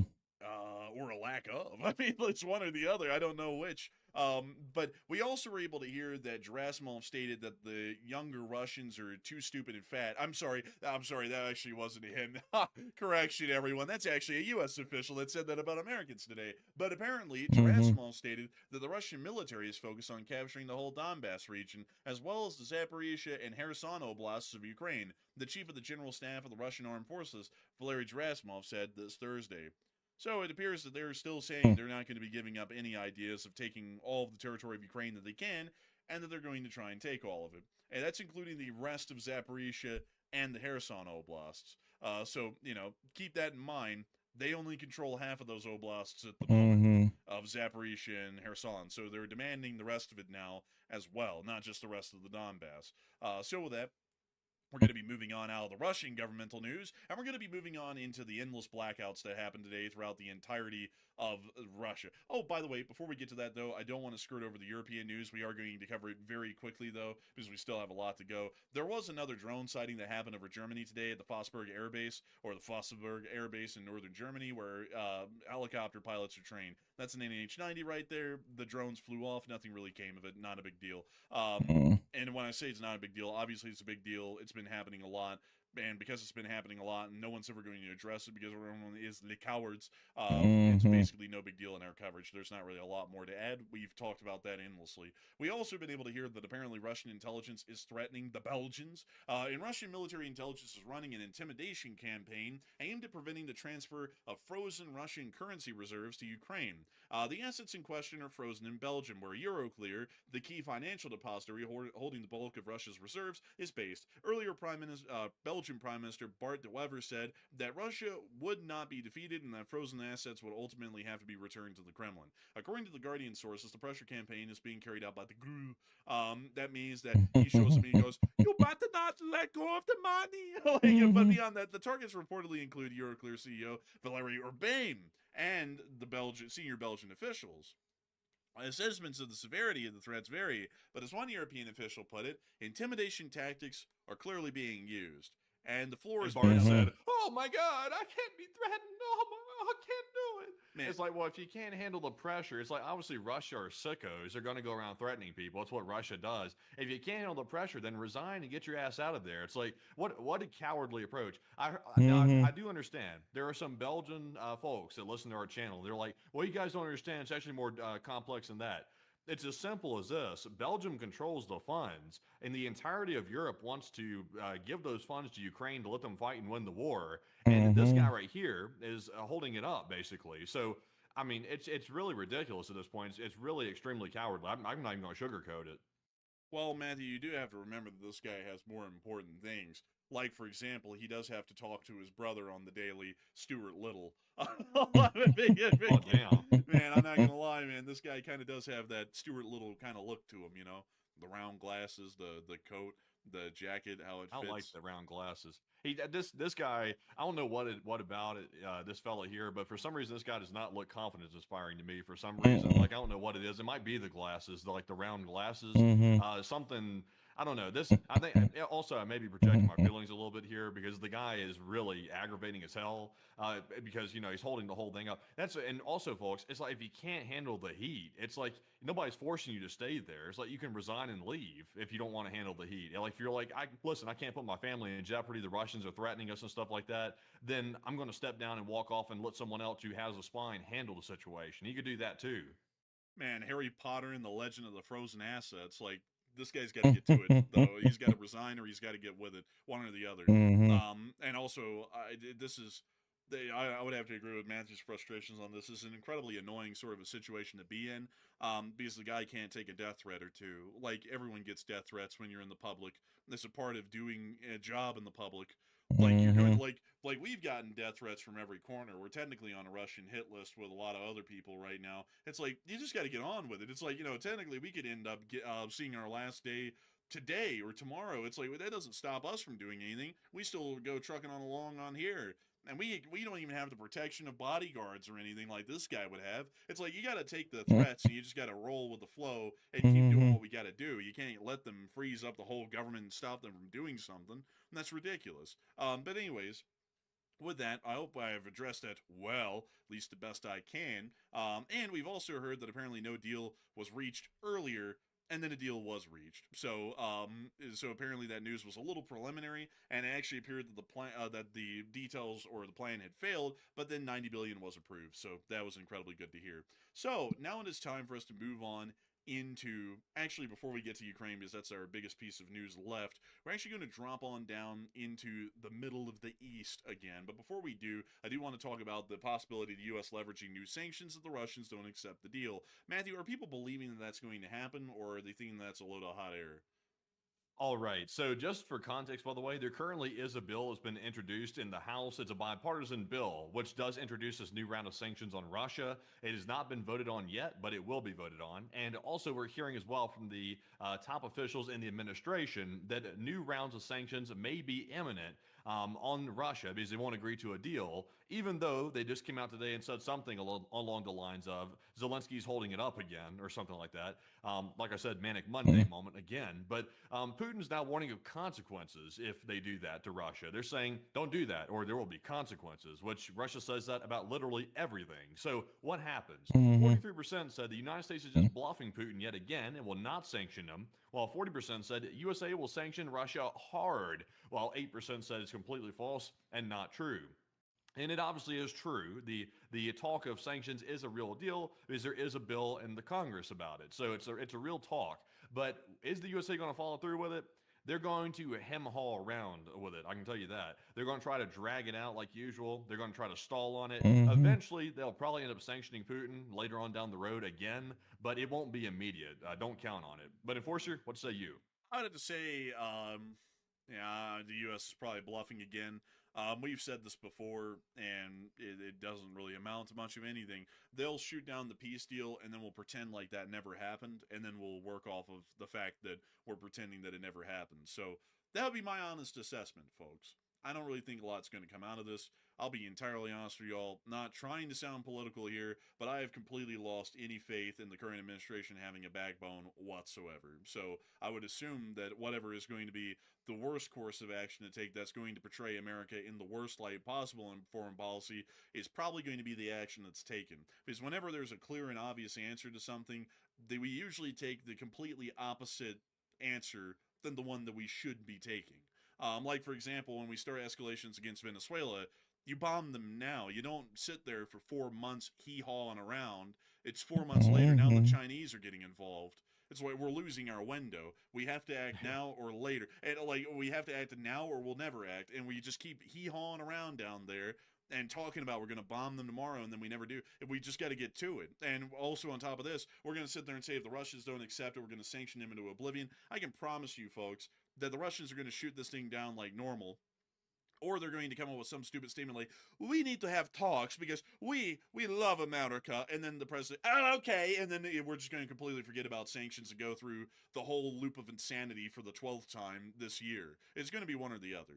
But I don't have that's all any it high takes to derail something like sanctions. All it takes is, like, number one, Putin can say, we want to restart talks again. Let's have talks. Let's have talks. Or number two, he can say something like, what if we have like business relations, like a business deal or something? How about we reopen like the Arctic or something? That's all he has to do. Like if Putin says something like that, that's like the instant pause button on any type of consequences that Putin deserves. It instantly pauses it, and all of a sudden it turns into, well, you know, Zelensky, what do you have to offer? It's like, well, we're not trying to get them bidding against each other. It's not like we're trying to make, you know, money here. We're trying to support our allies. So that's the only thing that derails it every time is something that simple. And also, someone said, I think you're starting to get brainwashed. Okay, tell me when in the world that has not happened. I'm literally going off of the pattern that we have over the whole year. If we were getting brainwashed, we would just say something that wouldn't be true. This is the pattern that's been going on the whole year. We get to the point where we say the Russians are the ones holding everything up. We're going to sanction them if they don't agree to the peace deal. And then the Russians pull out this move. The president is a very smart man, and smart men keep talking to Russia. And then we go through the whole process again from square one just because of that statement. Or they say, we would love to talk about peace because we love peace. We are people of the dove. And then we stop and we go back to square one. We've done that so many times this year. This is a literal repeated pattern. It's not something that I'm just coming up with to sound biased. This is literally what's been going on at least 10 times this year. We've gone through this 10 times over now. And I'm betting you money that when it comes around to Monday, we're probably going to see it start over again. I will be absolutely shocked, and they'll have made the completely right move if they actually see the Russians shoot this down and we move forward with sanctions. I'll say finally they broke the cycle, and that was the right move to make. But for now, going off of how the last 10 times have gone, there's literally no other way to analyze it than if the last 10 times went this way, this next time is also going to go that very same way because the pattern's never been broken. Yeah, and also don't wash your brain. Like washing the brain, use the dry cleaners, folks. Don't wash the brain. Yeah, I would say do not wash your brain, folks. You should actually more so allow it to dry because that's better. But moving on from that, we are going to be moving down to the Middle East. We did see that the Russians are apparently providing armored cars to Iran in the middle of an armor shortage in Russia. They're shipping out armored cars to Iran. You can't make sense of this stuff. Apparently, they're still trying to help out their allies with whatever scraps they can scrounge out of the country. Meanwhile, ISIS appears to be taking larger control in Syria. We're now hearing that they are controlling the highways around the city of Idlib, and they've even set up checkpoints along the Aleppo-Damascus highway, which is the M5, which is the artery of the country, conducting searches for members of the military and the security forces. If they find them, we assume that they execute them. Right now, ISIS is controlling the major highway to Aleppo and all the way down to Damascus right here at Idlib. So I gotta be entirely honest with y'all. It's not looking good.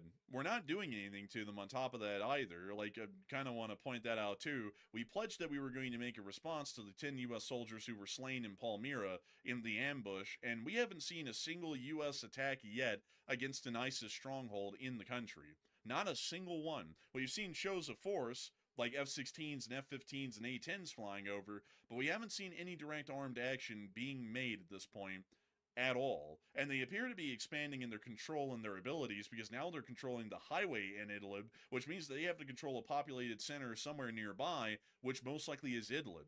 And that's also another important thing to point out for folks, is that the HTS, which al-Jilani still controls technically, started in Idlib, and it was a radical Islamic faction that was an offshoot of al-Qaeda, but got its approval to be created from al-Jilani, who is the leader of ISIS. So while a lot of people were trying to say a while ago that the HTS and ISIS hate each other, there is enough of an ideological overlap that if people started to become disillusioned with Jilani, the clear step would be to just hop over from the HTS right into ISIS instead. And it appears that that might be what people in Syria are doing, that affiliate themselves with radical Islamic ideology.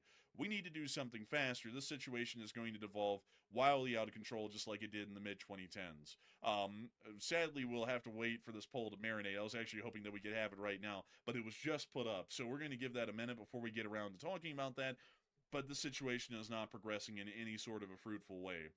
Moving on out of Syria, and now back into the war in Ukraine, it's time for us to go over a couple of Russian strikes before we get on into the big ones down at Rostov and Sevastopol. In Oriol, we were able to hear that there is a limited blackout. Ukrainian drones did hit some of the substations within the area. We can see that from that giant blue glow that was shown on the security clip right there, which shows that a substation was hit by a Ukrainian drone and knocked out within Oriol. It mostly will be back online within the next 2 days, but it is still costing the Russians a lot of money and also a great deal of wasted potential and electricity that could have been used by the citizenry when these substations are hit. In Voronezh, something similar happened. There generally was just a larger attack on Voronezh, but here's the clip. Oh my God. Man, someone sent a text message. Man, shit's blown up. Like, it's like, yeah. Hey, yo, it sounds like the ops are spinning the block. Get out of here and post up.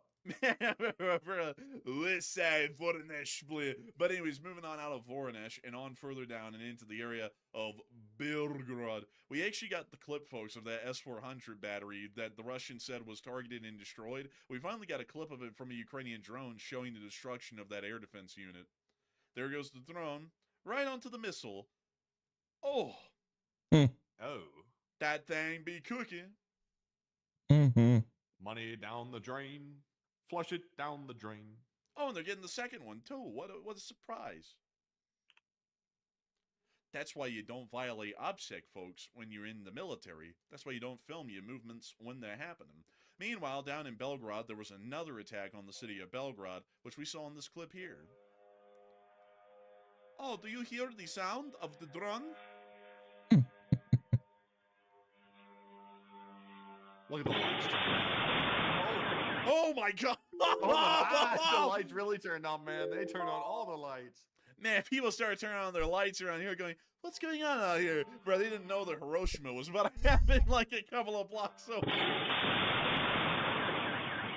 Oh my God. It shook the place like an earthquake. I don't know what look they at had. this disco ball. This thing's crazy. Jeez. Also, by the way, someone was watching a movie up there in that top left corner. That TV turned off quick after that explosion happened. They shut that movie off and ran away. Right here? No, it's that one up there to the left right over here. This one? Yeah, it's like I saw the TV like turn off like when that explosion happened. Let's take a little gander here.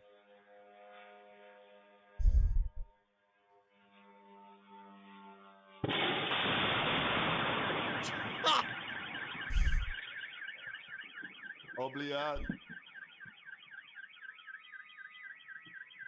Dude, someone's got a red alert going on downstairs, bro. Like the lights turned on and they're flashing. Like, dang. Honestly, though, this explosion was crazy. Honestly, what makes it even crazier, man, is that the sound beat the actual video here. This looks like it's literally out like a nuclear explosion test clip. Like, my God, man. That's crazy. It's shaking the whole place. Like the commie blocks are getting rattled. Bro, the commie blocks are getting blasted. Yeah, seriously. Hellfire, it seems. That's like, crazy. Let's see. Nuclear test footage. Let me go see if I can show y'all one of the images. We can't show any of that, by the way. Like, unless it's an image. Yeah, it's going to be an image. Let's see. Can you show nuclear test footage? Test footage, buildings. Let me see if I can get. Oh yeah, this is what it. Bro, that clip right there looks just like that. It really does, honestly. Honestly, man, that is insane, the explosion here in Belgrade. We don't know what it hit at the moment, but we're going to be trying to figure that out in the next day when we get more information. Moving on out of Belgrade, though, I do want to take a little bit of a moment to address the ongoing situation in Syria. And Matthew, what are people thinking about that, and what are you thinking about that as well? All right, so let's address the Syria poll, because we just covered that big news out of Syria that ISIS is starting to control some major roadways and highways inside of Syria, which is a terrible change, by the way, and indicates that Jelani's a little bit behind the curve in keeping control of his territory. Right now, we're seeing that Syria reports ISIS has set up checkpoints in the country to check for Jelani's forces, and we don't know exactly what's going to happen after they find them, but you can only imagine what a group as nasty as ISIS is probably going to do. It's probably going to be horrific, but what are your thoughts? 36% said Syria will likely fall under new control because Jelani can't keep his country under control, while 24% said Syria will fight ISIS away soon and keep the country, and 30% said Syria will need to rely on the USA to fix the situation. And I'll be honest with you, it's starting to look like Jelani is not coherent enough to actually keep his territory. Also, it's not really just about coherence. It's about having a military that's basically consolidated and everybody's on the same page. It seems like there's so many different factions within the Syrian military that he really can't keep control over his territory. So, to me, it looks like, unfortunately and very terribly, that ISIS is actually more consolidated than the Jelani regime. So that's going to be dangerous. The USA will have to step in if it looks like ISIS starts taking over Syria. That group cannot be allowed to take charge. I think pretty much everybody's on the same page with that one. So I'm with the 30%. The USA is going to be relied on by Jelani to fix this whole situation. But Enforcer, what say you? To be honest with y'all, I think that I would really have to go outside of the poll options. I'd have to say that this is definitely going to lead to basically a second Syrian civil war, and this is also going to lead to the rise of ISIS again.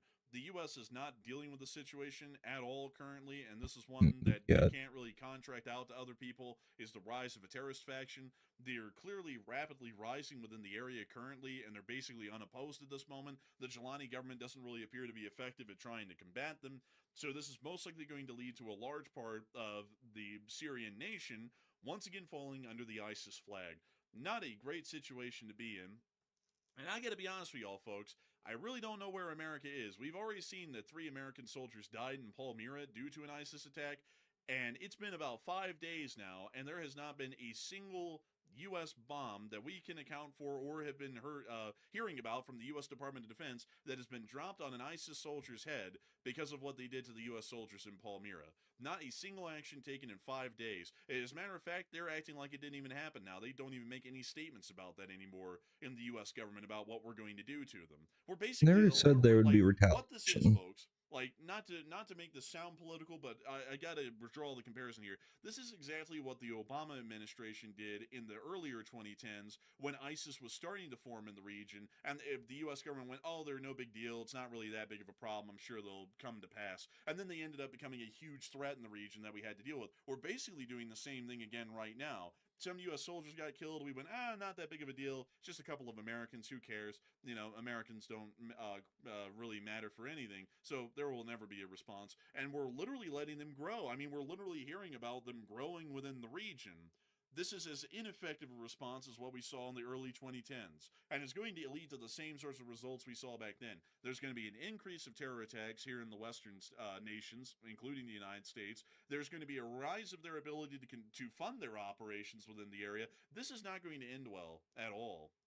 It's going to end poorly. And I've got to say again, folks, why in the world does U.S. foreign policy become so disjointed these days? You can look at the last 15 years, and all the wrong actions are made endlessly in foreign policy. It always ends up resulting in the worst possible outcomes. If we went in there right now and we got heavily involved in conducting counterinsurgency operations, we could put this thing down before it becomes a big deal.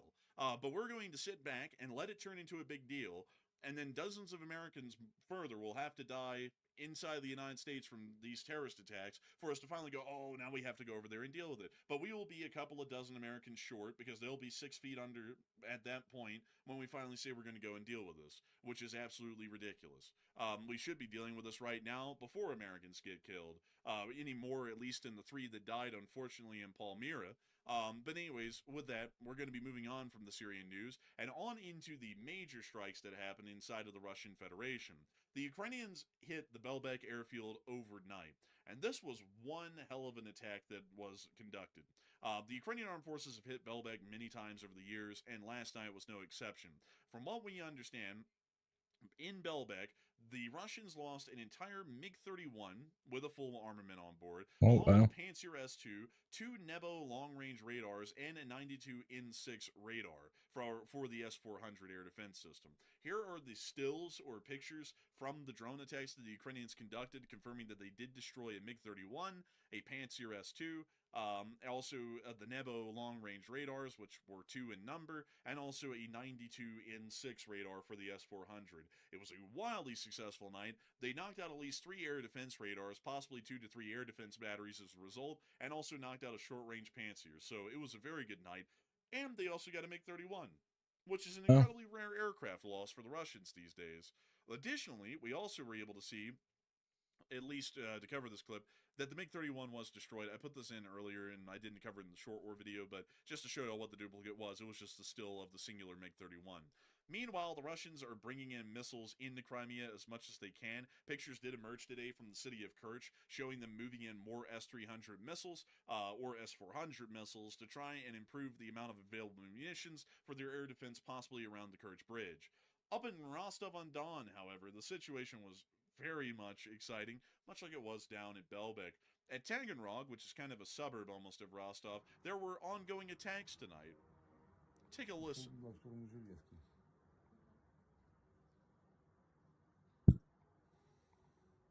I hear an angry mosquito. Oh. Oh, a dog. Bro, why in the world is it always when, like, light machine gun fire happens, no matter how close it is, there's always a dog that starts running somewhere. Look at him go. He's getting up out of there. Oh, there was an explosion. The flash to in the the back. Dang! Вот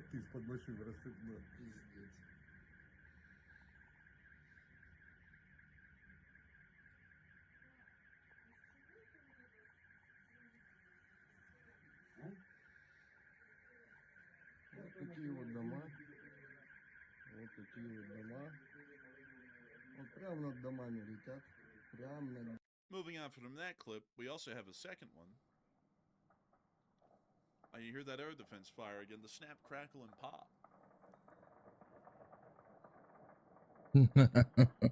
They're just firing. Sounds like pop. Oh. Whoa. What the hell kind of voice? Man, what the hell is he talking like?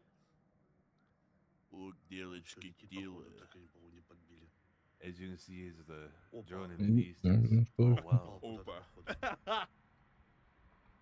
I like that soccer coach said, very erotic voice you have there. There's a sound from it. Стреляли в него, и он полетел дальше, в сторону порта. What the hell is that? Dude's got a shipment pulling up in the middle of this attack. Let's see, Rossiyski Prime for Vadim. That is me, bring it in. I don't think I will. Like, man, like, would you like to come in here and deliver the package? Please come inside and let me sign off for the package. No, I think I'm good, man. You can just take it here at the doorstep. I think I'm just gonna take a picture of it and leave now. You can take a picture of my package. Okay, man, I'll see you. Whoa. Like it's I'll see you around, buddy. But anyways, we also get to see that rest of Nadano was actually hit not by drones last night, but by missiles. Listen and learn. That's cool.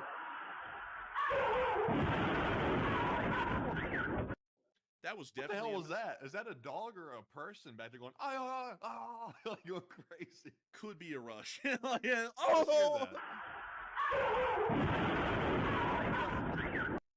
Kind of That person sounds like a dog, man. That person, I think that is a person. I think it's a werewolf, man, because it was like half man, half dog. Yeah, man. Like it was going, rah, rah, rah, and then it blew up and went, woo! It's like, okay, might be a person. But moving on from that, and out of that clip, we also were able to see that Rostov did go into a blackout as a result. Power's out. Except for on the other side of the river, they still had power. Also, we were finally able to get to the bottom of the mystery, gang. Who in the world was the masked boat that got blown up in the Don River? Like, what is it, Scoob? Well, hang on. Gee, Shaggy, who was it? Like, Zoink Scoob, it was the Valery Gorchakov. Raggy. But beyond that, the Valery Gorchakov was blown up in the Don River near to the port and sank right at the mooring. It's currently sitting on the bottom of the river by the stern, and it's been completely knocked out by a Ukrainian drone attack. So there you have it. That was the ship that was hit that we didn't know a lot about yesterday, but we now know about it today. There it is. Look at it and witness. It was sunk. Witness me. So the Russians have lost another ship, and also Taganrog and Rostov-on-Don are assumed to be in Train's the hitting pretty hard. Now it is time for us to move on. They're getting really good with their drones. Then they sank a sub. I Geesh. just realized we haven't even covered the Thai-Cambodia war. We have to get to that too after the Ukraine news. There's so much news, folks, that happened today. It's really hard to even keep track of it all. But moving us on into our location unknowns, we did get to see a Russian working on their new supply vehicles.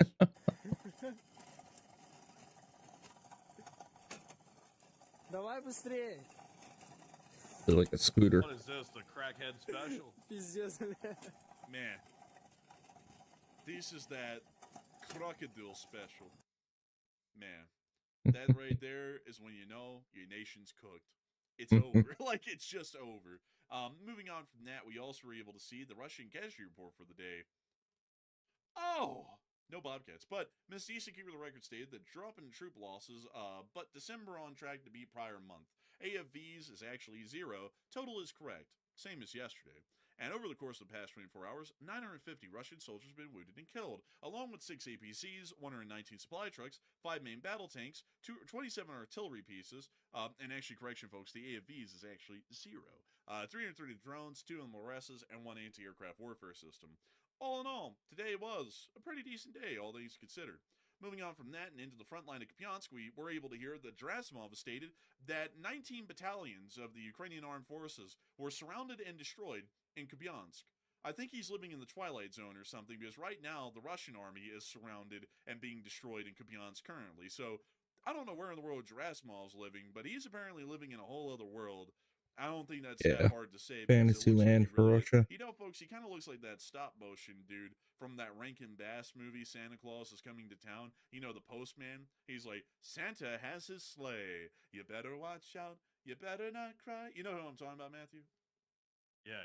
This guy is soulless looking right here. Like, he looks like he's in need of like a blood transfusion. Like his skin is so pale, and look at his eyes drooping like that. Very And stuff. pale. Even his face is kind of drooping. Like this guy has nothing left. Like he's no energy. Man, I got to be honest with you, man. This guy, he might already be dead. They might just be lugging around his corpse at this point. Moving on down to Lehman. Speaking of that, we also got to see the Russians getting slammed in the area by the 63rd Brigade, nonetheless. Oh, Ukubata! Obliterate the races. We see the Agoza and the Pobelny Dreva. Oh, there they go. Ding, ding, ding. Jackpot. Look at that. Number 300 right here. Look, this guy's trying to make a break for it. I think he was actually trying to break it down. Look at him. He's not really going anywhere. Yeah, like he's just kind of spinning around in circles. Well, they're going to have to end the jiggy. And there it goes. The dancing's over now. It's finally moving on out of that area of the front, further on down towards Konstantinivka. We also were able to see the 8th Special Purpose Regiment taking on some Russians. Is that a Tranchikon ACOG? Wow, that's classy. It does. It looks like it. Hey, so this is the multi-purpose unit, you say? This is the Special Forces. Oh, wow. See, they got the whole camouflage Camo. and everything. I mean, they really got it going. Ghillie suit. As the ghillie. Заберіть ліво, нахуй. Хтось справа, один, нахуй. Давай, крию, нахуй. As the Ukrainians move in, they yell out to the Russians, "Chili boy." Oh. Пішли до кабінету. Пацики, крийте, нахуй. Man, that chili bowl was vile. Apparently, Matthew went, "Oh." I was like, it scared me there for a minute. I was like, what was that?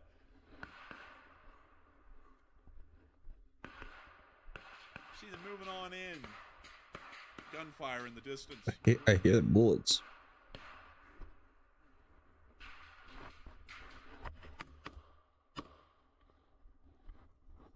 Oh, they contact. Oh, contact. А другий де?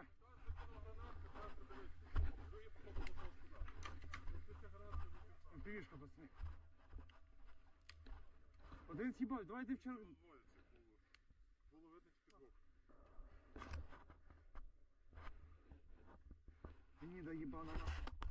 Oh, and we can see here a backpack and another.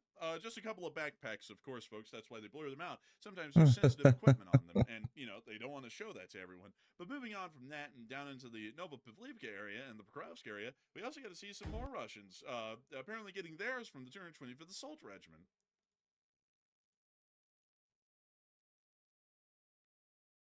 Beta is not activa.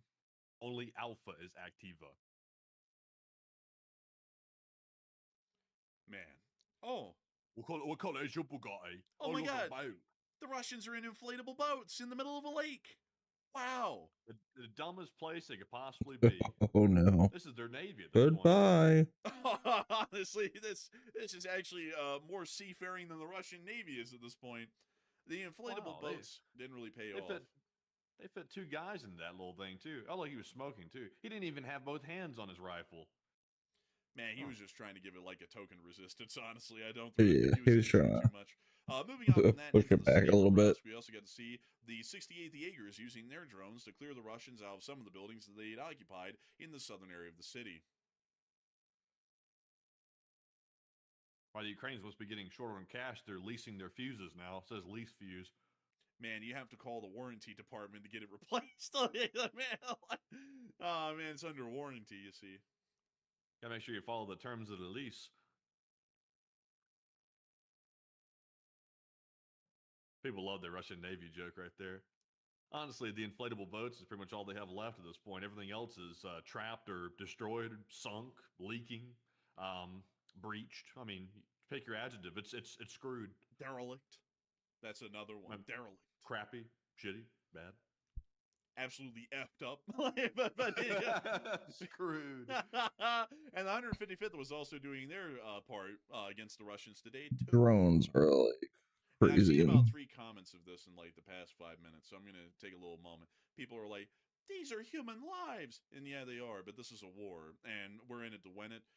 Like, if you want to take the whole human life thing, the Russians can scalp you, not me. I'm rather be here for trying to make sure that the Ukrainians and our side continues to protect our people.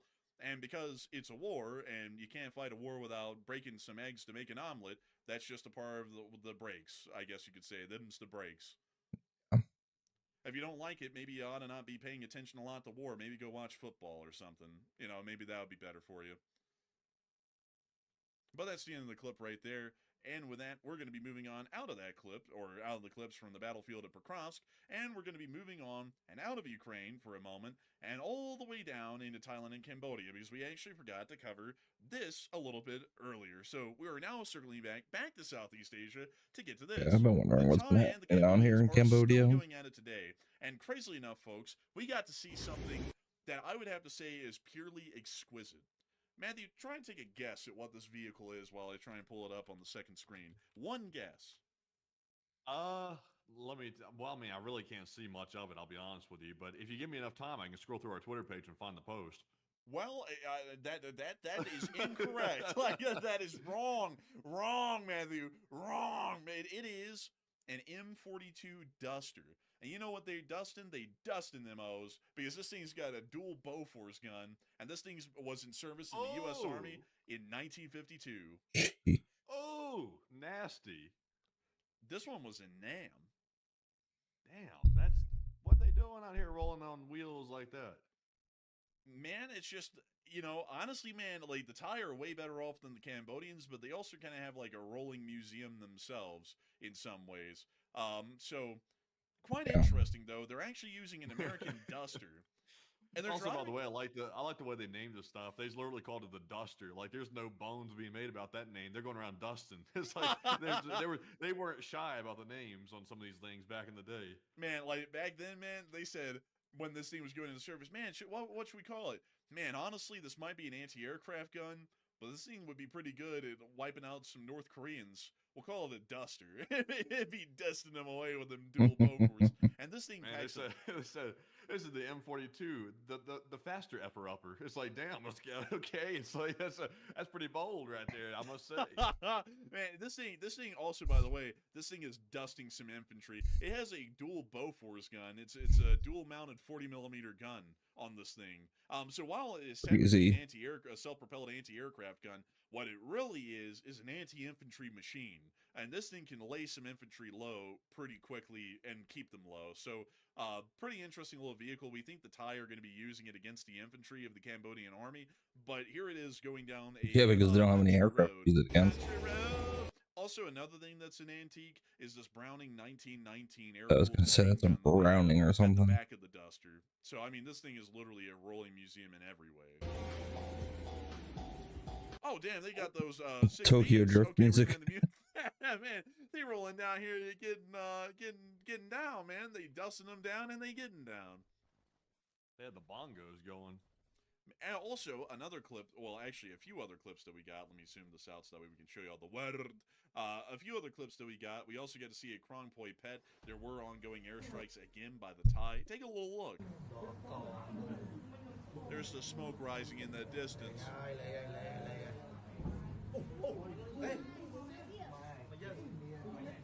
Cambodians.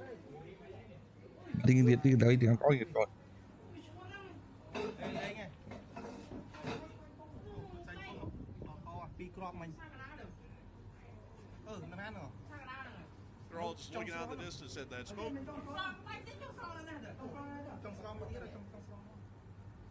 Airstrike, probably.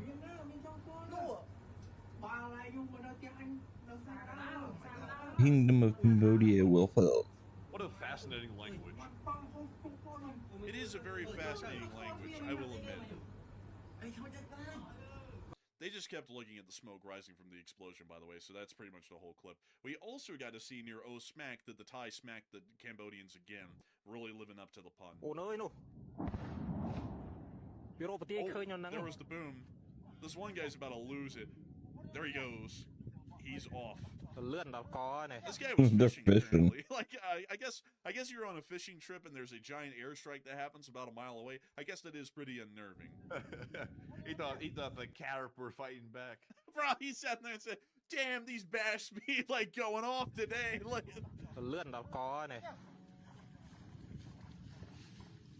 he's gone. He's got that cigarette in his mouth, too.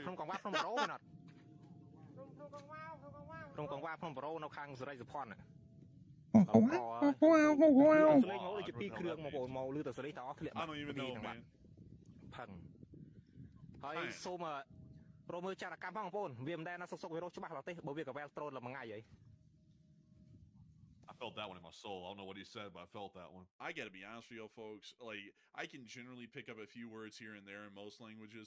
Most Southeast Asian languages, I cannot even begin to wrap my head around how actually linguistically. Nowhere near. Very interesting sounding language. Very, well, basically language family. Very distinct sounding, but I don't think I'll ever be able to really even get a good wrap around it. I can get a good understanding on Mandarin. Like okay enough to pick up words here and there, and on Russian and Ukrainian it's gotten pretty good, and on a lot of European languages it's pretty decent, but on Cambodian and Vietnamese and also Thai, that's a miss for me. I don't think I'll what is PUBG saying what, like, is it different languages in all three countries, or China number 2 with all the Chinese hackers? Well, I don't think they're speaking Vietnamese. Let me go check. Let's see here. We've got a map of the languages. So here we are. These are the languages. So the Kra-Dai is the language of the Laotians and the Thai. Both the Vietnamese, they speak Khmer and Vietnamese, but they're both generally a part of the same language family. The Sino-Tibetan speak and Mandarin, which is basically a part of their language tree. And then everyone else speaks Austronesian. So that would be Bahasa Indonesia, Bahasa Malayo, Filipino, and Tetum. So that's basically the language families of the area and all the different languages. So basically every country within the area has a different language. Yeah, there's no hope in hell of figuring that out. That's too many dialects, too many different languages. That's a diverse like language set for that one little area. And here's another map of it. Good God. Yeah, I don't think too much. My God, how do people come up with this many languages in that small geographic area? I guess it's there's like a language named Karen. Highly populated, very centralized populations that didn't really travel around a lot for centuries, so they developed their own languages. That is wild, though. That is about as varied and diverse as European languages go. So I think, folks, we're going to be heavily amiss at understanding hardly anything that they say, because that it would be a lot to wrap our heads around. Basically as much that we would have to wrap our heads around in Europe, we'd have to do that for just Southeast Asia. Pretty impressive, though, that they have that many languages. But the Thai, in their own words and in their own language today, have put out the conditions for a ceasefire. Honestly, it was quite simple. These are the conditions. Cambodia must publicly announce the ceasefire must be implemented and maintained, and Cambodia must fully cooperate in demining efforts. Those were the three only terms for a ceasefire to go in effect. Yeah. Very easy to meet those terms. Simple. This is basically what ceasefires are supposed to be. It's just a cessation of conflict, again, to see where they're going from there. So this should be pretty easy for the Cambodians to meet. So the casino war might be coming to an end within the next several days, possibly, or it might not. We'll have to see. But that's Cambodia all the news does. out of Thailand and Cambodia and the ongoing casino war. And with that, folks, we're now going to be moving on into Ukraine for one last piece of news. We do not have a speech for tonight. Zelensky was once again busy on national affairs, but we did hear that Zelensky did make statements today stating, and we cannot play that video, that without funding in the spring, Ukraine will reduce drone production several times over. He also stated that Ukraine's long-range capabilities will decrease, and the president also added that there's already no missiles left for some of their air defense systems. So funding was desperately needed, and luckily the European Union is going to be providing $90 billion in funding. So that should avoid the crisis that was going to develop in the spring if funding did not coalesce. Funding is coalesced, so this situation will now be completely avoided, and Zelensky's words now mean nothing, thankfully, at least within this particularly grim scenario. But with that, I hope that does address our last piece of news well, and it's time for us to move on into our second segment of the stream, where we get to talk to each and every single one of y'all. And it's an incredibly fun segment. Alright, that's enough for them. University shooting suspect reportedly also murdered a MIT professor, authorities say. Including information that led us to today's search of the storage locker in New Hampshire. This is what we learned during this multi-jurisdictional investigation. Nies Valente studied at Brown University in Providence, Rhode Island, on an F1 visa around 2000 to 2021. He eventually obtained legal permanent resident status. Previously, he attended the same academic program as the MIT professor Nuno Loureiro in Portugal between 1995 and 2000. Although Neves Valente appeared to reside in Florida, between November 26th and November 30th of this year, he rented a hotel room in Boston. On December 1st, he rented a gray Nissan Sentra with Florida plates from a car rental agency in Boston. That same day, he drove to the vicinity of Brown University, where his car was observed intermittently between December 1st and December 12th. On December 13th, Neves Valente entered an auditorium on Brown University's campus during a study session and began shooting at students, killing Ella Cook and Mohammed Aziz Umarzokov, and injuring 9 others. Between December 13th and December 14th, Neves Valente returned to Massachusetts. On December 15th, he murdered MIT professor Nuno Loureiro at Loureiro's home in Brookline, Massachusetts. At some point while he was in Massachusetts, he switched the plates on the Nissan Sentra to an unregistered plate out of Maine. Immediately following Professor Loureiro's murder, Neves Valente drove to a storage facility in Salem, New Hampshire, where he had rented a storage unit in November of this year. Since the December 13th shootings at Brown and the December 15th shooting in Brookline, state, local, and federal law enforcement officials have been working hand in hand around the clock to identify the shooter and prevent him from inflicting further harm. I have said this before and will continue to believe when law enforcement agencies work together, crimes are solved and the public is protected. The information we provided to you tonight would not be possible without the dedicated men and women of law enforcement in multiple districts throughout New England, including the FBI, ATF, HSI, the U.S. Marshal Service, Massachusetts State Police, Rhode Island State Police, Providence Police, Brookline Police, and the Brown University Police. In addition, prosecutors for the Rhode Island Attorney General's Office and the Norfolk County District Attorney's Office, and federal prosecutors from Rhode Island, New Hampshire, and Massachusetts all contributed to this result. I also want to thank Attorney General Pam Bondi for her support in coordinating the federal response. Questions? Can you tell us anything about his motive and the 2 sets of victims and how they might be related and how he might be related to them? That is not information that we can share right now, but as soon as that information becomes available, we will share that with the public. Are you able to say anything of what led you to link the 2 crimes, perhaps initially? Can you repeat the question so we can hear you more? Yes, the question was how were we able to link him to the 2 crimes? So investigators identified the vehicle that he had rented in Boston and then drove to Rhode Island. And he was seen, the vehicle was seen outside of Brown, and there was security footage that showed a person who resembled him. There was financial investigations that were going on in the background that linked him not only to that car, but also to the hotels that he had rented and the car that he had used to not only drive to Rhode Island, but then back to Boston. And then there was the security footage that captured him within a half mile of the professor's residence in Brookline.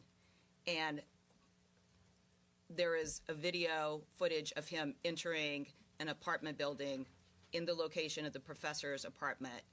And then later that evening, he is seen about an hour later entering the storage unit wearing the same clothes that he had been seen wearing right after the murder.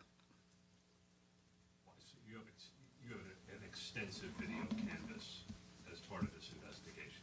That leaves you no doubt.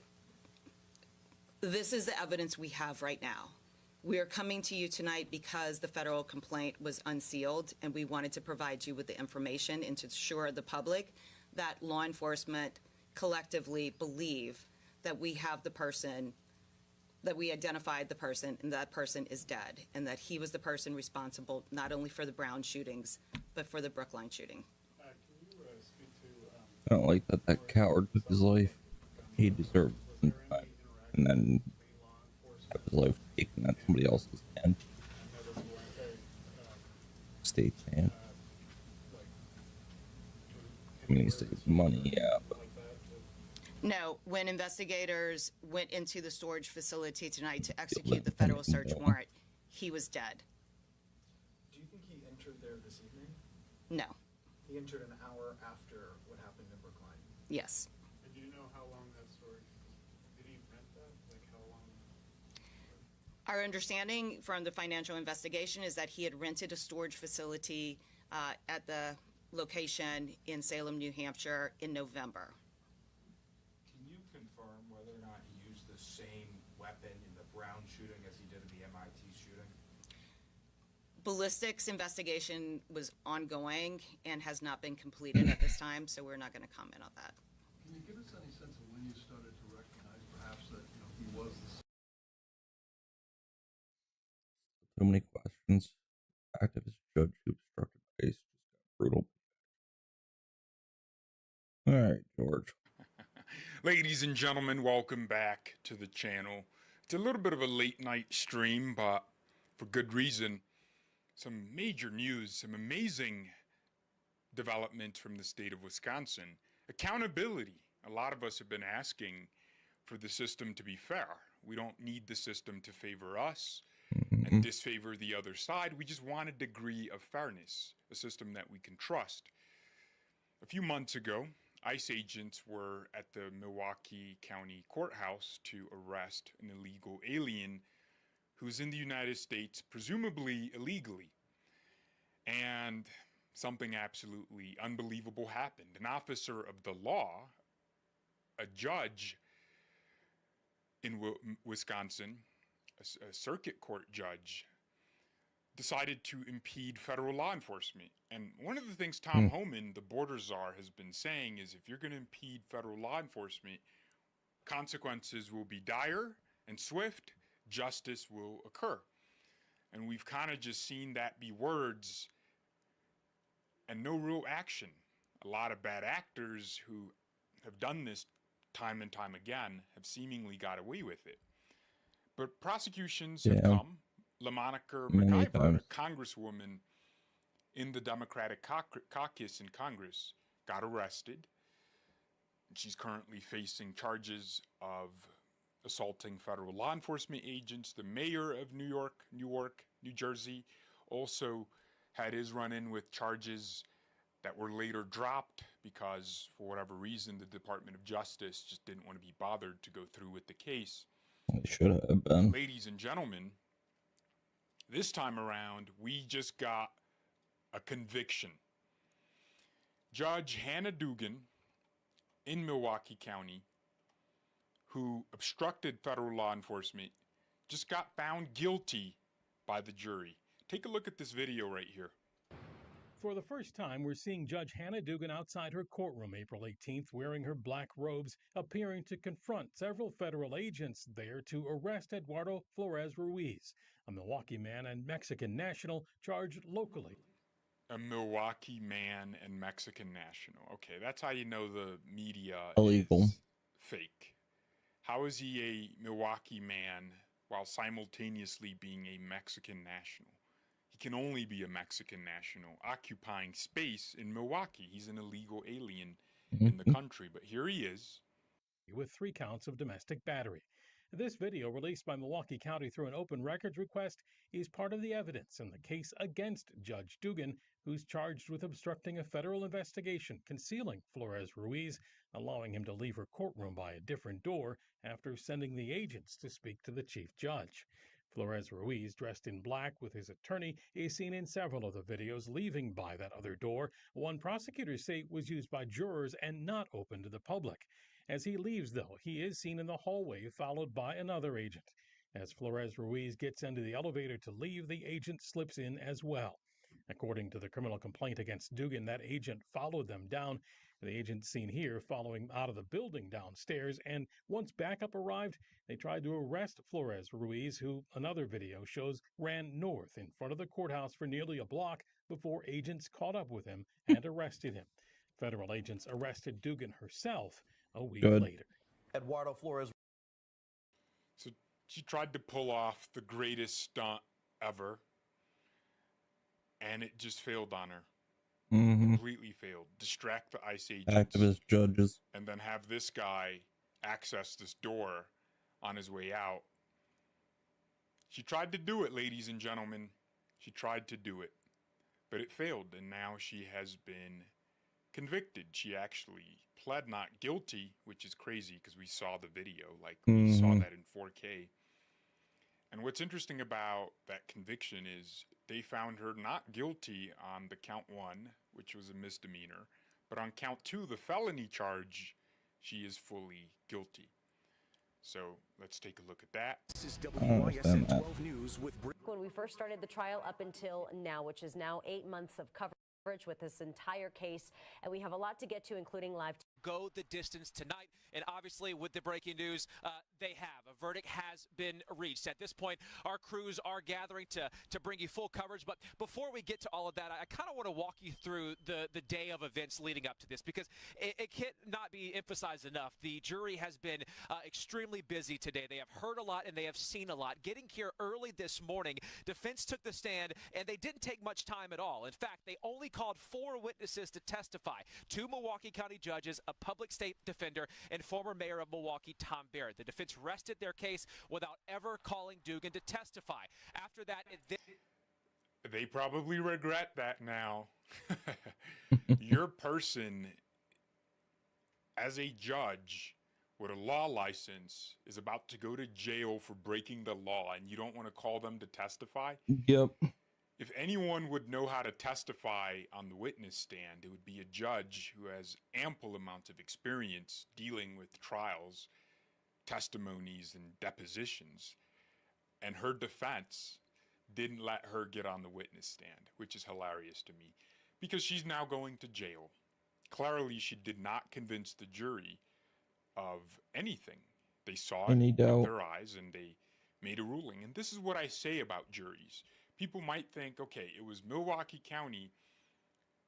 In federal court, the jury would have been liberals. You're probably right. Half that jury, at least half of them, would have been liberals for sure. Not less than half.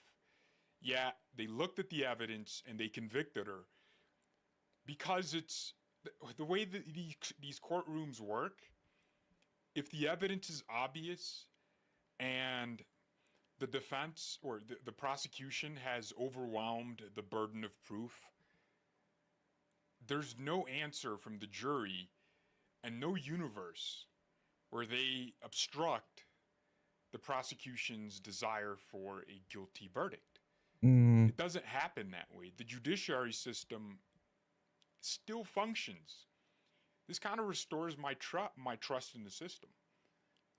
Because even in a city that's blue, they can prosecute and convict a liberal judge who did something as protecting an illegal alien from ICE.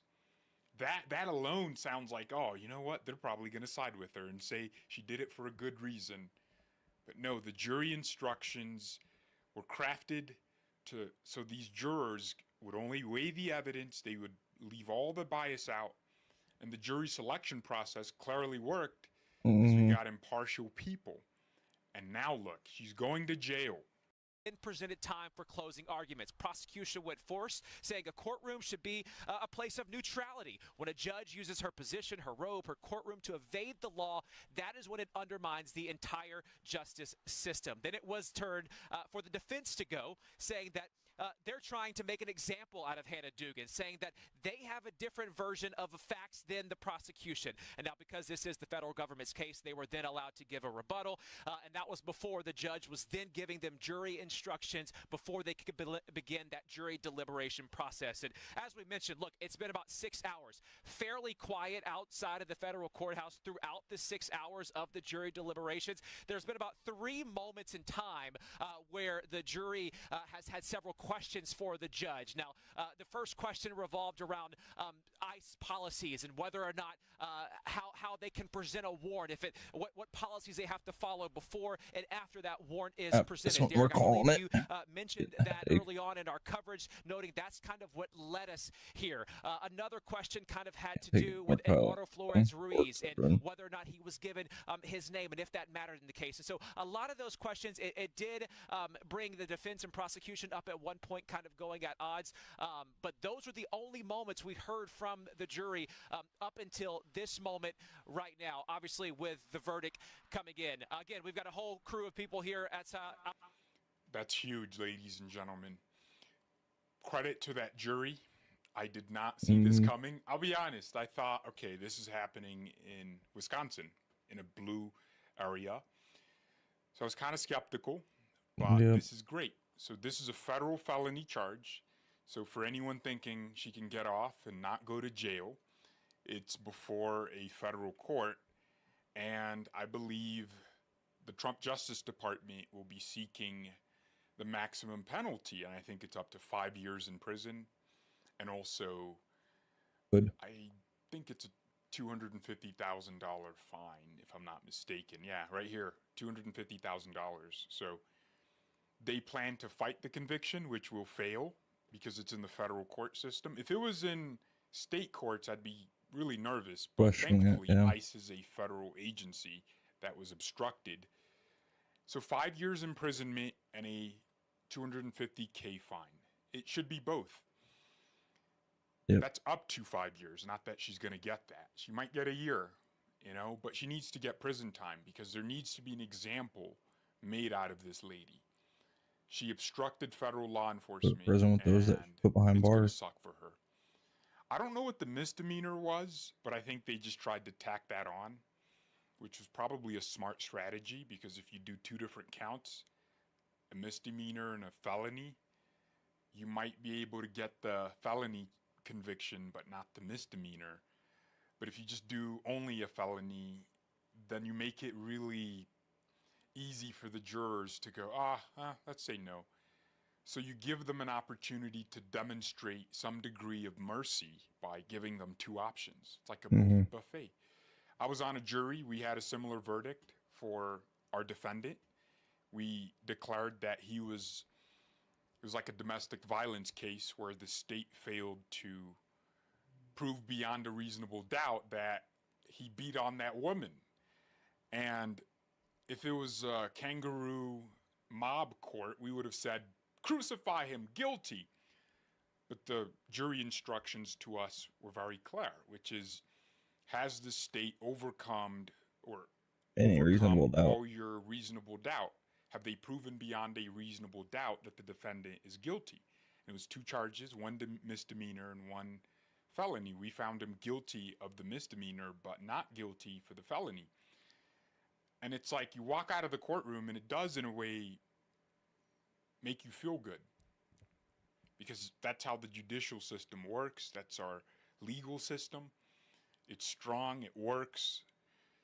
Most of the times, right, when they're changing laws to go after Donald Trump for folks' felonies, 34 felonies of falsifying business records, which was never a crime. And if it was a misdemeanor, but they upgraded it to a felony just to get Trump. So the judiciary or the legal system doesn't work like when it does that, but when it does like normal things like put judges in jail who are clearly, my niece is screaming again. Look, I told you guys, my niece is over for Christmas, my 2-year-old niece, and she's gonna scream. That's what the young ones do. I didn't kidnap anybody, and like people were thinking I kidnapped somebody. But if she screams, she's gonna owe me. She's gonna owe me a $50 super chat, man. because she's taking time away from my valuable brain being able to cook this crooked judge who's going to jail. But anyways, in that courtroom, the prosecution has to prove beyond a reasonable doubt. And they certainly did that in this case. But you have to weigh everything. And in our court case, we had a guy who was like adamant it was guilty, guilty. And I was on the fence. I was on the fence because I wanted to hear more and see more evidence, because you can call in evidence and they can come present it to you closer. And you're waking up at 7 a.m. in the morning and going to the courthouse and straight to that jury room, and you're talking for hours, and it feels like there's no progress and no end in sight. Half the people were like, no, not guilty on both counts. The other half were like, guilty, guilty. And then there was one guy who was like super guilty. He was like, it's like he took it upon himself to go after this defendant. But eventually you talk it out, and emotions change, logic becomes the leading voice, and you just come to the conclusion that based on the law, we can't make this decision, but we can make this one, because that makes sense. They proved that one, but not this one. So that's what went on in this courtroom, and we got exactly what we needed, which was a beautiful, magnificent guilty verdict on the most important felony, obstructing federal law enforcement, which carries up to 5 years. So, ladies and gentlemen, it's time to throw a party, okay? It's time to celebrate. The good times are here. Prince sent a super sticker. Once again, you guys love sending super stickers with no messages attached to it. It's like, it's crazy. I just saw a comment here about Brown University.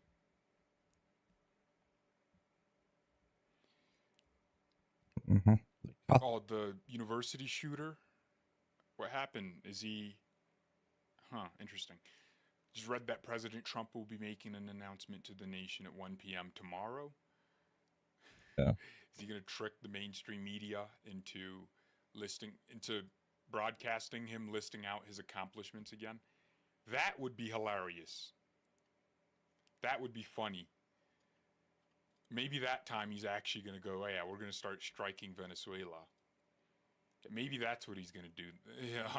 After announcing all these wins, we're going to war. We're going to war. My fellow Americans, we're going to war. We're going to be fighting. Okay, but that would be hilarious if he goes and, I forgot to mention this, and then he just finishes the rest of his accomplishments in office so far. That would be genius.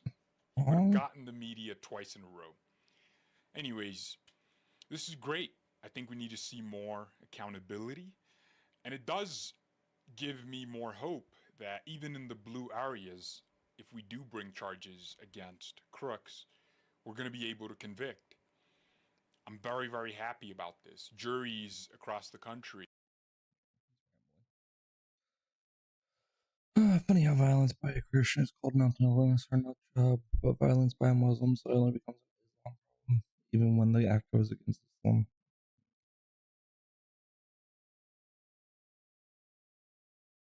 He keeps calling them Christians when they're not Christians. Anything make of it was agnostic. Brenton Tarrant is a white supremacist eco-fascist who never considered himself a Christian. Said he thinks anyone who was white is a Christian. Pretty racist. Agreed. Pretty racist.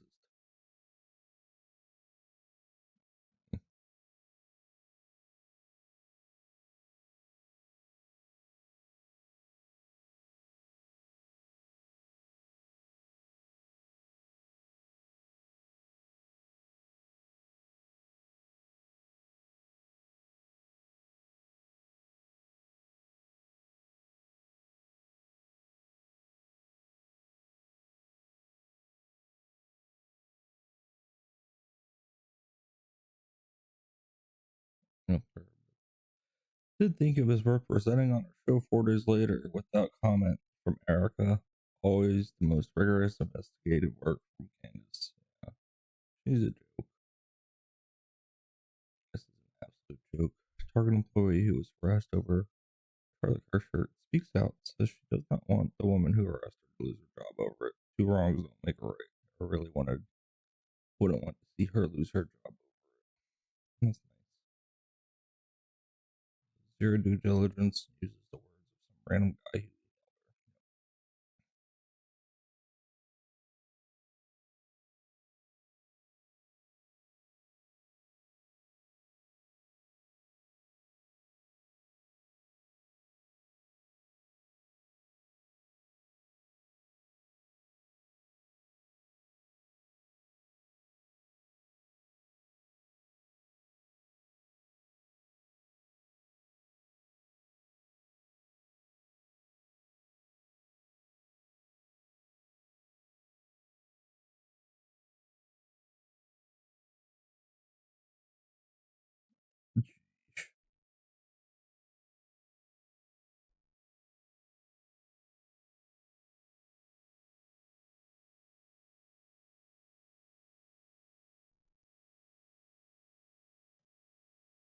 Some say Daniel stepped up when it mattered most, while others believe the situation deserves closer scrutiny. What would you have done when danger strikes? Is stepping in the right thing to do, or should there be more hesitation?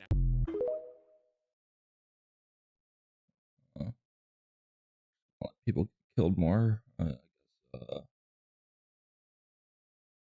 But Darwin's theory of natural selection will definitely come into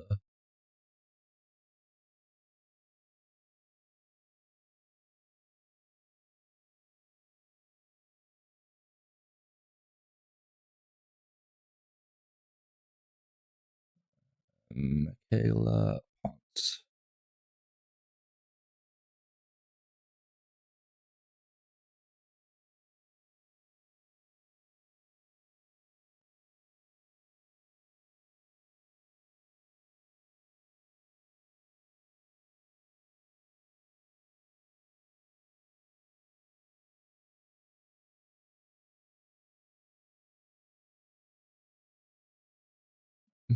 A bunch of jerks.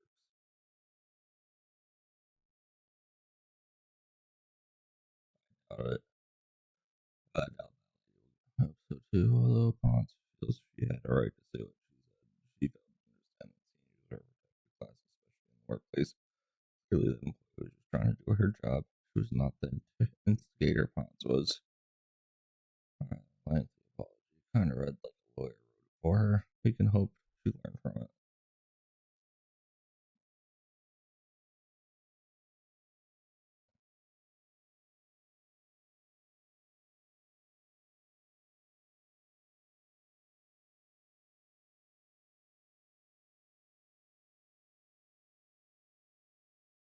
Not let fear of audience deter us from telling the truth.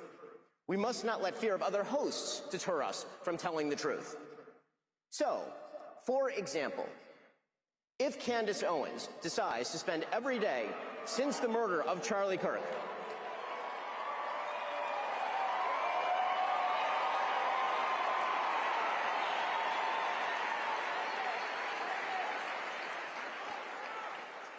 So, if Candace Owens decides to spend every day since the murder of Charlie Kirk casting aspersions at TPUSA and the people who work here, who worked with Charlie every single day, his best friends, to cast aspersions at Mikey McCoy and Andrew Colvin and Blake Neff and Tyler Boyer, and yes, at Erica Kirk, and to imply or outright claim complicity in a cover-up over Charlie's murder, to spew absolutely baseless trash implicating everyone from French intelligence to Mossad to members of TPUSA in Charlie's murder or a cover-up in that murder, then we, as people with a microphone, have a moral obligation to call that out by name.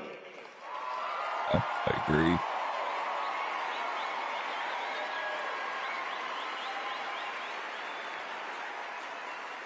Erica Kirk and TPUSA never should have been put in the position to have to defend themselves against such specious and evil attacks, particularly in a time of mourning.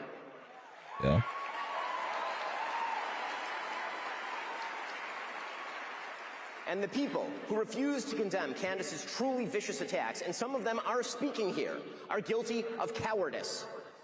Yes, cowardice.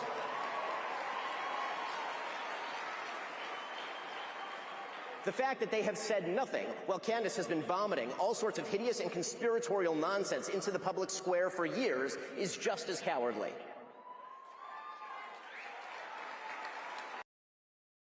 Yeah. Who's this? We're calling you out. You want to debate face to face?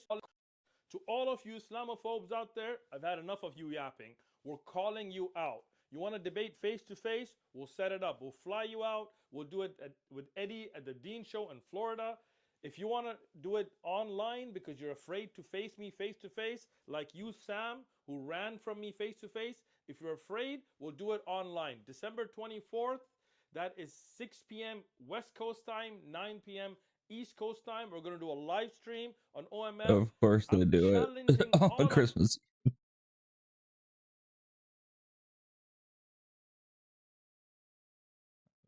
The same thing. They always have their ugly beards, like do that mustache shave, half shave.